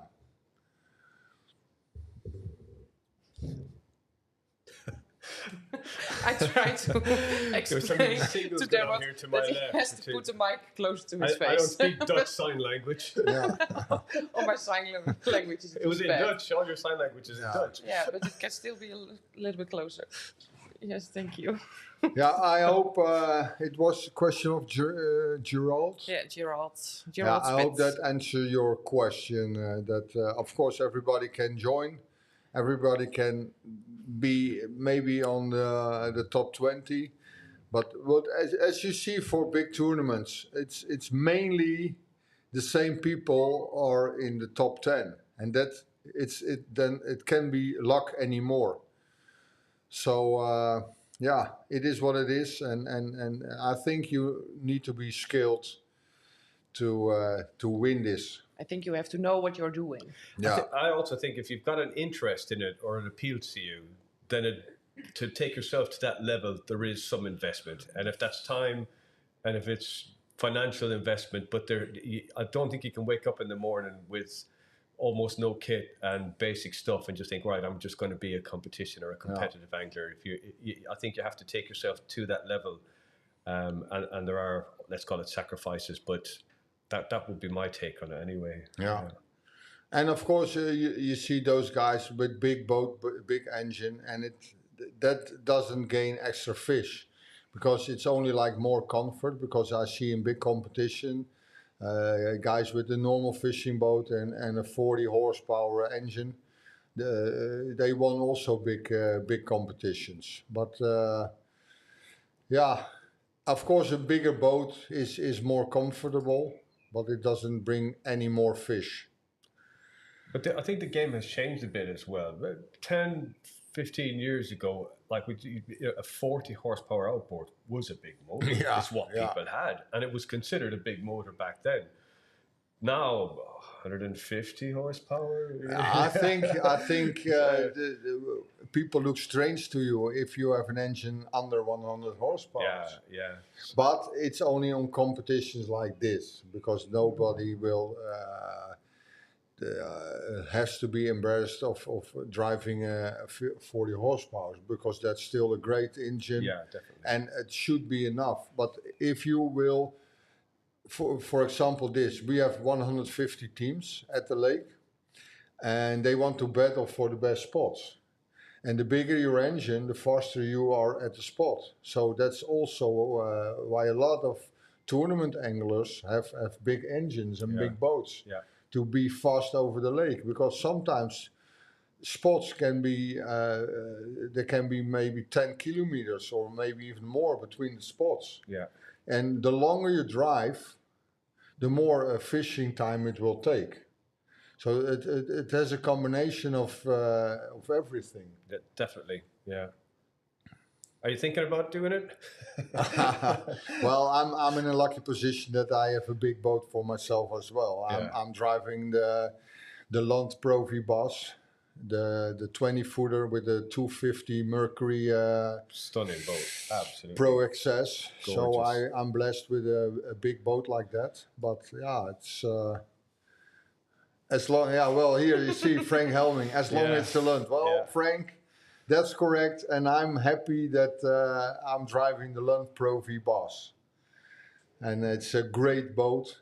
And I drive the Land boat for many years with a lot of confidence, because I drive at the big lakes. I've just been fishing on lakes in Sardinia. I fished the really huge lakes in Sweden, and it's fast and it's safe, and yeah, it's a great boat. It looks cool. And it looks cool as well. Definitely. It's a big boy story. Yeah, but I'm in a lucky position because this is my work. It's my profession to run big events, but also I do a lot of marketing on YouTube. Yeah, and then it's nice you have a nice big cool boat. Yeah, cool. Yeah, but it's like the Formula One. Max Verstappen, he won't go to his tournaments on the Fiat Panda as well. With all the respect, that's right. You need to be if you want to be on the top, you need to have a good equipment, and it's also for the lures and the rods.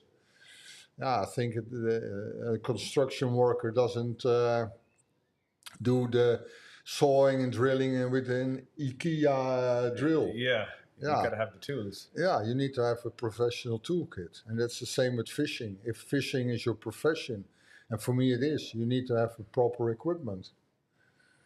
And it doesn't say anything about all other brands or engines or whatsoever. But yeah, in this type of tournaments, when you run it but also fish it, yeah, I think it's almost obligated to have it.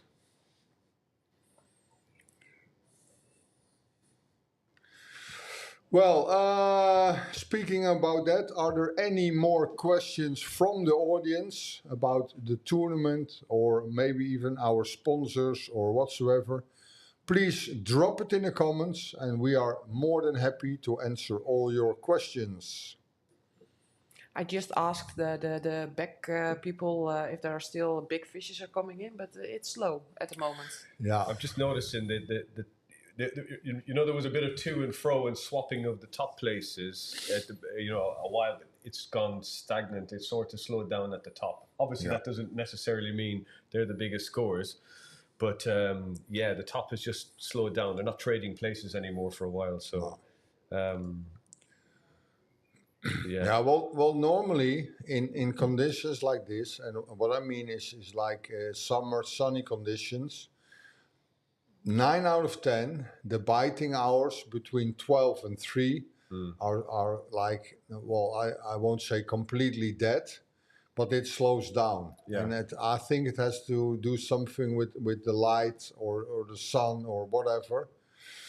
But it's, it's like that. And you see it, not much fish coming in. Yeah, it's always a low biting period. Yeah. Alexander Kalweit, hey. Well, hey back.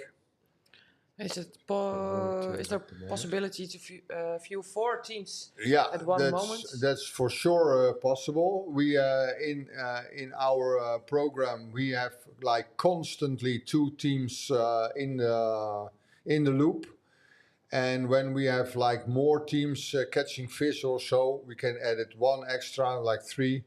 But yeah, it's possible that we have 4 teams in the screen. But as we speak, we don't have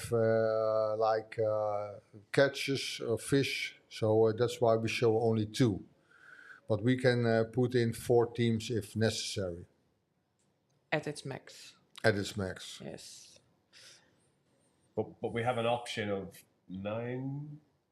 Yeah, we have an 9. option of 9, but 4 at max at one time. Yeah, we have 9. 9 Camera guys, marshals. yeah. But we're showing like 2 at a time as we speak. Slawek Price, I have no questions, just want to say great organization and time for coffee. Greeting from Ireland. Hey, Hey, your colleague. my home country. Your home country, yeah. Galway man here. Well, we just finished the coffee, so thanks for that. And No, we finished lunch. finished lunch. We need to and have some coffee. I yeah, think. well, I'm almost on my way to coffee. Dutch coffee. Did I tell you about Dutch coffee? well, the other boat is on the move. Yeah, like we said, there's not much action going on at the lake. It's calm. The leaderboard is hardly moving. Just got a text from the people in the back that team 105 had a team 17 has a pike of 105. 105. That's Yeah, another meter pike in the bag. Yeah, that's great. You need to have at least for a good result an average of 1 meter for pikes. So 105 is a great average already. What's that question? Is there a minimum boat engine size to take part in the No. You can participate with every boat that you want, as long as it's safe to be fishing on the big lakes. So I think the minimum size of a boat should be at least like 4 meters 50, maybe 5 meters. But that's for me like in the safe zone, like at least the minimum 450.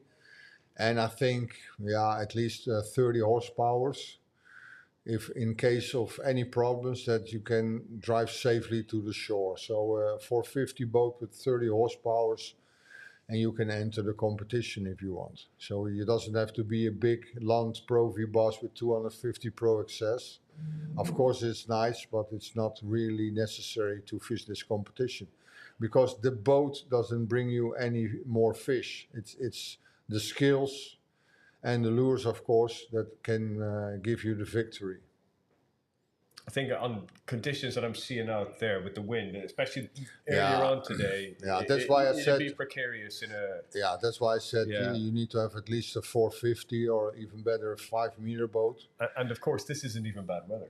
No, That's not even really windy. It's like summertime in the Yeah. Netherlands, and believe me, it's always wind in the Netherlands, always. No, not tomorrow. No, maybe not tomorrow, but Not yet.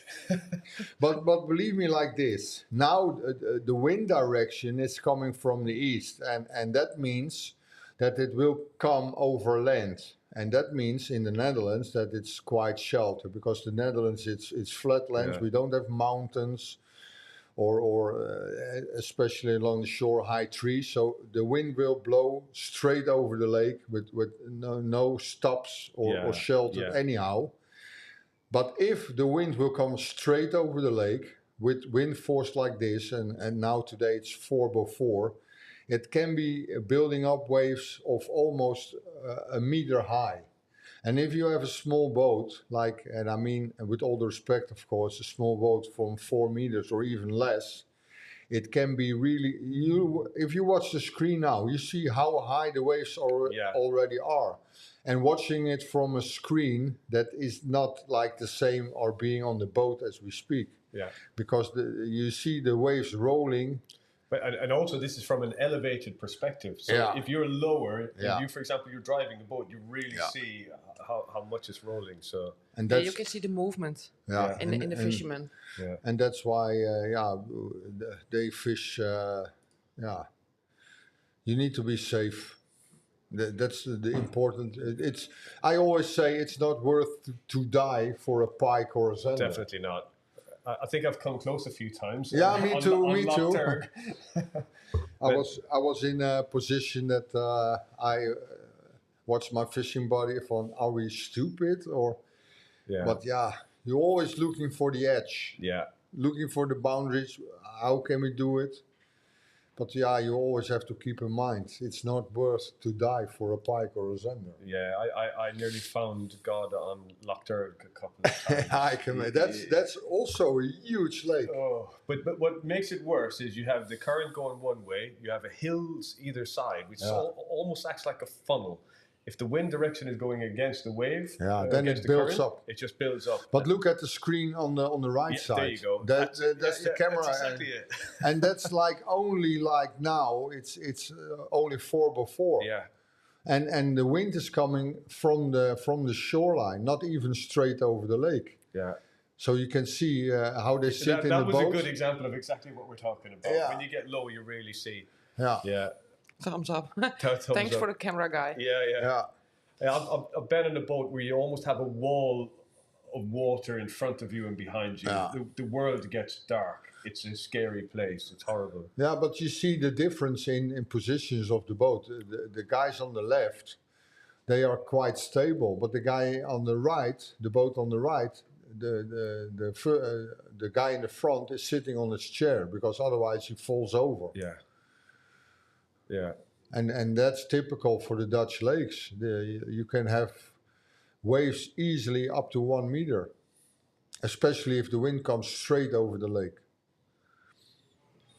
Camera boat 87. What sort of depth do you think they're fishing over? This is a kind of a common thing I do as well. I call this running the rushes and running the edges. Yeah. This is team 13. Team 13. That is Johannes. LMAB. It's Johannes again.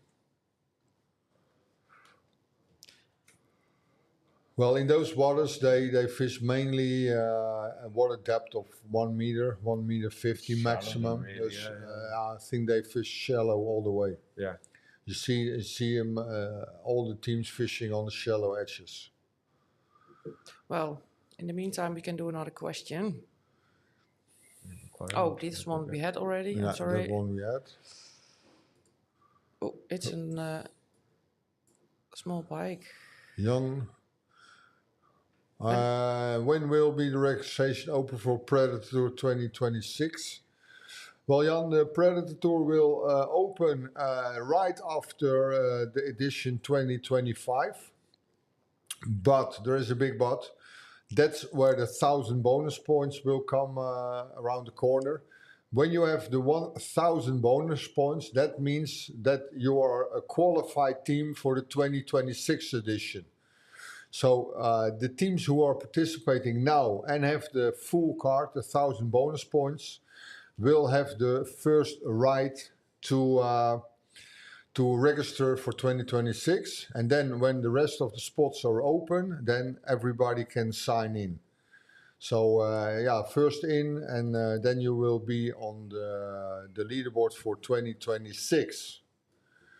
So in short, after the tournament, watch our socials, Facebook and Instagram, and we will tell you when the registration is open.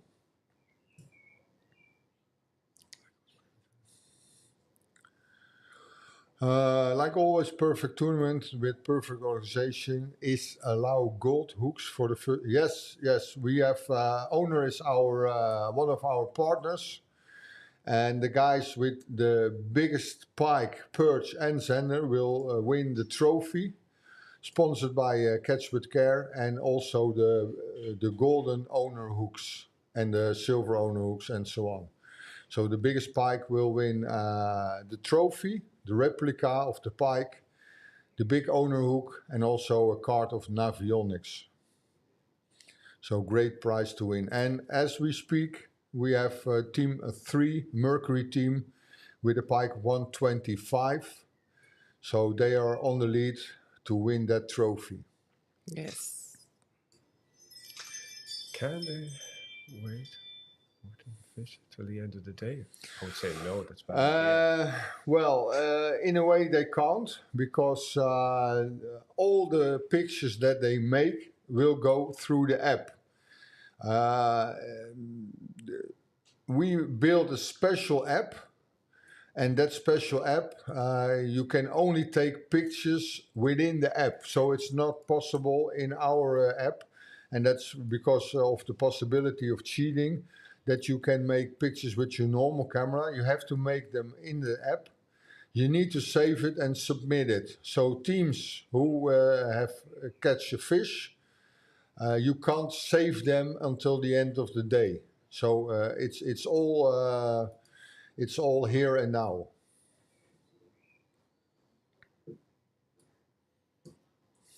Wind freeze for today. Currently. Yeah, with Minister Prince, I'm at Haringsvliet, and yeah, it's 4x4. It's we are still lucky that the wind will come in a way overland, but it's wind before 4 is like, well, in a way the maximum that you can be out of the lakes. It will if it's gonna blow like 5 before or even 6. It can be really dangerous out there. So 4x4, it's, for me, it's still, as organization, it's safe to send the people out, but this is on the edge of being safe. And if the wind will pick up, or even thunder clouds will come, we can send out in the app a push message and warn the participants that the wind will pick up, or thunderstorms will come, and the participants know it. They get a push notification, so we can monitor all the teams at the lake. We also know where they are, because every team has a GPS, so we can see where they fish, and that we can monitor their safety. Well, now you're talking about the GPS. Someone has a question about the tournament area. Yeah, the tournament area, you can go to the website. You go to the website Predatortour.com, and there is a drop menu, and you go to track, then you can see the whole tournament. In short, we fish on Haringsvliet, Hollandsdiep, the Merwede and the Amer. But if you want more details, go to the website and choose the drop, and go to the track, and there it says what the competition area is. Just something red HQ.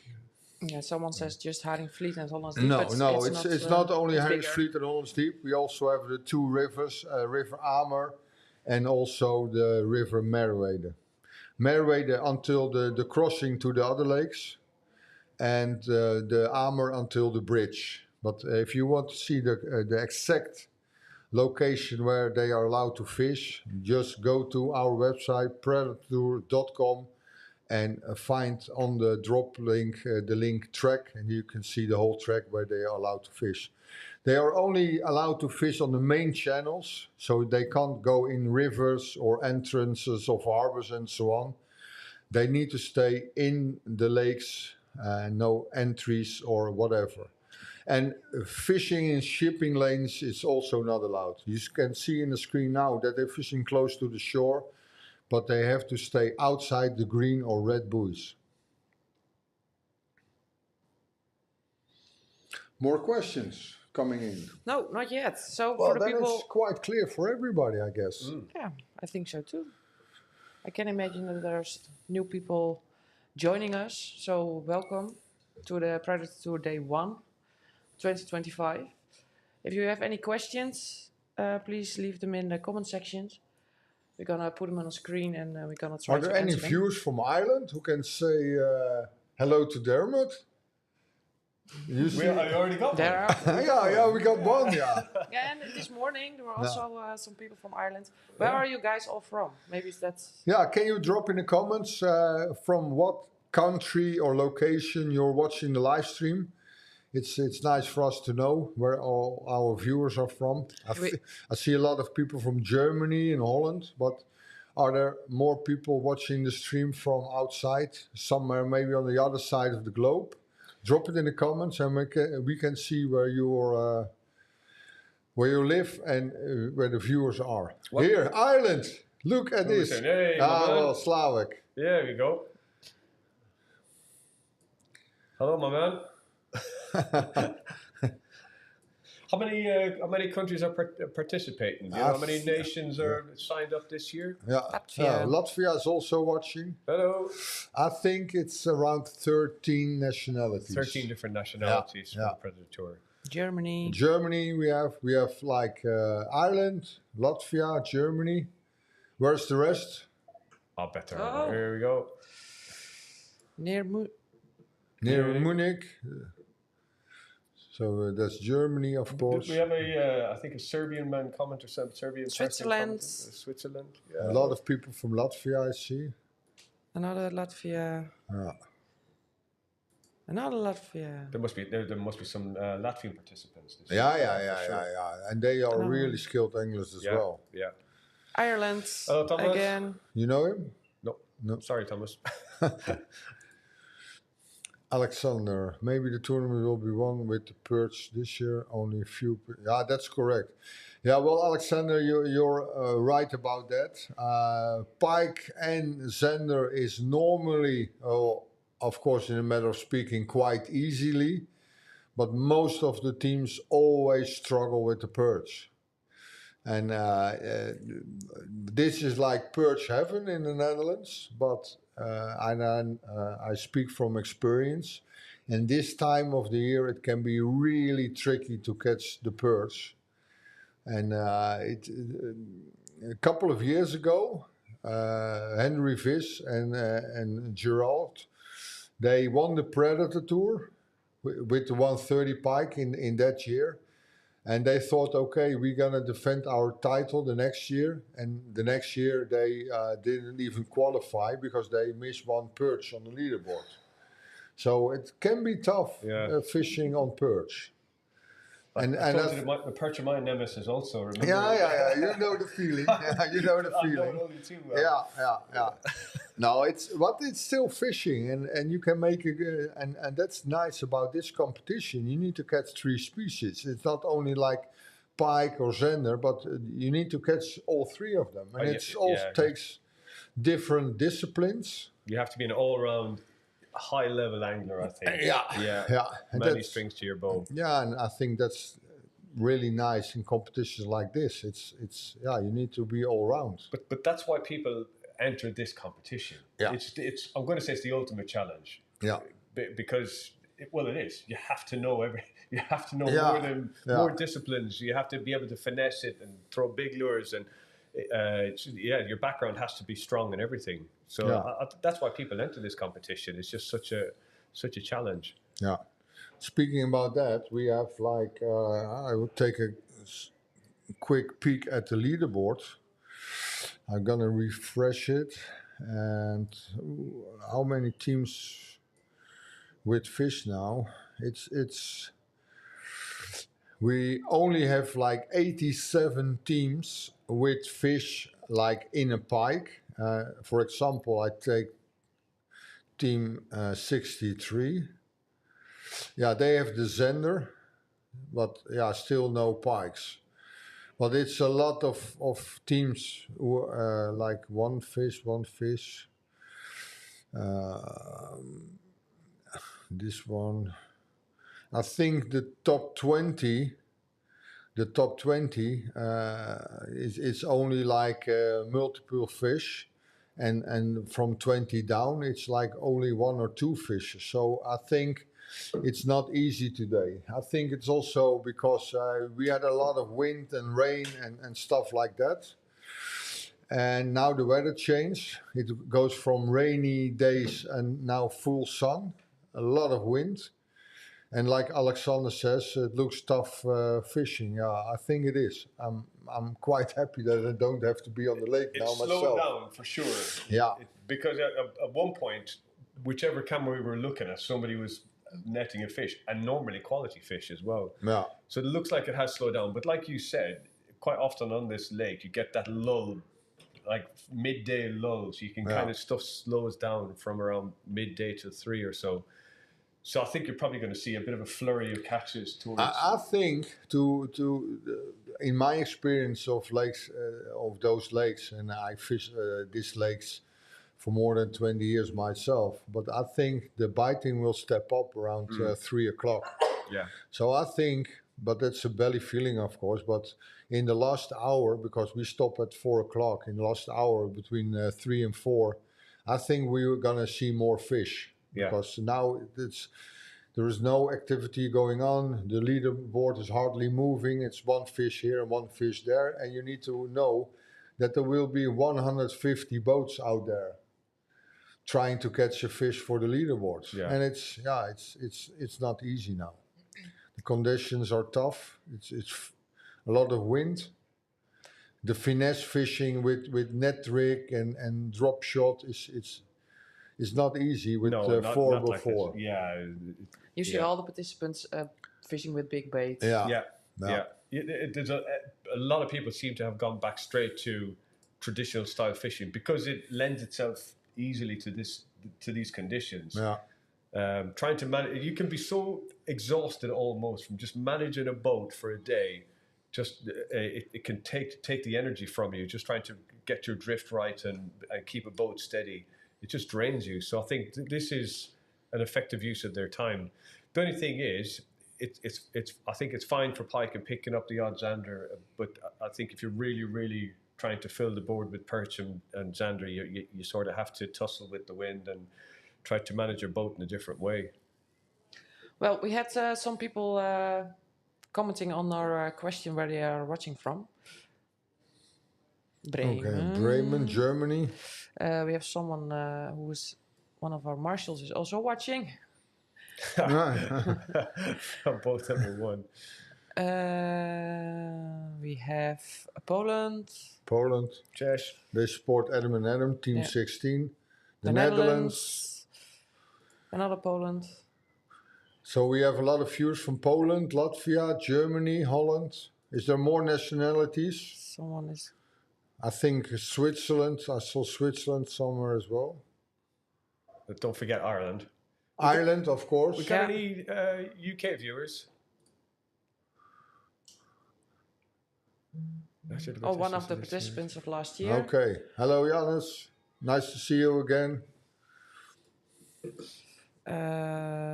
Let's see. Where am I? Here. How are the regulations about the lead lures like jig heads? Are the lures allowed? No, we fish lead free only because that's set up in the rules from Sportvissen Netherlands.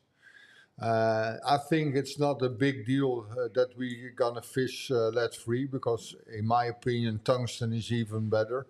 The volume is smaller. It sinks faster to the bottom. You feel more when you fish the jigs. You have more feedback. You have more feedback from what you're doing. So, in my opinion, fishing with the tungsten jig heads, it's a big advantage in fishing the traditional way with lead jig heads. The only thing, if you're stuck on the bottom, in case of Herringsvliet and Hollands Deep, it's not really a big case because the bottom is clean. It's mainly sand, not much obstacles. So it's easy to use the lead-free lures. And for me personally, it's money-wise a little bit more expensive, but I think better for catching the fish because, and also I don't think if a lot of people know it, when you cast out a lead jig head, it will go flat on the bottom.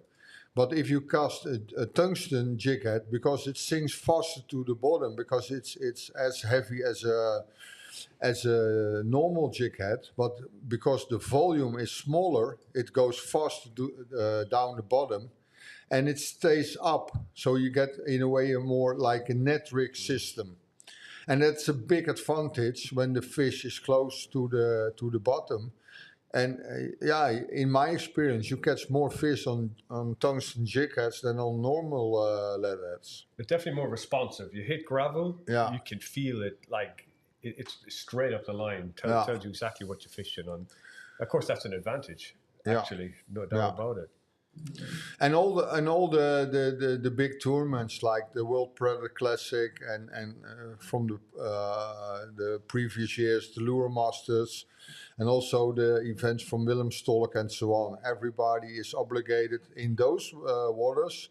When you run a tournament like this, you are obligated to use lead-free lures only. And most of the lures already are lead-free, even in the hard baits. For example, Strike Pro. We have the hard baits for like maybe 10 years already lead-free. And I know all the brands from Denmark, like Westin and Savage, they have also lead-free lures. So I think most of the lures on the market, maybe 90%, it's already lead-free, even if you don't know it. It's definitely a positive development. I think so too. And not only for the environment, of course, but also for the fishing itself. Someone is explaining the... For everyone who is wondering. But there's a rule. It's about the okay. Yeah, okay. points. Yeah. Good explanation, Stefan. We have people from Norway. Norway. Okay. That's a new country. Someone is supporting their team. GoPro Outdoor. See what number? Oh, someone. Why they are doing pike fishing today? Well, Yeah, it's also the weather, I think. Yeah, it's also the windy conditions because, fishing with like the finesse lures, it's really hard in conditions like this because of the strong wind. But this is perfect pike weather in my opinion. Yeah. So I think in a way it's a good choice to get the pikes first.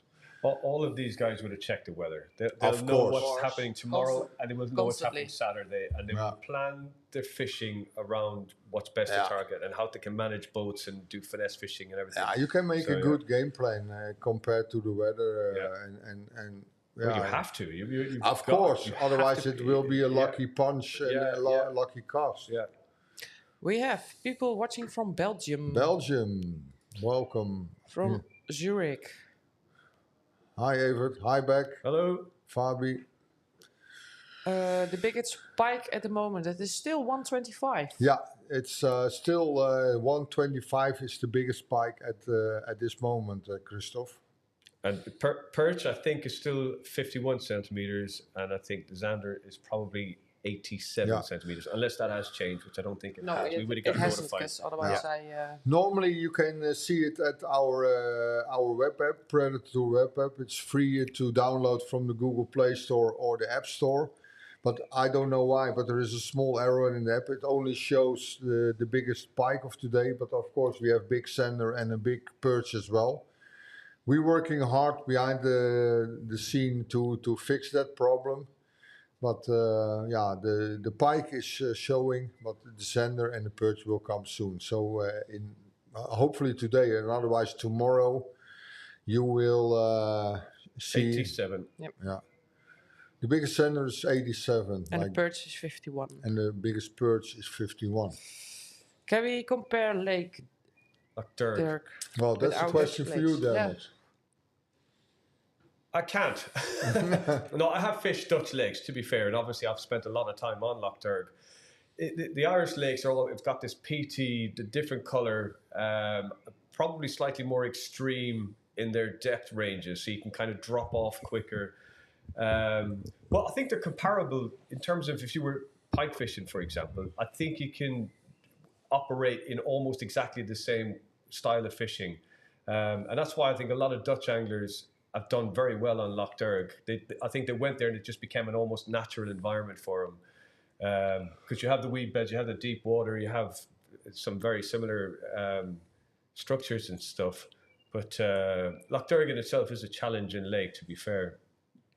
Beyond comparing it like that, I think that's about all I can say about it, really, to be honest with you. No. But I think if you can apply fishing on Dutch lakes, you can certainly do it on Loch Derg. They're very similar in topography and weed growth and stuff like that. Clarity and color-wise, that's different, obviously. But I think everything else sort of marries up a little bit in terms of size and No.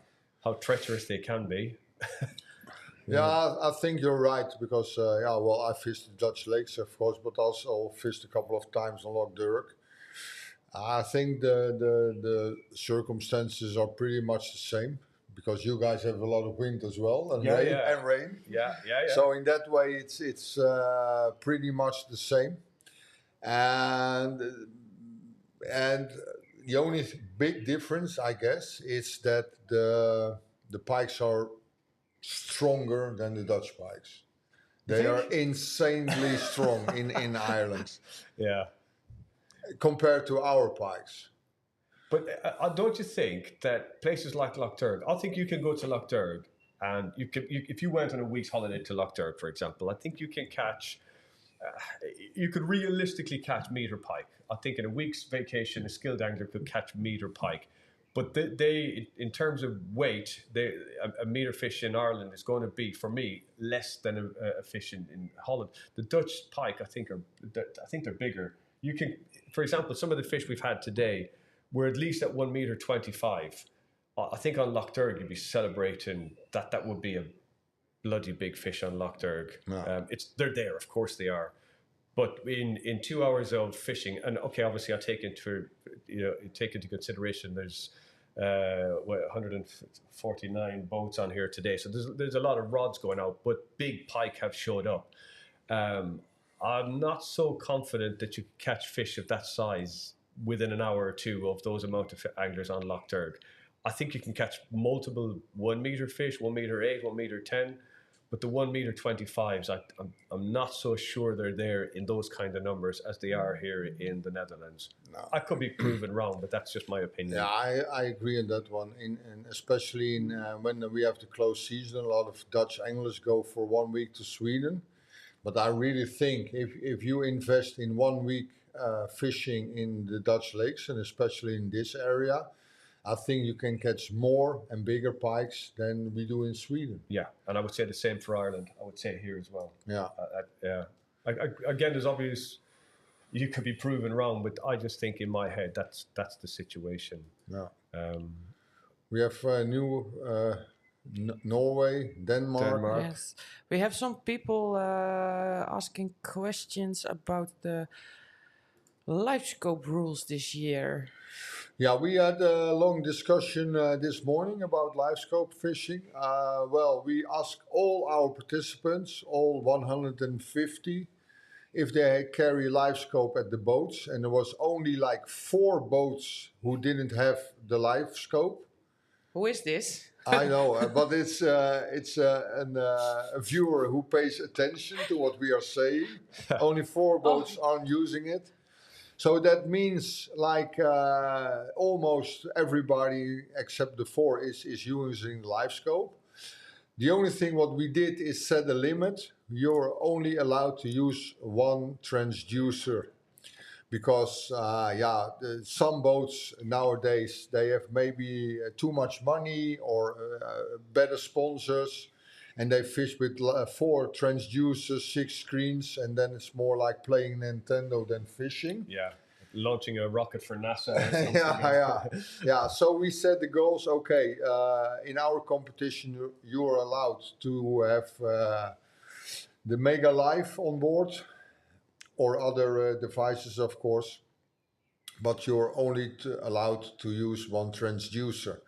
Some of the teams had like 2 transducers, and what we did with those teams, we disconnect the cables and we put a shrimp, how do you say it? I don't know the proper word. Shrimp sock? Shrimp sock. Go on, continue. Yeah. Let's see if I can. The type of when you plastic heat it up, it It's called shrinks. Yeah, the shrink tube. Shrink tube. Yeah. Well, Shrimp thank sock. you. Yeah, well, hey. I had a very different type of. Yeah, it's shrink tube. I'm glad we cleared that out. Shrimp sock. Shrink. I was thinking of a shrimp. No. Shrink tube. No, shrink tube. and then of course we do the inspections in the morning, and well, all the participants, we set the rule 1 year in advance. So and everybody agreed and signed for it, and so all the teams can use only like 1. But yeah, it's still obligated because yeah, why should you bin it if all the teams have live on board? So yeah, we decide to allow it in our competition. And I know there is a lot of do's and don'ts and forwards and against it.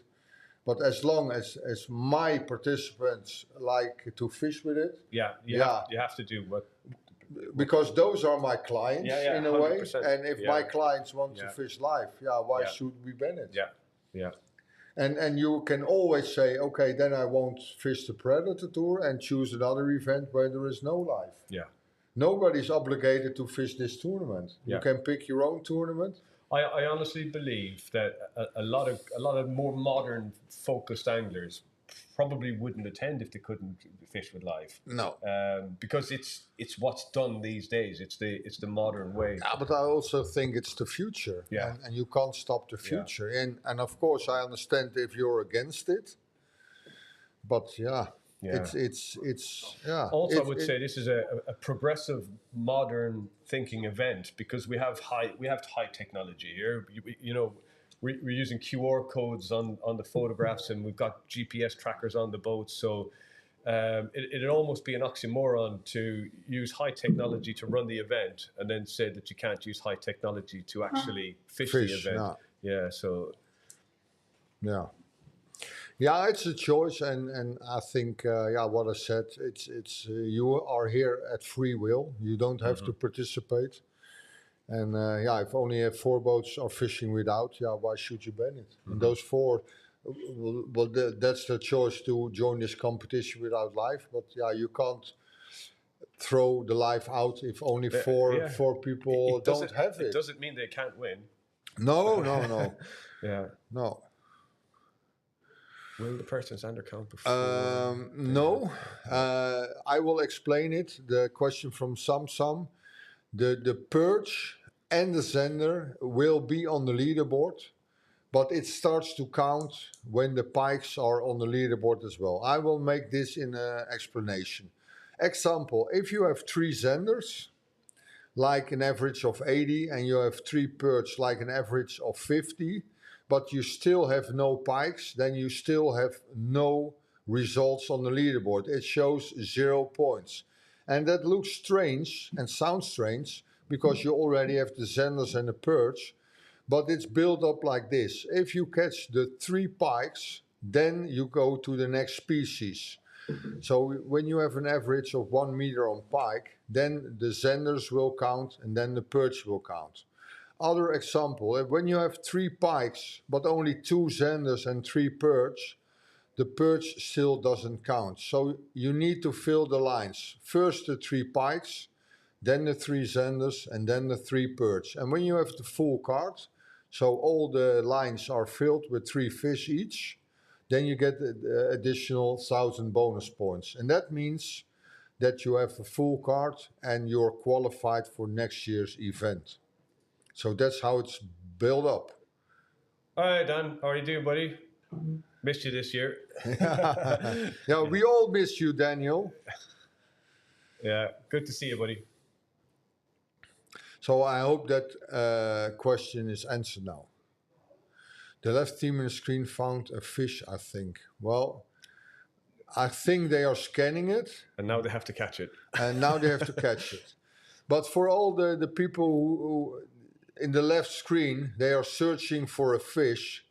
But a lot of people think when you're using live, it's you make the cast and you pull them in. Well, that's not the case. You see the guys, they are scanning, but it doesn't necessarily mean that you will find them and will catch them. You need to be experienced also at live fishing. It's not like a walk in the park, buy an expensive mega live, put it on your boat, and you catch all the fish on the lake. It doesn't work like this. Well, we all hope, Daniel, that you will be back next year. We miss you out here, buddy. So I hope it will be answering the questions about live fishing. Thanks. Cheers. More questions about the tournament, guys? Any questions or whatsoever? Then we are pretty clear, Dermot. you cleaned it up nicely. Yeah, man. Is she Well, still scoping, still hunting? Yeah, still hunting, scoping. Well, I think we go out for a short break. Of course, the live stream will be running, but we're gonna have a short break for coffee and do some pee-pee, and then we will be back in like 10-15 minutes. If you have any questions, guys, just drop it in the comment and we will answer them later on. Thanks for now. We will be right back in about 10 minutes. Catch you in a bit.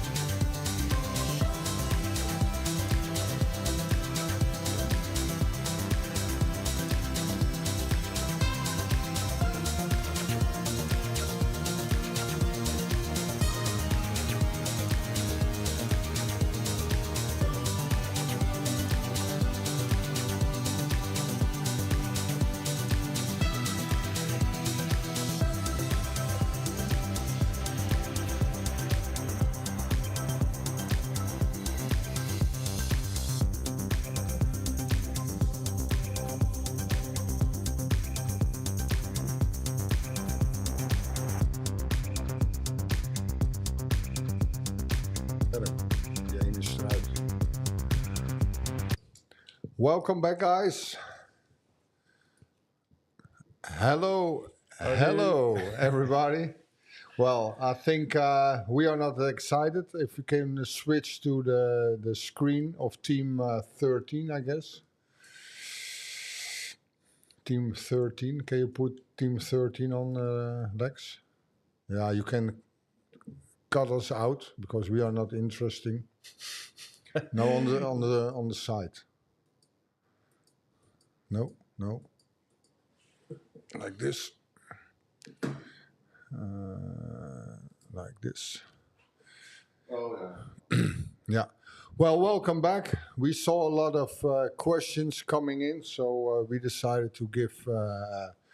At what time is the giveaway? Well, Rick, we try to plan it around 3 o'clock, when the fishing will be hopefully a little bit more active, because as you can see, most of the boats are driving, and that mainly says that the fishing is slow. Then the teams will change spots. But we will do some giveaways at 3 o'clock, so stay tuned, maybe a little bit before or maybe after. Are the boats from Sweden? Yes, there is one team from Sweden. Do you know what team number it is? He's asking for boots. Yeah, boots. He Yeah, needs boots, I think. but I think, it's boats. There's one team from Sweden, and I will take a quick peek at the. I will take a quick peek if you can. 89.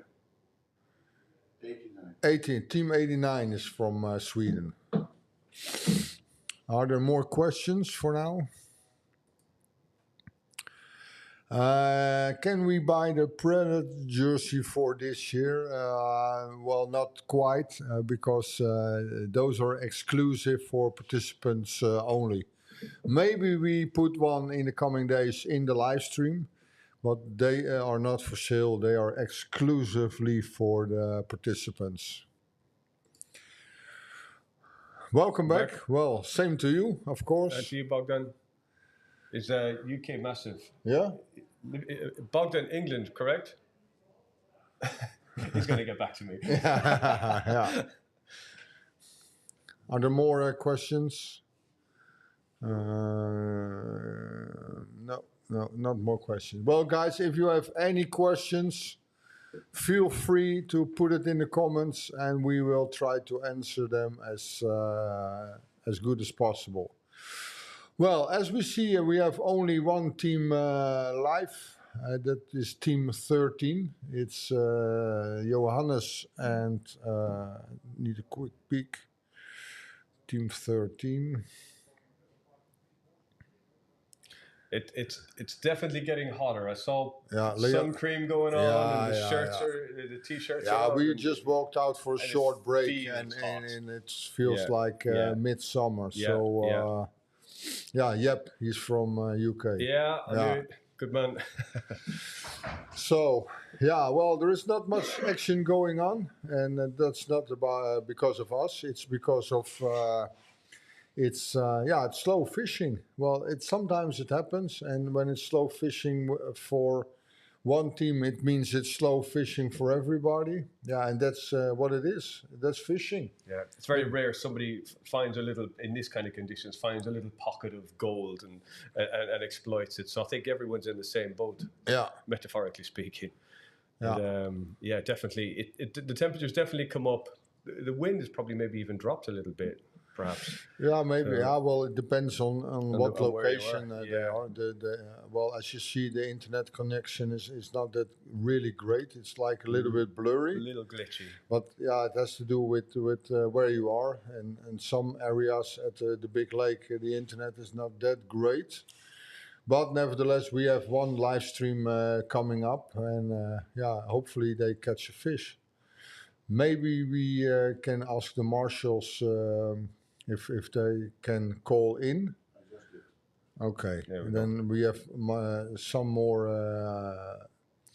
and maybe in the last hour we will ask if all the marshals will call in, so we have a little bit more action going on. But as it sees for now, the biting is slow, and yeah, it is what it is. We can't do anything about it. I'm just going to check the any new numbers in. Well, number 104 is still top of the board at the moment. Anyway, Yeah. Obviously, there's more information behind the scenes than that. But for now, 104, he swapped that position from second place. To be fair, they built momentum to get there. So, but if other teams fill in their pike, then they could literally leapfrog them very easily. Yeah, especially I think tomorrow, because a lot of teams will have, of course. Well, for example, take position number 3 now, the longboat team. They were like almost at position number 40, and they just popped up on place number 3. And maybe we can. Well, they have 3 pikes now. It's not monster pikes, but at least they fill the card. Yeah. They have a 72, a 71, and a 69. But they also have the Zenders and no perch. But it means they fill the lines. I can explain why that happened. Yeah, tell me. They had a problem with the app. They couldn't submit the fish. So okay. And we fixed it by deleting one picture, and then the other ones came through. Okay. That's why they popped up.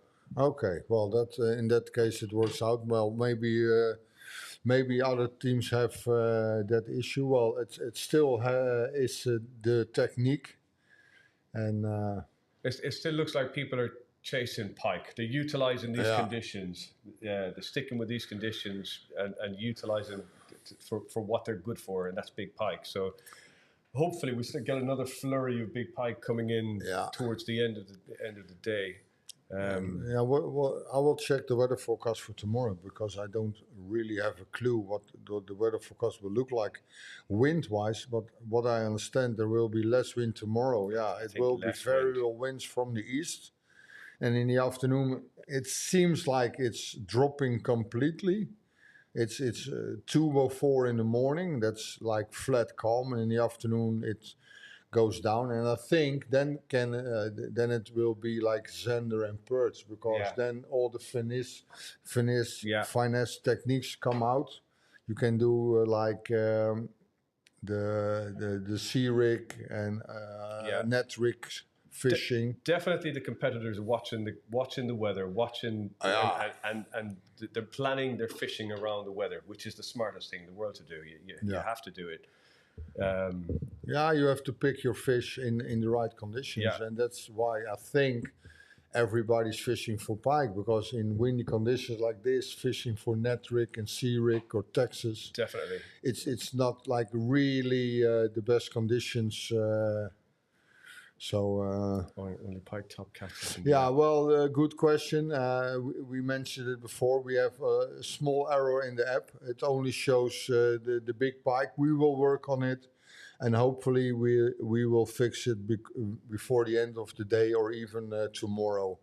So that was, you don't have to say sorry, because you can't watch the full stream for a full 8 hours. Yeah, so you're going to miss bits. Yeah. So, but that's the reason that there is no fish on for Zender and perch on the top catches. London, Bogdan, Yeah. No wind, no pike. Yeah, good thing, Frank. No wind, no pike. Absolutely. Well, Frank, you're watching now. Your team is stepping up. They are on the current 3rd position. So good job, and hopefully they can keep that position. It's Longboat Europe, team from Frank Helming, Longboat Europe, IJsselsport. And they are currently leading the top 3 position. So, let's hope that they can catch some perch soon. Maybe they can jump to the first place on the first day. So what's their... Okay, so there's Zander in. They've got the top Zander, I believe. Yeah, they have the top Zander. Okay. Yeah. At 87.1. So they're the Xander holders. That's a big. And they filled the card with Xander as well. So yeah, doing well. Well, the team on the right, that's the team from Czechoslovakia. They won the World Predator Classic last year. They are really skilled anglers, and they are.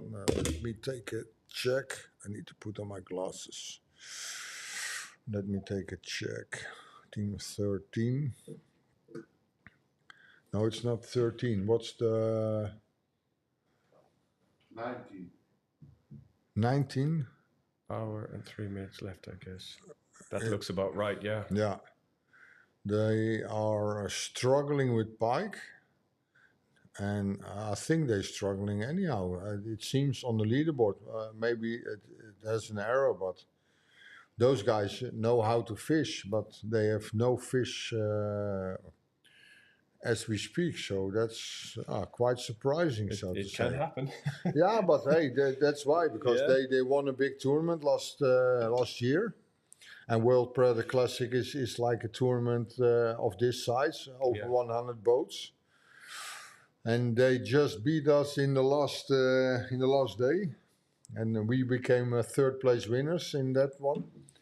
And it's surprising that they don't have any fish yet. But yeah, that's fishing. Yeah. But it can change tomorrow. And speaking about the other competition, you have to fill the card for every day, and that means if it was that competition, they were out already. Because then you have, with 0 fish, you don't have any points. And then, you can grab your suitcase and leave home. Because you won't be on the stage anyhow anymore. But a lot can happen in this tournament. But there's definitely anglers that are going to, these sort of conditions can play to their strengths. Some anglers know how to fish in bright sunny weather. They can adjust to it. Maybe they're more familiar with it from wherever they are in Europe. And then other guys are just going to kind of go, well, what do I do now? Just kind of run out of steam. But, but it's still fishing, and it's hard for everybody, of course. Yeah. Okay, guys, are there any more questions about the tournament? Then we can answer them as good as possible.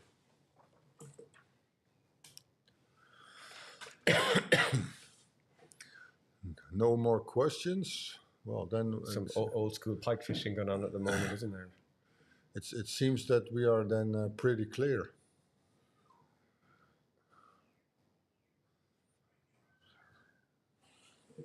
Yeah. Well, cast and retrieve.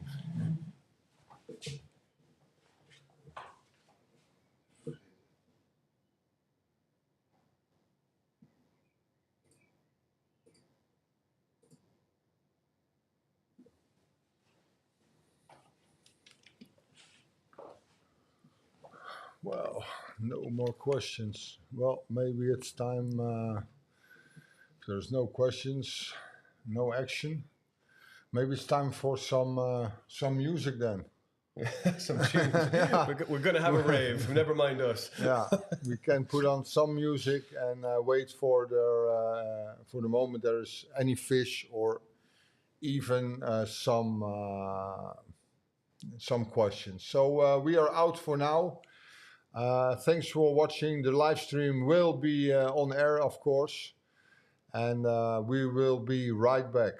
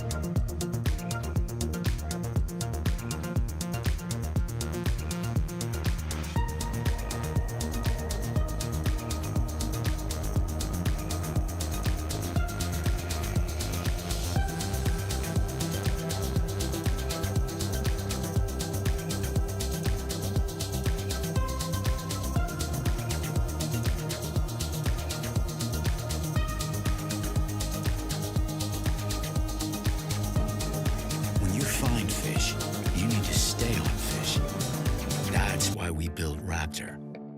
It doesn't just stop your boat, it never stops stopping. Raptor relentlessly keeps you on fish by anchoring in securely, then keeping you there automatically. With active anchoring, Raptor senses when wind, waves, or current threaten to push you off your spot.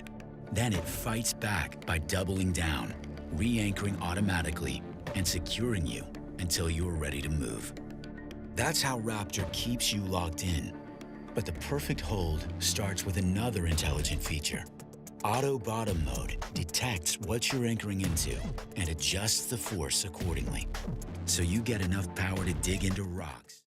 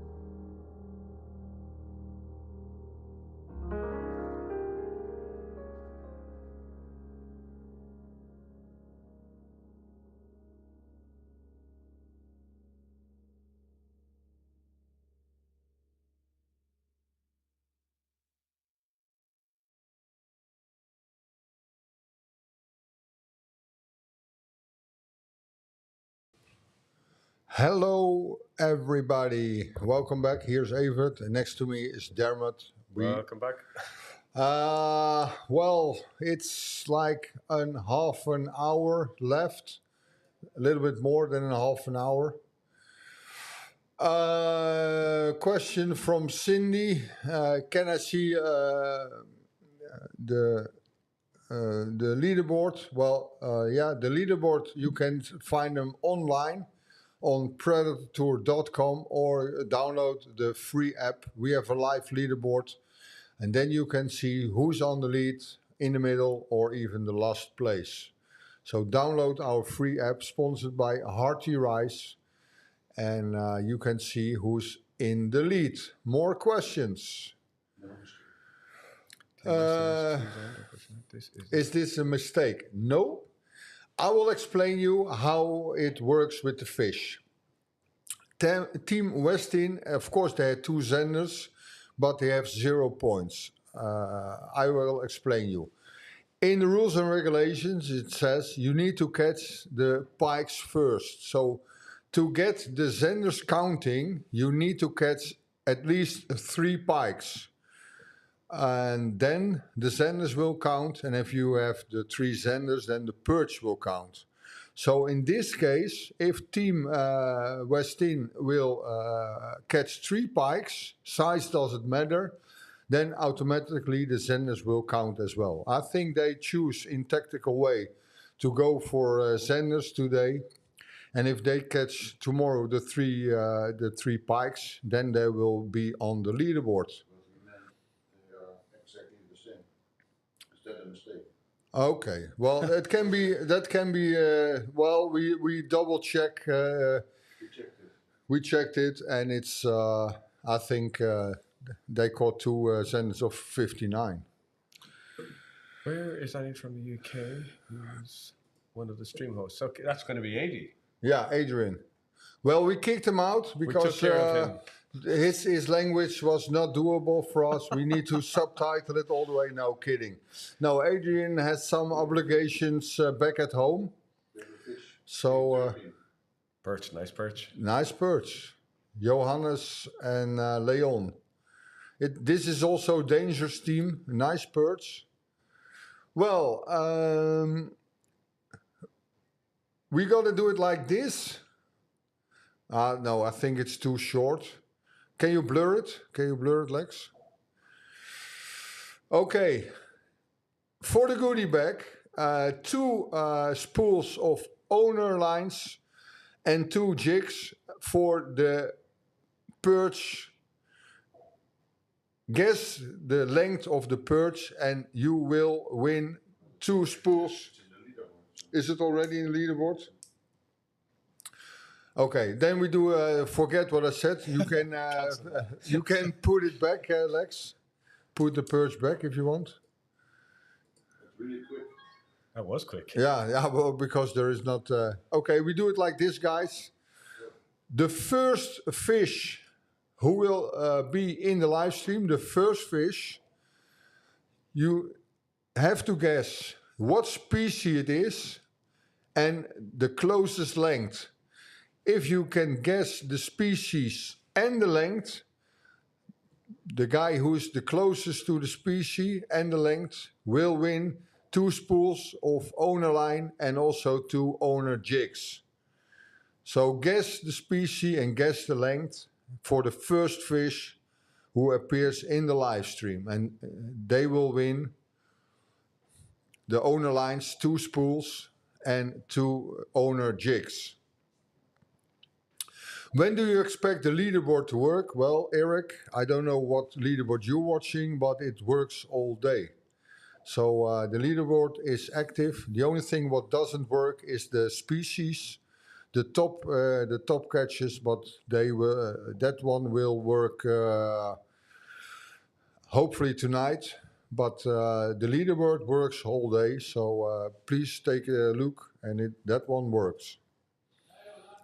What a boring day. Well, Kaya, I totally agree. It's boring, but yeah, that's fishing. And yeah, we can't put the fish on the hooks ourselves. I totally agree that it's boring, maybe even boring to watch. But yeah, that's also fishing, and we can't expect that the fish is jumping in the boat. Predatortour Sweden is the same tournament. Yeah, organization-wise it is, but it's pike only, so no multiple species. So Predator Sweden is same organization, same rules, but only pikes. This was kind of goodie bag. So, what is in it? Otherwise, the Predatortour shirt is awesome. Yeah. Well, Jesper, of course they get a goodie bag. In that goodie bag, they get 8 packs of owner treble hooks. So I think that value is already around 100 euros. They get special, how do you say it? The special cups from Hummingbird and Mankota. Like a thermal mug, are they? Yeah. Yeah. They got 1 cup of Mankota and 1 from Hummingbird. They get the tournament jersey. They get the floatable key. What's it called in English? Fob, I believe. Yeah. Well, that's floating key fob. What else did they get? Tackle boxes from Flambeau. And I think total value around 200 euros in total, I guess. Mm. So it's a nice goodie bag. Andrew, you're going to fish for Zenders tonight. Well, good luck, Andrew. Good luck.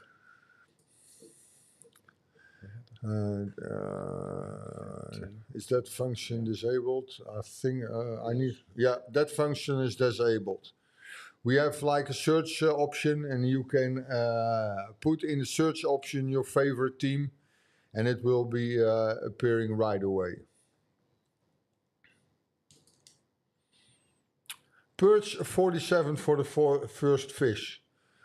Perch 41. Zender 54. Pike 78. Well, a lot of comments come in. We had a goodie bag. We have a goodie bag for the first fish. So name the species and the length for the first fish in the live stream. And if you guess the species and the length, the guy who's the closest by win 2 spools of owner line and 2 owner lures. So drop your comments, and hopefully you win a nice goodie from owner hooks. Can we put Charlie in the screen? No, we can't. Charlie is fishing today with a GoPro and not with a Marshall. Tim Lawrence with catch a pike of 57. Nearly.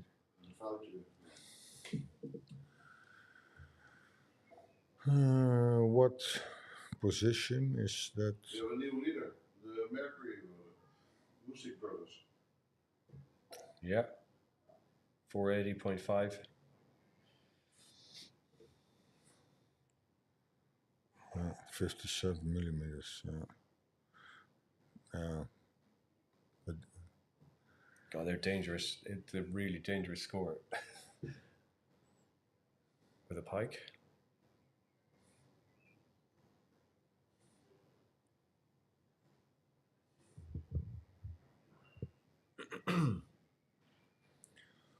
Well, there's not much action going on. New leader, and it's let me check. Well, they are still not qualified because I missed the 1,000 bonus points. They have 3 pikes now. The biggest one is 125, 97 and 92. Awesome fish. They have the 3 Zenders, but still no perch. But yeah, they are on the lead for today, of course. It's not... and the third place is also a Mercury team. So Mercury is really representing well. Yeah. On second place is Kai Stolk. He's a local guy. He's the son of Willem. And they are performing also very good. So Not any more changes. The team Landboot Europe is on position number 5. So mainly the top 5 is dominated by the sponsor teams. But a lot can happen, of course, and it will changing during the tournament, I guess. Any more questions or whatsoever? No more questions. What's the time? We have like a short half an hour from now on. And tournament stops at 1600, 4 o'clock. The afternoon it was quiet, and it's quiet in a way that it's not much action, but that's fishing also. And as you see, the teams are keep on casting, keep on hammering. But it is what it is. It's all you can do. What else Cast. Did someone catch a pike? Yeah. The hard lead. Well, Stefan, we don't know because there is only one guy in our organization who knows where the teams are.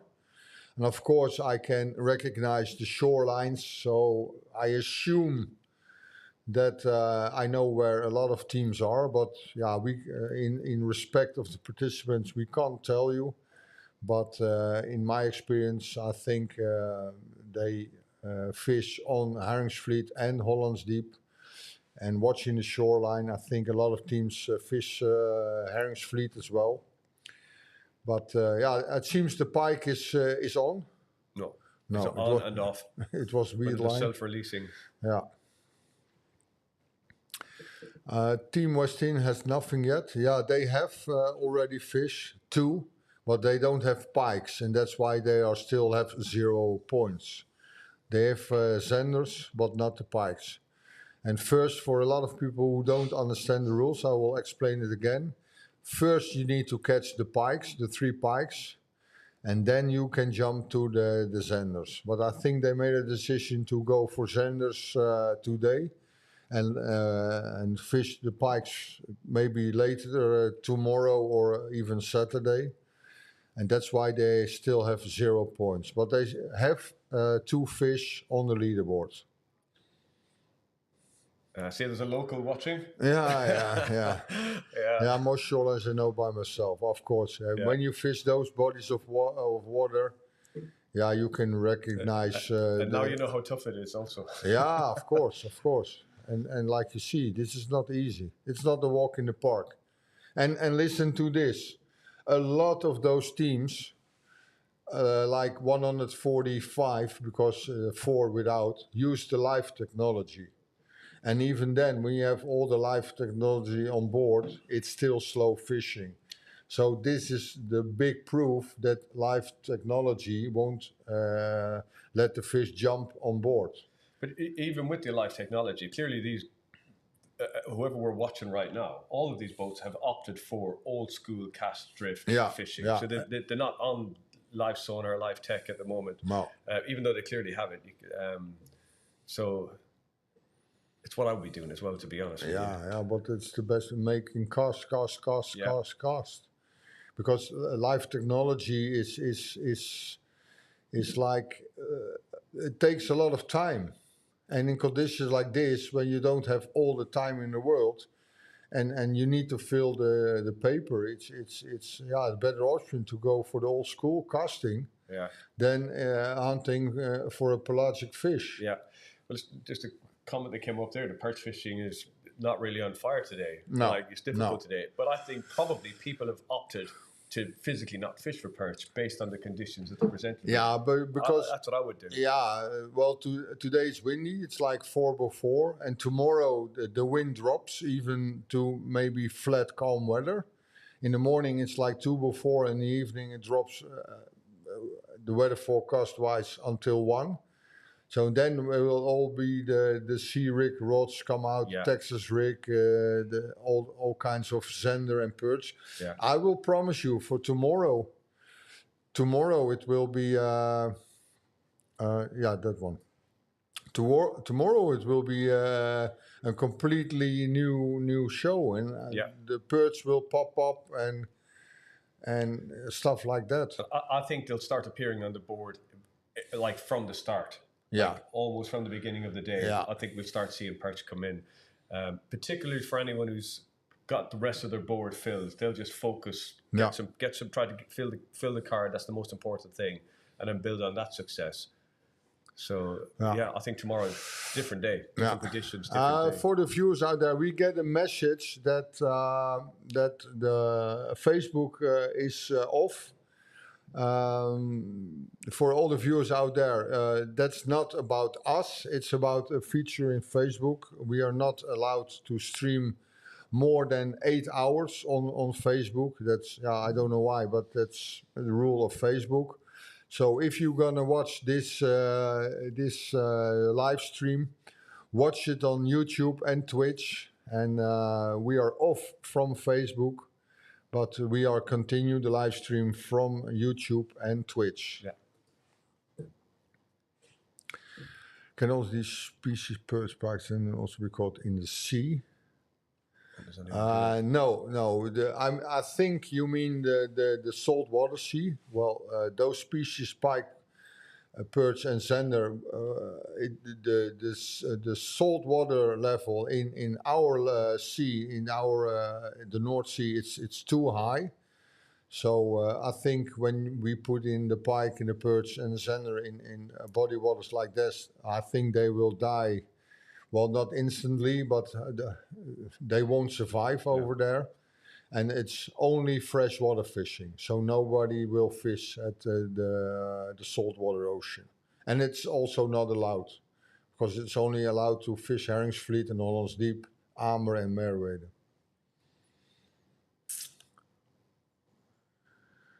More questions? No? Is there there is a saline, a salt element in this area? But it's tolerable for this species. Because they open up the sluice and in the connection with the saltwater ocean, the North Sea, and the Herringsvliet. So all the fish can migrate from the ocean and back. So that's why. That's why I think also the fish is growing like really fast. The food just keeps coming in. Yeah. Plus all the crustaceans for the perch particularly, they've got lots and lots to eat. Yeah. They can get big. I will make a comment on Facebook that the stream ended over there. So there is a full card. Did someone just comment? Full card alert. I think someone's commented. Full card. Here we go. Bonus. Yeah. So that's new top leader. They have a full card of all the fish. Team 31. Is it? Pike, zander, and 3 perch. So new leader in the leaderboard. We have a fish. Kevin and Kevin. We have a fish as well. Okay, we have a fish for the goodie bag. What do we got? So identify. Okay, let's. Zander. It's a zander, and it's a big zander. It's 70. It's close to 76, I guess. We're gonna watch it at the leaderboard. From Adam and Adam again, team 16. They've done well today, those guys. Yeah, they did really well. Recognize where they are. So, but I won't tell, of course. But you can't put in any comments anymore for the goodie bag because the zander is show and I think measured. But I think it will be a zander and close to 75, 76. So if you mention zander with a length of 70, around 76, then you will win the goodie bag of owner. It's this one. This one the closest. Yeah? Can you double check it? Zander of 54. Already did it. It's the only one. 45.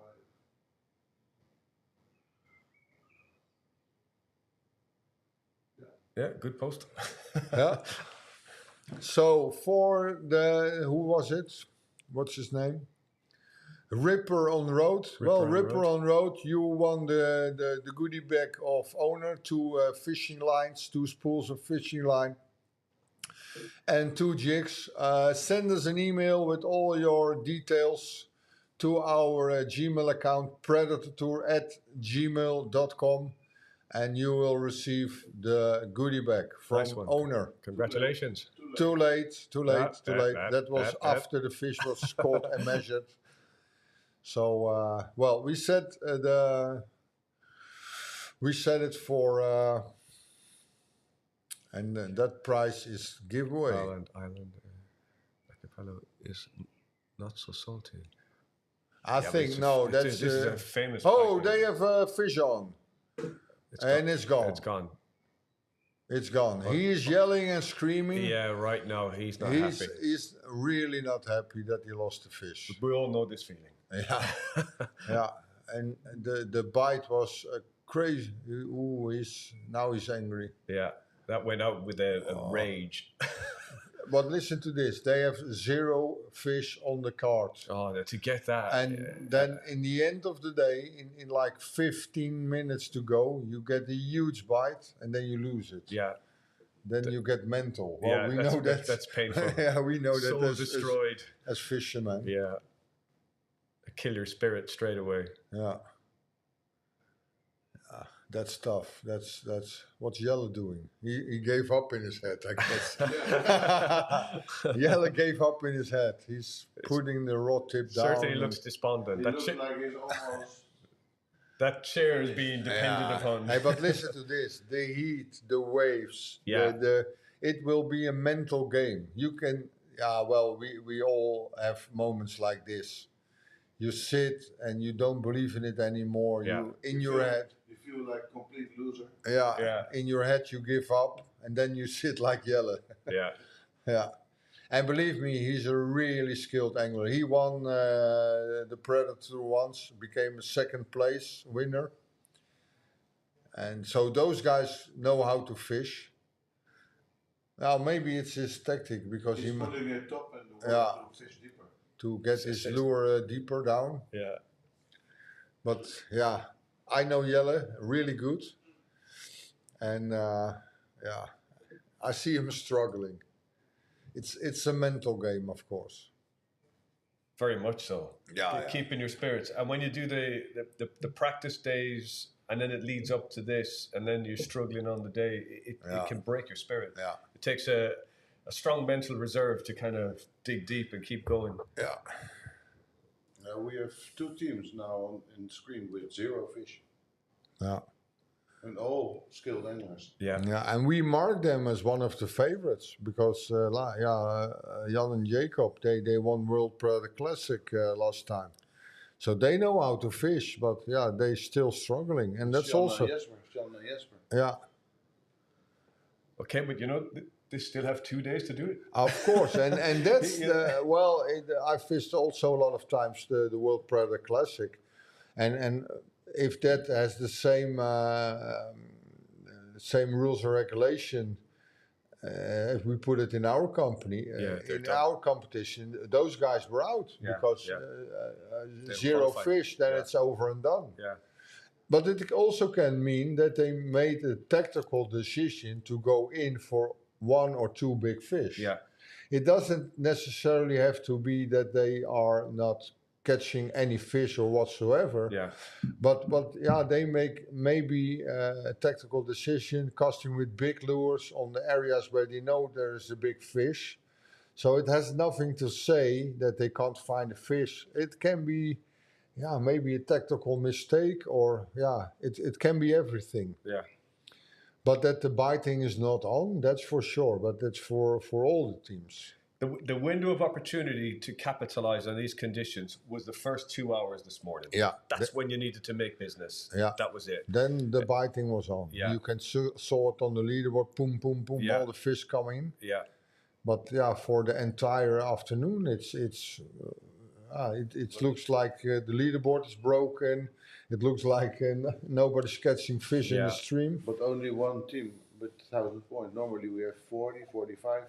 Already on the first day. Yeah. Now only have we have only one. So that's just the first team, and that's only in the last half hour or something. Yeah. Or am I wrong? Yeah, that's fishing. Yeah, we all know that feeling. sometimes you have those days that whatever lure you put on, nothing works. The thing is, as well, you feel like you're the only one suffering here. That's always the case. It's everywhere, Yeah. and you have to remember that as well. That sometimes, and I've been in these competitions where I think, oh, I failed so badly. You catch a mediocre fish, and then you get back, you talk to other anglers, and you get the results. You think, hang on, it was clearly difficult for everybody, and I did all right. So yeah, when it's tough, it's always tougher. Almost always tough for everybody. I think he had a big follower. He's doing the figure eight. Was it a muskie? I don't know, but well, sometimes they can take the lure as well. Nope, gone. I think he had a big follower, and that's why he decided to. You've got to do what you got to do. Yeah. Yeah, well, that's fishing. That's fishing. We all know that feeling. Well, guys, any more questions for the last 10 minutes? Or is it even 9? Yeah, 9 minutes. And then it's... okay, great. Thanks for the email. You will receive the goodie bag. Okay, more questions, guys. More questions. Well, at 4 o'clock, we're going to end the live stream. Tomorrow morning at around between 7:30 and 7:45, we will do the live stream for the second day. For the viewers who watch us on Facebook, we only can stream, and it's about us, but it's a feature of Facebook that we can't stream for more than 8 hours. So beware that we can only stream on YouTube and Twitch and not on Facebook in the last hour. So viewers from Facebook, you need to switch to YouTube or Twitch to see the end of day 2. Probably something worth mentioning now as well as we come into the final few minutes of the event is that if somebody hooks a really big fish now, they need to almost play it as hard as they can, because you've got to have that fish submitted before the deadline. So people really are running out of time. Yeah. The cameras, how will they be divided tomorrow? Well, we do that in how we think who will fish at least top 20. We have like 10 GoPros and 10 camera guys tomorrow. So we will take a good look at the leaderboard and mark our favorite teams. And those teams who can fish top 10 will have a Marshall on board tomorrow or a GoPro. So we will see the potential top 10, and they will get the Marshall on board. So tomorrow for sure will be new teams with the Marshall and hopefully more fish. What's our favorite baits to fish? Well, Dermot, what's your favorite bait to fish? It used to be jerk baits, and like most anglers, I've gone through the whole spectrum. One lure that just has racked up some massive fish for me over the last couple of years has been the slab curl from Iron Claw. Very, very understated little lure. It's just got 2 little twindler type tails on the back of a shad tape body. But it's caught me some fish, man, just one after another, in all colours. This I'm specifically speaking about fishing on the English reservoirs. They just loved it on there. That's been my absolute go-to for the last couple of years. What about you, Everett? Well, mainly, I'm a big fan of the piglet shad. Yeah. I can catch any species, any length on it. So piglet is, here, like Dimi said, everybody knows it. Yeah, I'm a big fan of the piglet. Yeah, that's my, if I can choose one lure, I will go straight in for piglet shad. Is that for perch, sander, pike? Everything, all sizes. My personal best, pike. It's 135 centimeter pike, and it was over 20 kilo, and I caught it on a piglet shell. Yeah. I caught so many big pikes on like a 10 centimeter lure. You can't believe it. Yeah, I've done the same. Yeah, it's interesting, isn't it? When the bigger ones, sometimes you just want to nip on a especially in the lakes like this. This is like really high pressured water, and I got a feeling that all the big fish are like really seen all the big baits, and sometimes they just hunt for really small baits and small lures. Yeah, I've experienced that exact phenomenon. I absolutely agree with you. Yeah. Lex, what about you? Well, my favorite kind of fishing is with the crankbait, so cranky X, but also like the mini mouse, really. Yeah, the mini one, the smaller one. Yeah. There's so much going on. Big. But lately I've done a lot of fishing with chatterbaits. Yeah, interesting. Because I'm getting the hang of that also. Has that come from your experience with the black bass? Because that's a big black bass. More like pike on chatterbaits. Yeah. For the black bass, I caught a lot of black bass on Mira's mouth. So. Yeah. But you're doing things in reverse. If I had to choose one, it would be cranky X. Crankbait. Yeah. Nice. That's 3 very different lures, really. We're down to the final couple of minutes. Yeah. It's almost... it's almost klaxon time. It's almost done for today. It goes fast, especially when you're at the lake and the biting is so slow. But I think in a way the people are done with it for this day. Yeah. Don't you think? Yeah. Yeah, it looks like they've resolved themselves to the idea that it's... yeah, I think they already give up in their the energy heads. has gone. Yeah. And the time to do it was this morning. Yeah. Absolutely. Yeah. Well, for all the viewers, in a short moment, we will send out a push notification. That push notification will be sent out to all the participants, and that will set end of day 1.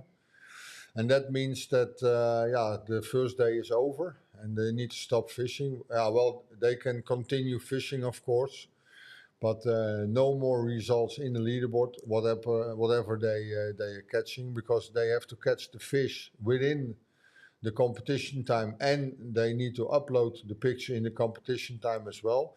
As we speak, it's like 2 minutes. So if you hook a big pike, like we saw the team from tomorrow, and had like maybe a drill of 10 minutes, then your fish won't count. Yeah, because you need to catch it and upload the picture within the competition time. So it's like 1 minute to go, and then it's end of 1 day. Well, for the viewers, I hope, even though it was slow fishing, but that's not our fault and that's not the participants' fault. But we hope you will come back to us tomorrow. If you have any questions, just ask us tomorrow. For the viewers on Facebook, be aware that the stream will stop around a quarter before time, because that's a feature in Facebook. You can only stream for 8 hours and then it stops. But you can find us on YouTube and Twitch. There is no limit on streaming time. Then from my side, Evert here, I will say thanks for watching. I really liked your comments. I hope I give the best answers to you guys. And hopefully see you tomorrow again for a new day, new competition, Predatortour 2025. And for me, Dermot, thanks for tuning in. Anyone who's sat there and listened to us and watched the live feed. We'll see you tomorrow. We'll be doing it all again. And also, Lex, you have something to say? And Regina, for the viewers. See you tomorrow. Bye-bye. To tomorrow. Okay, guys, thanks for watching. Bye. It's 4 o'clock now. Competition is over and done. Thanks for watching. See you tomorrow. Bye-bye.